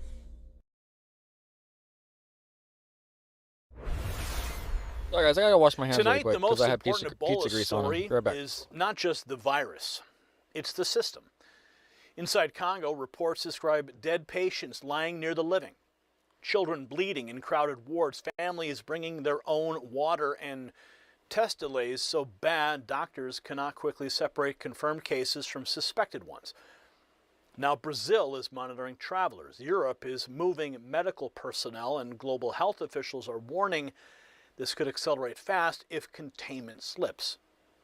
After COVID, the public does not blindly trust any institution anymore. And maybe that is exactly why this moment matters so much. So here's the question. Is the world watching an outbreak or the failure of the response machine itself? You see, here's where the story gets serious. One World Health Organization official is warning that this Bundibugyo Ebola strain has shown fatality rates between 30 and 50% in previous outbreaks. Now that's not media hype. That is up to 5 out of 10 confirmed patients. But even that number is not the biggest red flag tonight. The real danger is what happens when testing lags, isolation breaks down, logistics fail, and treatment centers start operating beyond capacity. And according to reporting from inside one hospital, one ward held a dead Ebola patient, a sick adult, and a 5-year-old with uncontrolled nosebleeds in the same confined space. No food from the hospital, families bringing water, results delayed. Now that's not a containment system in control, that's a warning sign. And in the post-COVID era, Americans are right to ask the hard questions. Can international health agencies still do the basics? Can they isolate, trace, and treat before panic outruns facts? Because if they cannot, geographic containment becomes a talking point and not a reality. And while the world is being reminded how fragile systems can be, smart Americans are looking for assets that hold value when institutions fail to inspire confidence. Now, if you could go back in time and buy oil before the world relied on it, would you? Of course you would. Anyone would. So why aren't you buying silver right now? The people who recognized oil early didn't just make money, they got ahead of one of the biggest economic shifts in history. And today, a similar opportunity is unfolding with silver. Silver is more than a precious metal. It's a critical resource used in solar panels, electric vehicles, defense systems, AI infrastructure, and the massive tech build-out that's happening right now. Noble Gold Investments makes it simple to learn how silver can fit into your portfolio. Visit nextnewsgold.com, and depending on the qualifying amount, you could receive a 1/10 ounce gold coin. That's nextnewsgold.com before this window gets harder to ignore. Now back to the outbreak story, because what we're seeing next is exactly why trust has become the central battle. See, here's the twist the corporate media does not know how to handle. The outbreak fear is rising at the exact same time public trust is collapsing. Viewers are watching CNN crews report from the Congo and asking a basic question. If this is so serious, why are there no masks in sight? Others are noticing that CEPI, co-founded by Bill Gates, funded vaccine work on the same Ebola strain just months before this outbreak intensified. Fair question or not, that is the environment now. Every health emergency comes with a second emergency, credibility. That changes everything as we move on to the evidence we're about to present. So, this tick story, the Ebola story, the Alpha-Gal story, they all share a common thread. Why does Bill Gates seem to be popping up around every single corner? Listen to this. Bill Gates funded research into genetically engineered ticks. The same year, alpha-gal cases surged 40%. A disease that makes you allergic to real meat is now at 450,000 cases and rising. We have been eating meat for thousands of years. We have ticks for thousands of years. What changed? What is the common denominator here that we have to think about it? As we know, the foundation of Bill and Melinda Gates, they have been investing large amounts of money in a lot of research when it comes to ticks and mosquitoes. And there is this new trend that they want to diminish gas emissions through cows and cattle. And I wouldn't be surprised if there are some people interested in trying to diminish meat consumption. So, how does that even work, right? So what changed?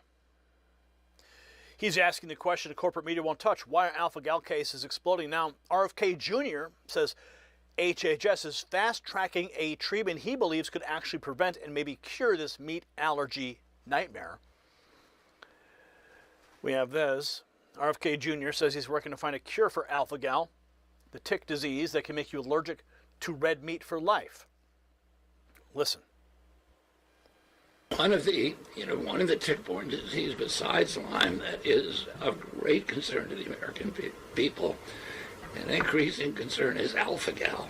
And alpha-gal, which is another science fiction nightmare. You get one bite from a Lone Star tick and you could have a lifetime allergy to red meat. And I was surprised to learn on my trip to visit the Wampanoag for the Indian Health Services this fall that 50% of the population of Martha's Vineyard now has alpha-gal, including most members of the tribe. And by controlling the breeding on the deer, we also can control alpha-gal as well. We're also working on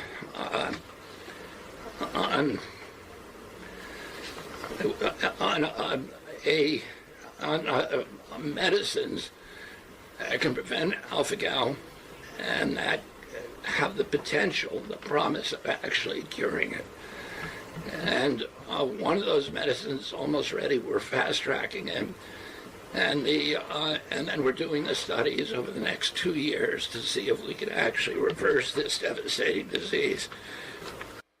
So it's good to see RFK Jr. on the case here. So at least somebody in Washington is admitting the problem exists. But now the story gets darker. The latest Ebola outbreak in Congo is raising major questions about Gates-linked vaccine funding and an NIH scientist caught with pathogen samples. I found this original post. I converted it to English for your benefit. DRC's Ebola outbreak is raising questions. Months earlier, Gates Foundation co-founded CEPI backed Oxford Moderna vaccine work, including the Bundibugyo strain. Yet, the timing of the recent outbreak with the so-called Bundibugyo strain in the Democratic Republic of the Congo raises questions. Particularly striking here is once again a vaccine coincidence, which one really shouldn't simply ignore. 4 months ago, CEPI, which is the Coalition for Epidemic Preparedness Innovations, co-founded by Bill Gates, provided the pharmaceutical company Moderna and Oxford University received $26.7 million in order to develop mRNA and a viral vector. Vaccines against the Bundibugyo strain of the Ebola virus, which is exactly the strain that is also causing the current outbreak. That hardly seems like a coincidence. And then there is the case of the NIH Ebola expert who was caught smuggling pathogens out of the Congo. Vincent Munster is an Ebola expert at the National Institutes of Health, NIH, and he was also a collaborator in the field of COVID-19 gain-of-function research. He regularly conducts field studies in the Congo. Shortly before the Ebola outbreak, Munster was detained upon his return from the Congo with undeclared pathogens at a U.S. airport. He had traveled with NIH scientist Claude Kwei-Yinda to the Democratic Republic of the Congo, and airport security reportedly discovered samples of pathogens that had been collected from patients.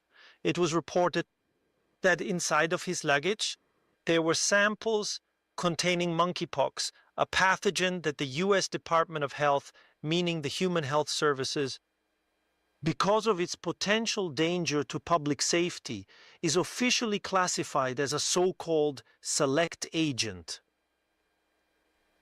Munster, who supposedly has a close relationship with Fauci and Yinda, lacked the required legal authorizations to transport or import these specific pathogens into the United States. Since Munster's lab is intensively involved with Ebola and he conducts field studies in the Congo, where he works with high-risk viruses, it naturally raises the question whether, among the samples, there might not also have been some containing Ebola viruses. Yeah. Have you guys seen that movie 12 Monkeys?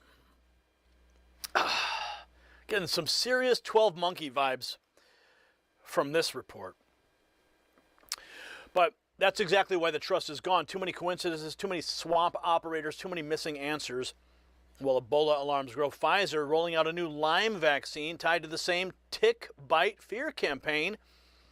Right on cue, Pfizer has a new safe and effective Lyme disease vaccine designed to prevent infections from tick bites, according to Dr. Mark Siegel.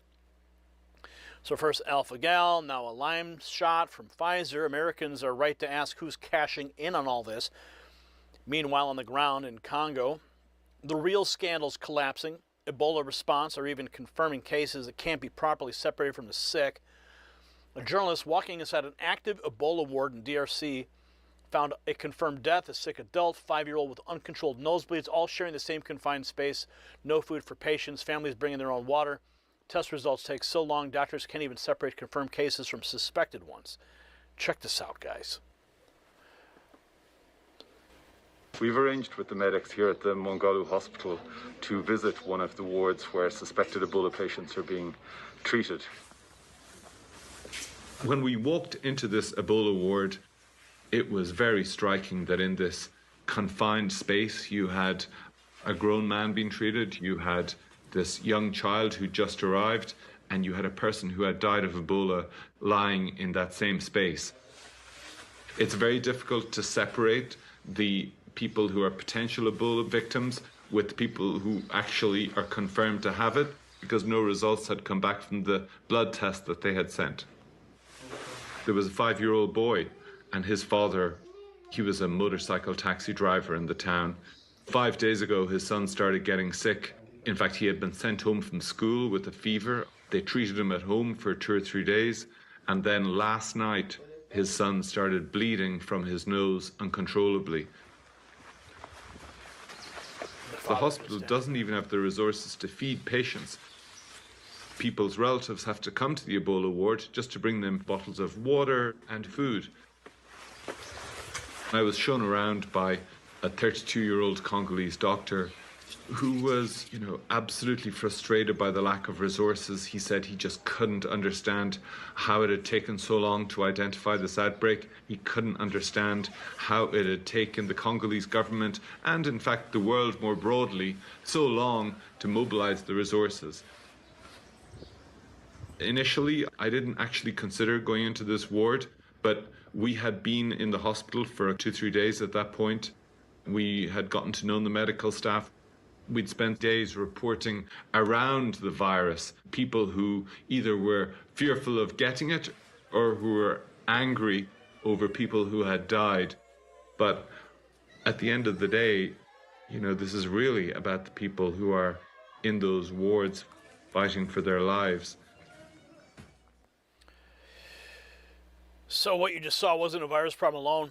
Total system failure. Next to caskets, even more serious, as reports say an Italian surgeon was evacuated over possible Ebola exposure. Working at a Salama hospital, was wrapped alive yesterday, boarded a plane to Bordeaux, France.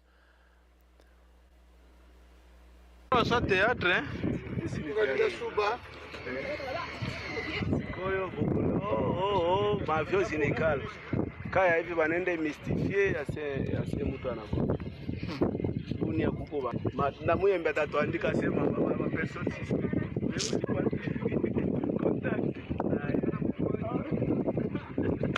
Oxygéné? Oui.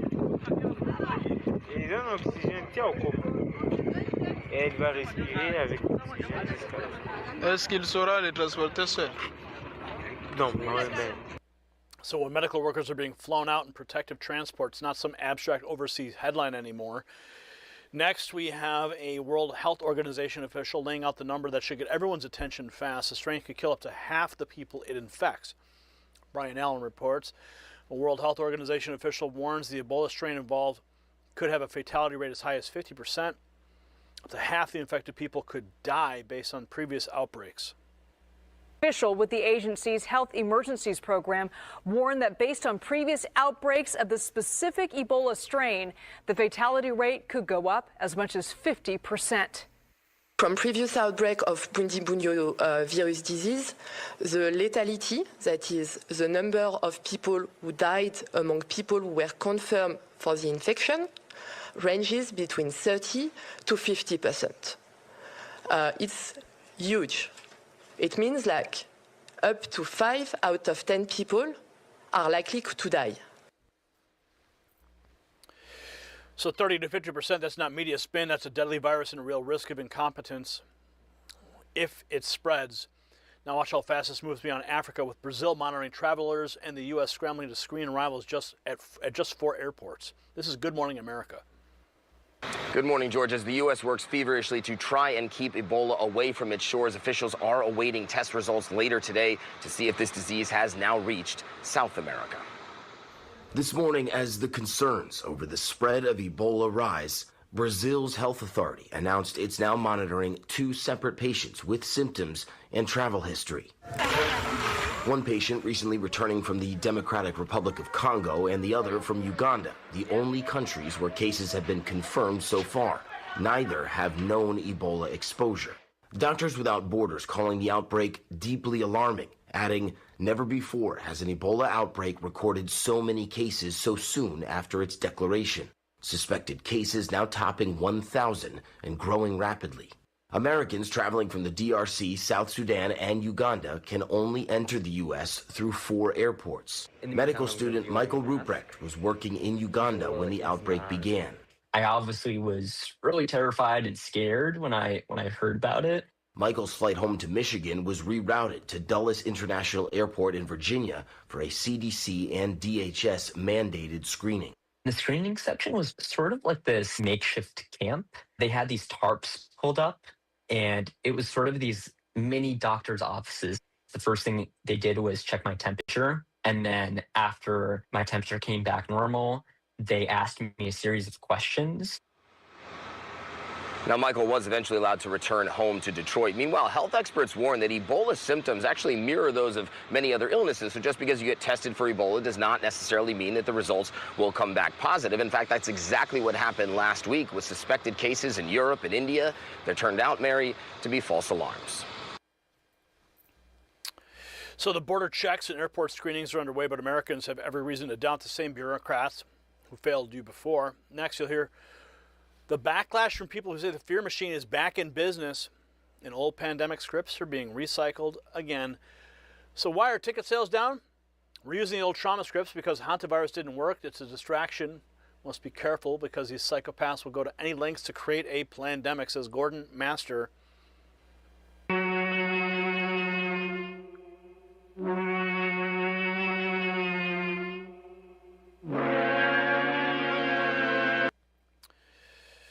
So, are you wondering why Billy Gates, Fauci, and Tedros are always telling us there's most certainly going to be another pandemic? They don't care if they have to make one up. They'll have one. Remember, they've been pushing monkeypox, hantavirus, Ebola, and Billy's wood ticks. And that's the heart of it.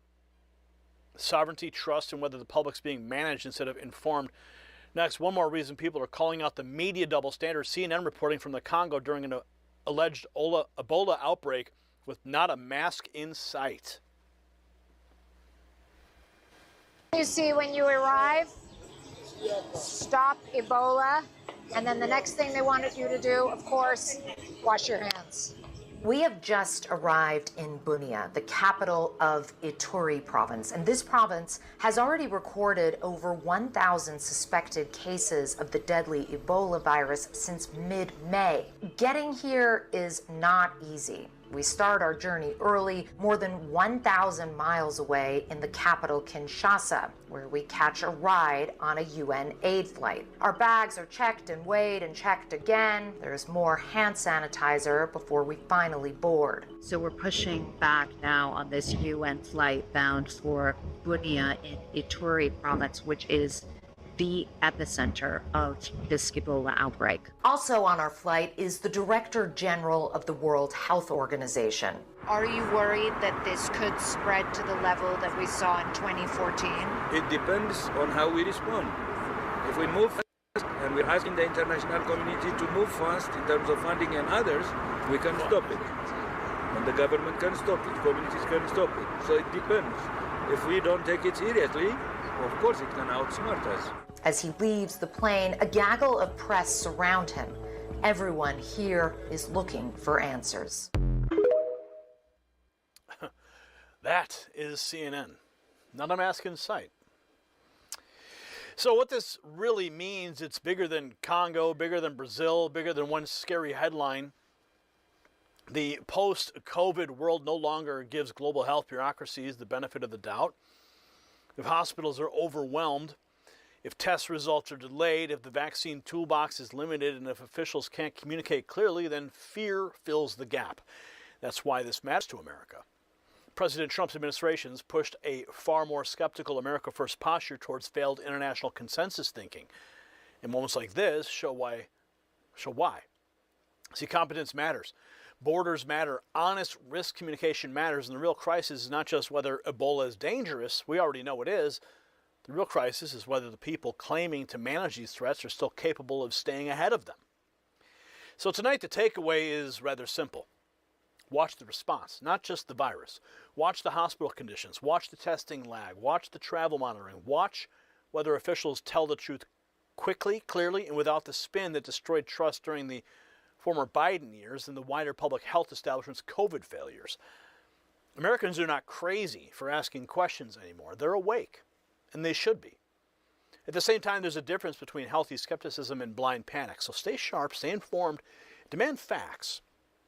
Remember, when systems look weak overseas, the United States must stay strong at home. Protect the border, protect travelers, and protect the American people first. And if you believe the real story here is whether the global response system is failing under pressure, share this report right now. Comment below with a yes or no. Do you trust the international health system to contain this outbreak if it gets worse? If you haven't already, subscribe to the Next News Network for more reports the corporate media will not give you straight. But make sure you text those two words you see on your screen right there, raw feed, to 844-840-4963. Join the thousands of patriots who are already bypassing the algorithm and getting direct updates from me to their phone. And I want you to celebrate America 250 with us. Check out the merch shelf below this video and pick out something you like, and let's celebrate together. The system controls information. Information control is power. They don't want you to see this. The truth only survives together. They don't want this shared. Share this now.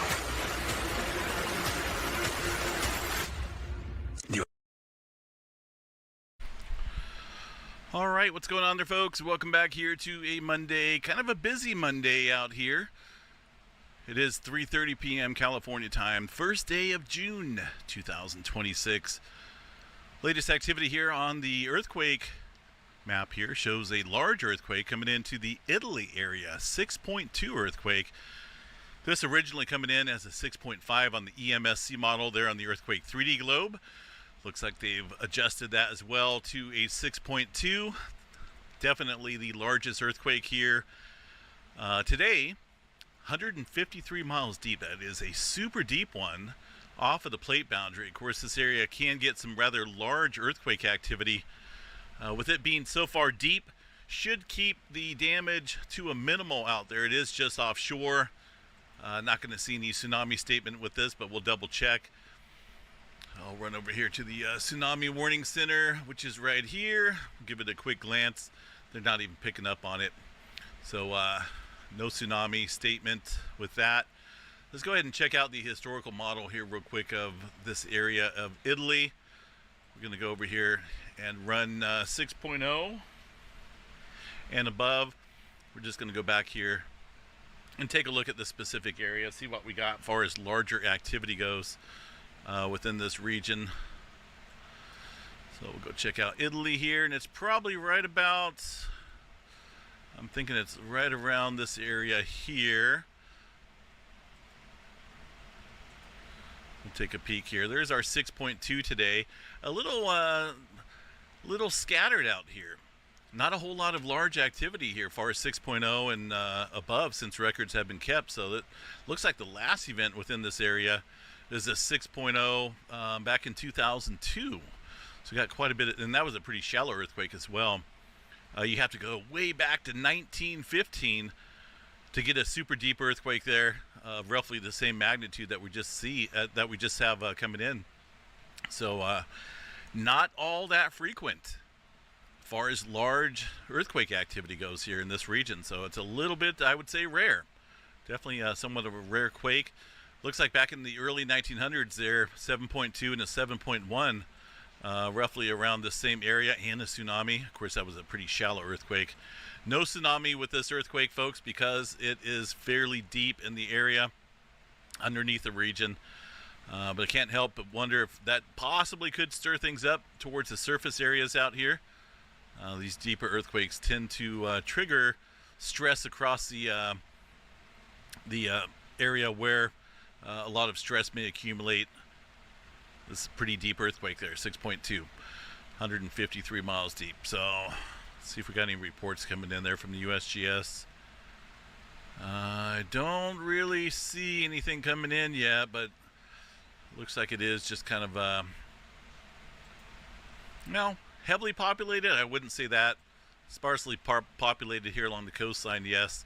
But again, damage should be kept to a minimum with the depth there being, 153 miles deep. But either way, that's a large, rare event in the Italy area. We'll cover this and more in tonight's update, folks. Let me double check, see what we got on the seismograph stations here. Well, it actually caused a little spike out there.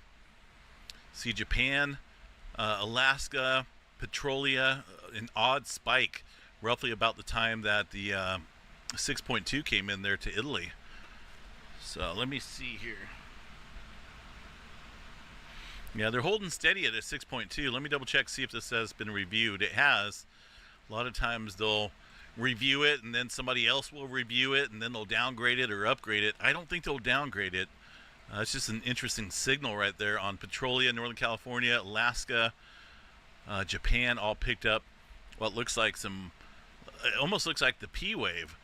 You know, the primary wave there, and the S wave will follow that primary wave, but that's quite a jolt that it caused out there on the seismograph stations around the globe. Thousands of miles away, opposite side of the globe. So something big brewing out here potentially. Anyway, folks, we'll cover this and more in tonight's update. Have a good Monday.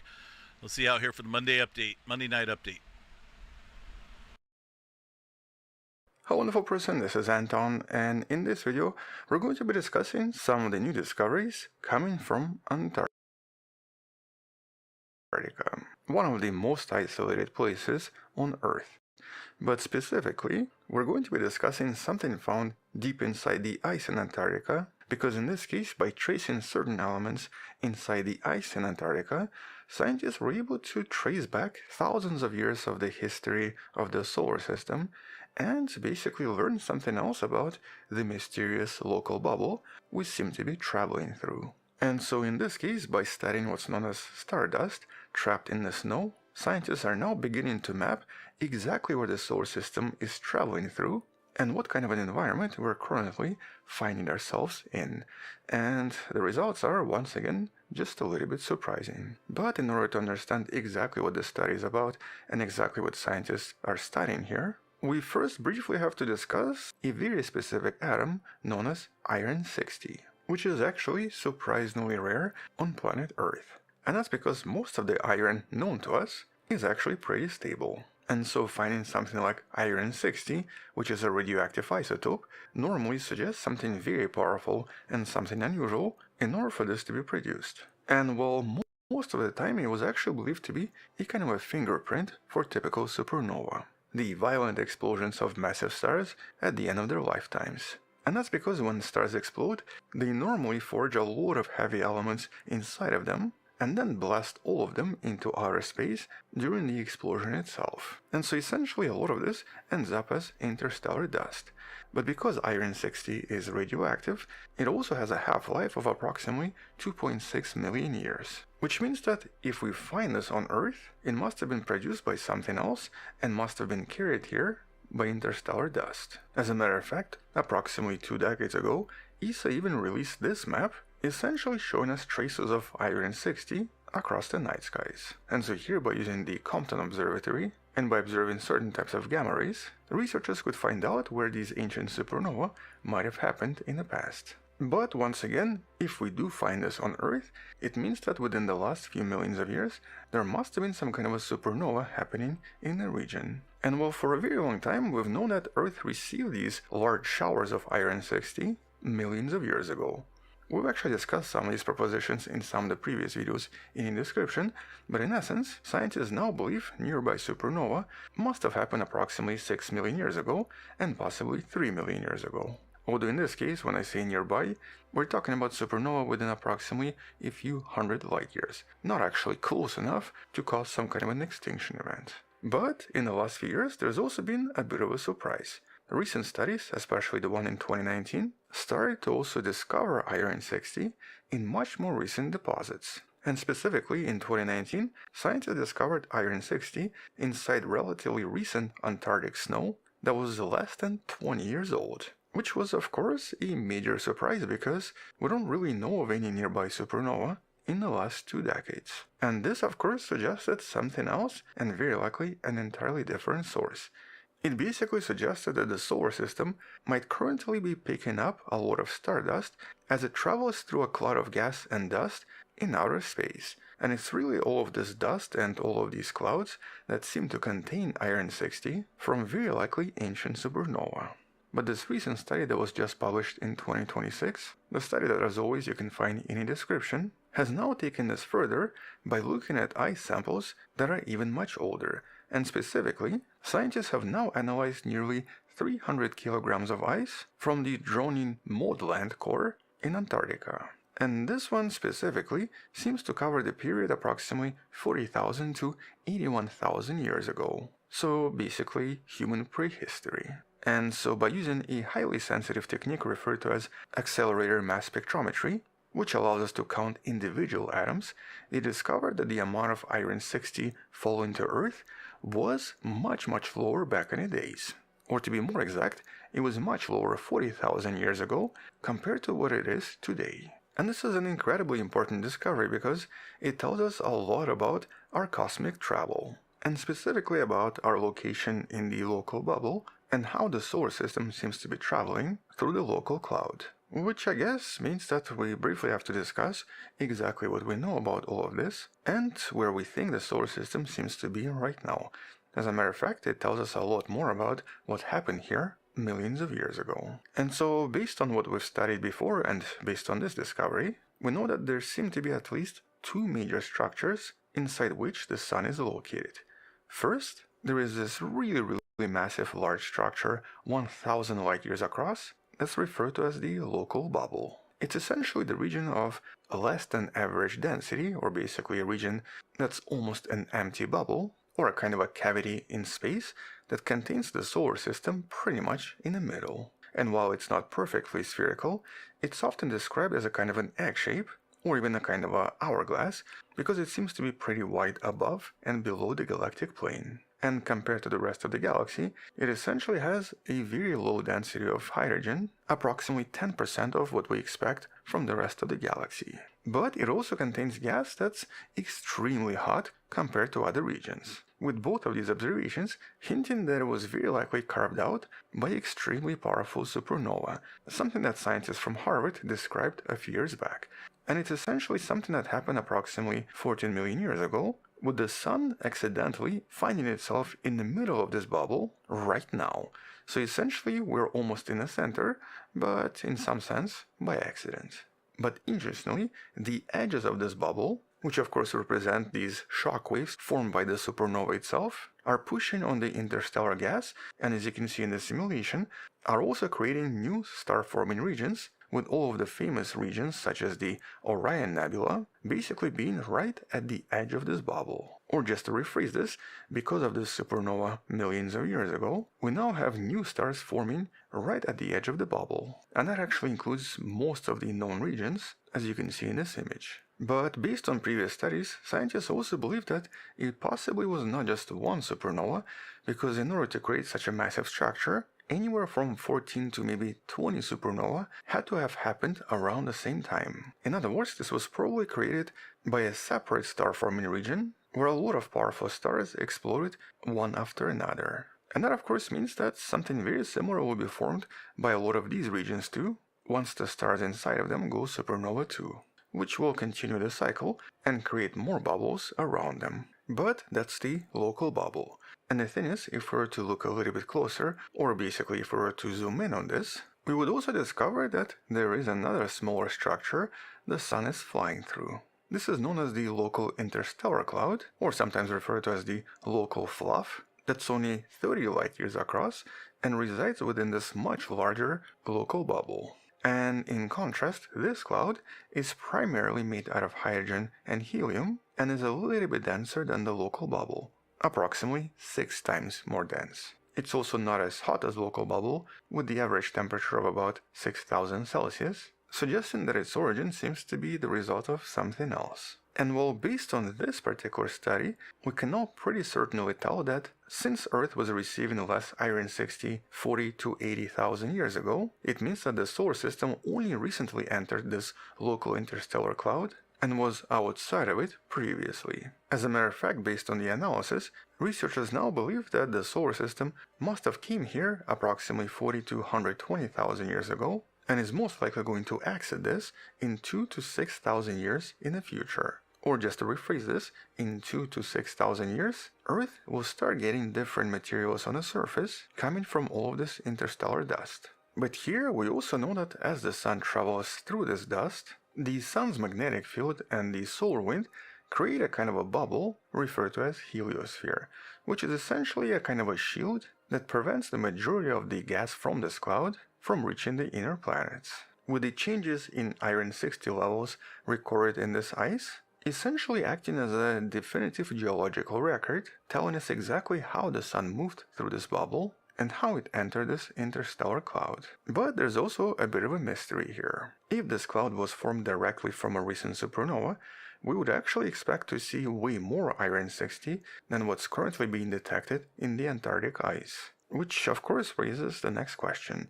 So how did this particular cloud form? We know how the local bubble formed, and a lot of simulations suggest that it was basically a bunch of supernova, but what about this formation? Well, based on this study and the results from a lot of other studies, it essentially implies that this cloud is not a piece of an exploded star. Instead, this might be something much older and involve interstellar dust that was first swept up and then compressed by a previous supernova's shockwave. Or basically this is a remnant cloud from some other explosion very long time ago that has now been shifted and moved by the pressure from ancient supernova. In other words, it suggests that we're currently traveling through some kind of a remnant shockwave produced by a supernova possibly millions of years ago. But importantly, it also confirms that a lot of this Antarctic ice is essentially like this massive cosmic archive. And so by studying the layers of this ice, we can now directly track the history of the solar system as it traveled across the galaxy for the past 2 to 3 million years. And so these tiny atoms of iron-60 are now giving us a high-resolution map of the interstellar medium and a lot of other formations around the Sun, while also confirming that we seem to be moving through a very dynamic region and through the environment that has only recently changed, with many of these local clouds and local gas forming these very complex structures that we're only now beginning to understand and beginning to map. As a matter of fact, most of these studies are from the last 5 or 6 years. None of these studies or these observations were even possible before. But this also means that future studies can analyze even more of these ice samples, looking at even older ice, and possibly discovering additional structures that we might have passed through before. And the thing is, most of these structures would be practically invisible to even the most powerful telescopes. Because here we're just talking about clouds that don't even qualify as nebula and are extremely low in density. But I guess more importantly, these studies might also tell us what's going to happen in the future because, based on previous studies, we know that the Sun is eventually going to enter the nearby G cloud, which, based on preliminary observations, might happen in the next 2000 years. This is actually the cloud that contains the Alpha Centauri system and does seem to contain conditions, or I guess space weather, that's a little bit different from the current cloud. And exactly what happens between these clouds and how they interact or what they do to each other is of course unknown.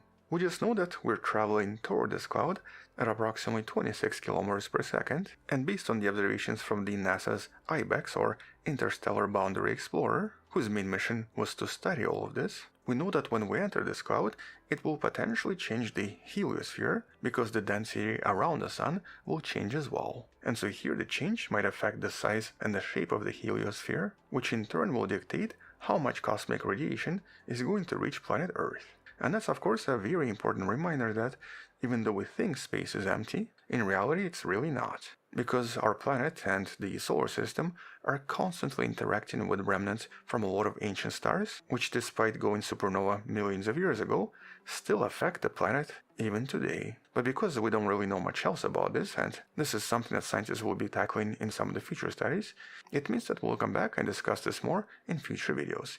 And if you want to find out more, subscribe, come back tomorrow to learn something else, support this channel on Patreon where you can find additional videos without any ads and can DM me directly, or by joining a channel membership that grants you early access. You can also support this channel by buying the Wonderful Person t-shirt in the description below. Stay wonderful, I'll see you tomorrow, and as always, bye bye.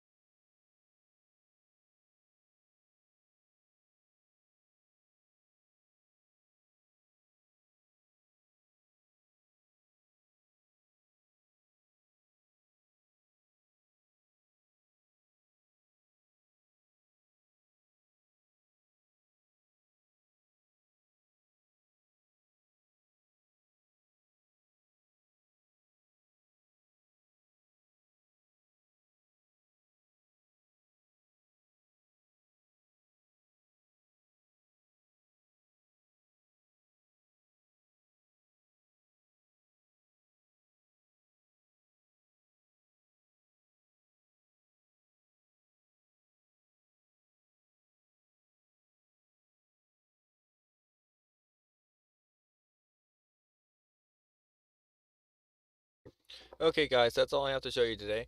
It's at 10:18 p.m. June 1st, 2026. And thank you guys for joining me. Make sure you like, share, comment, and subscribe. Share this with other people who like learning about content like this. Talk about more stuff when I get a chance to see you guys next. Thank you again. Have a great rest of your evening, and I will be playing Warcraft 3 momentarily. And if you want to join that stream,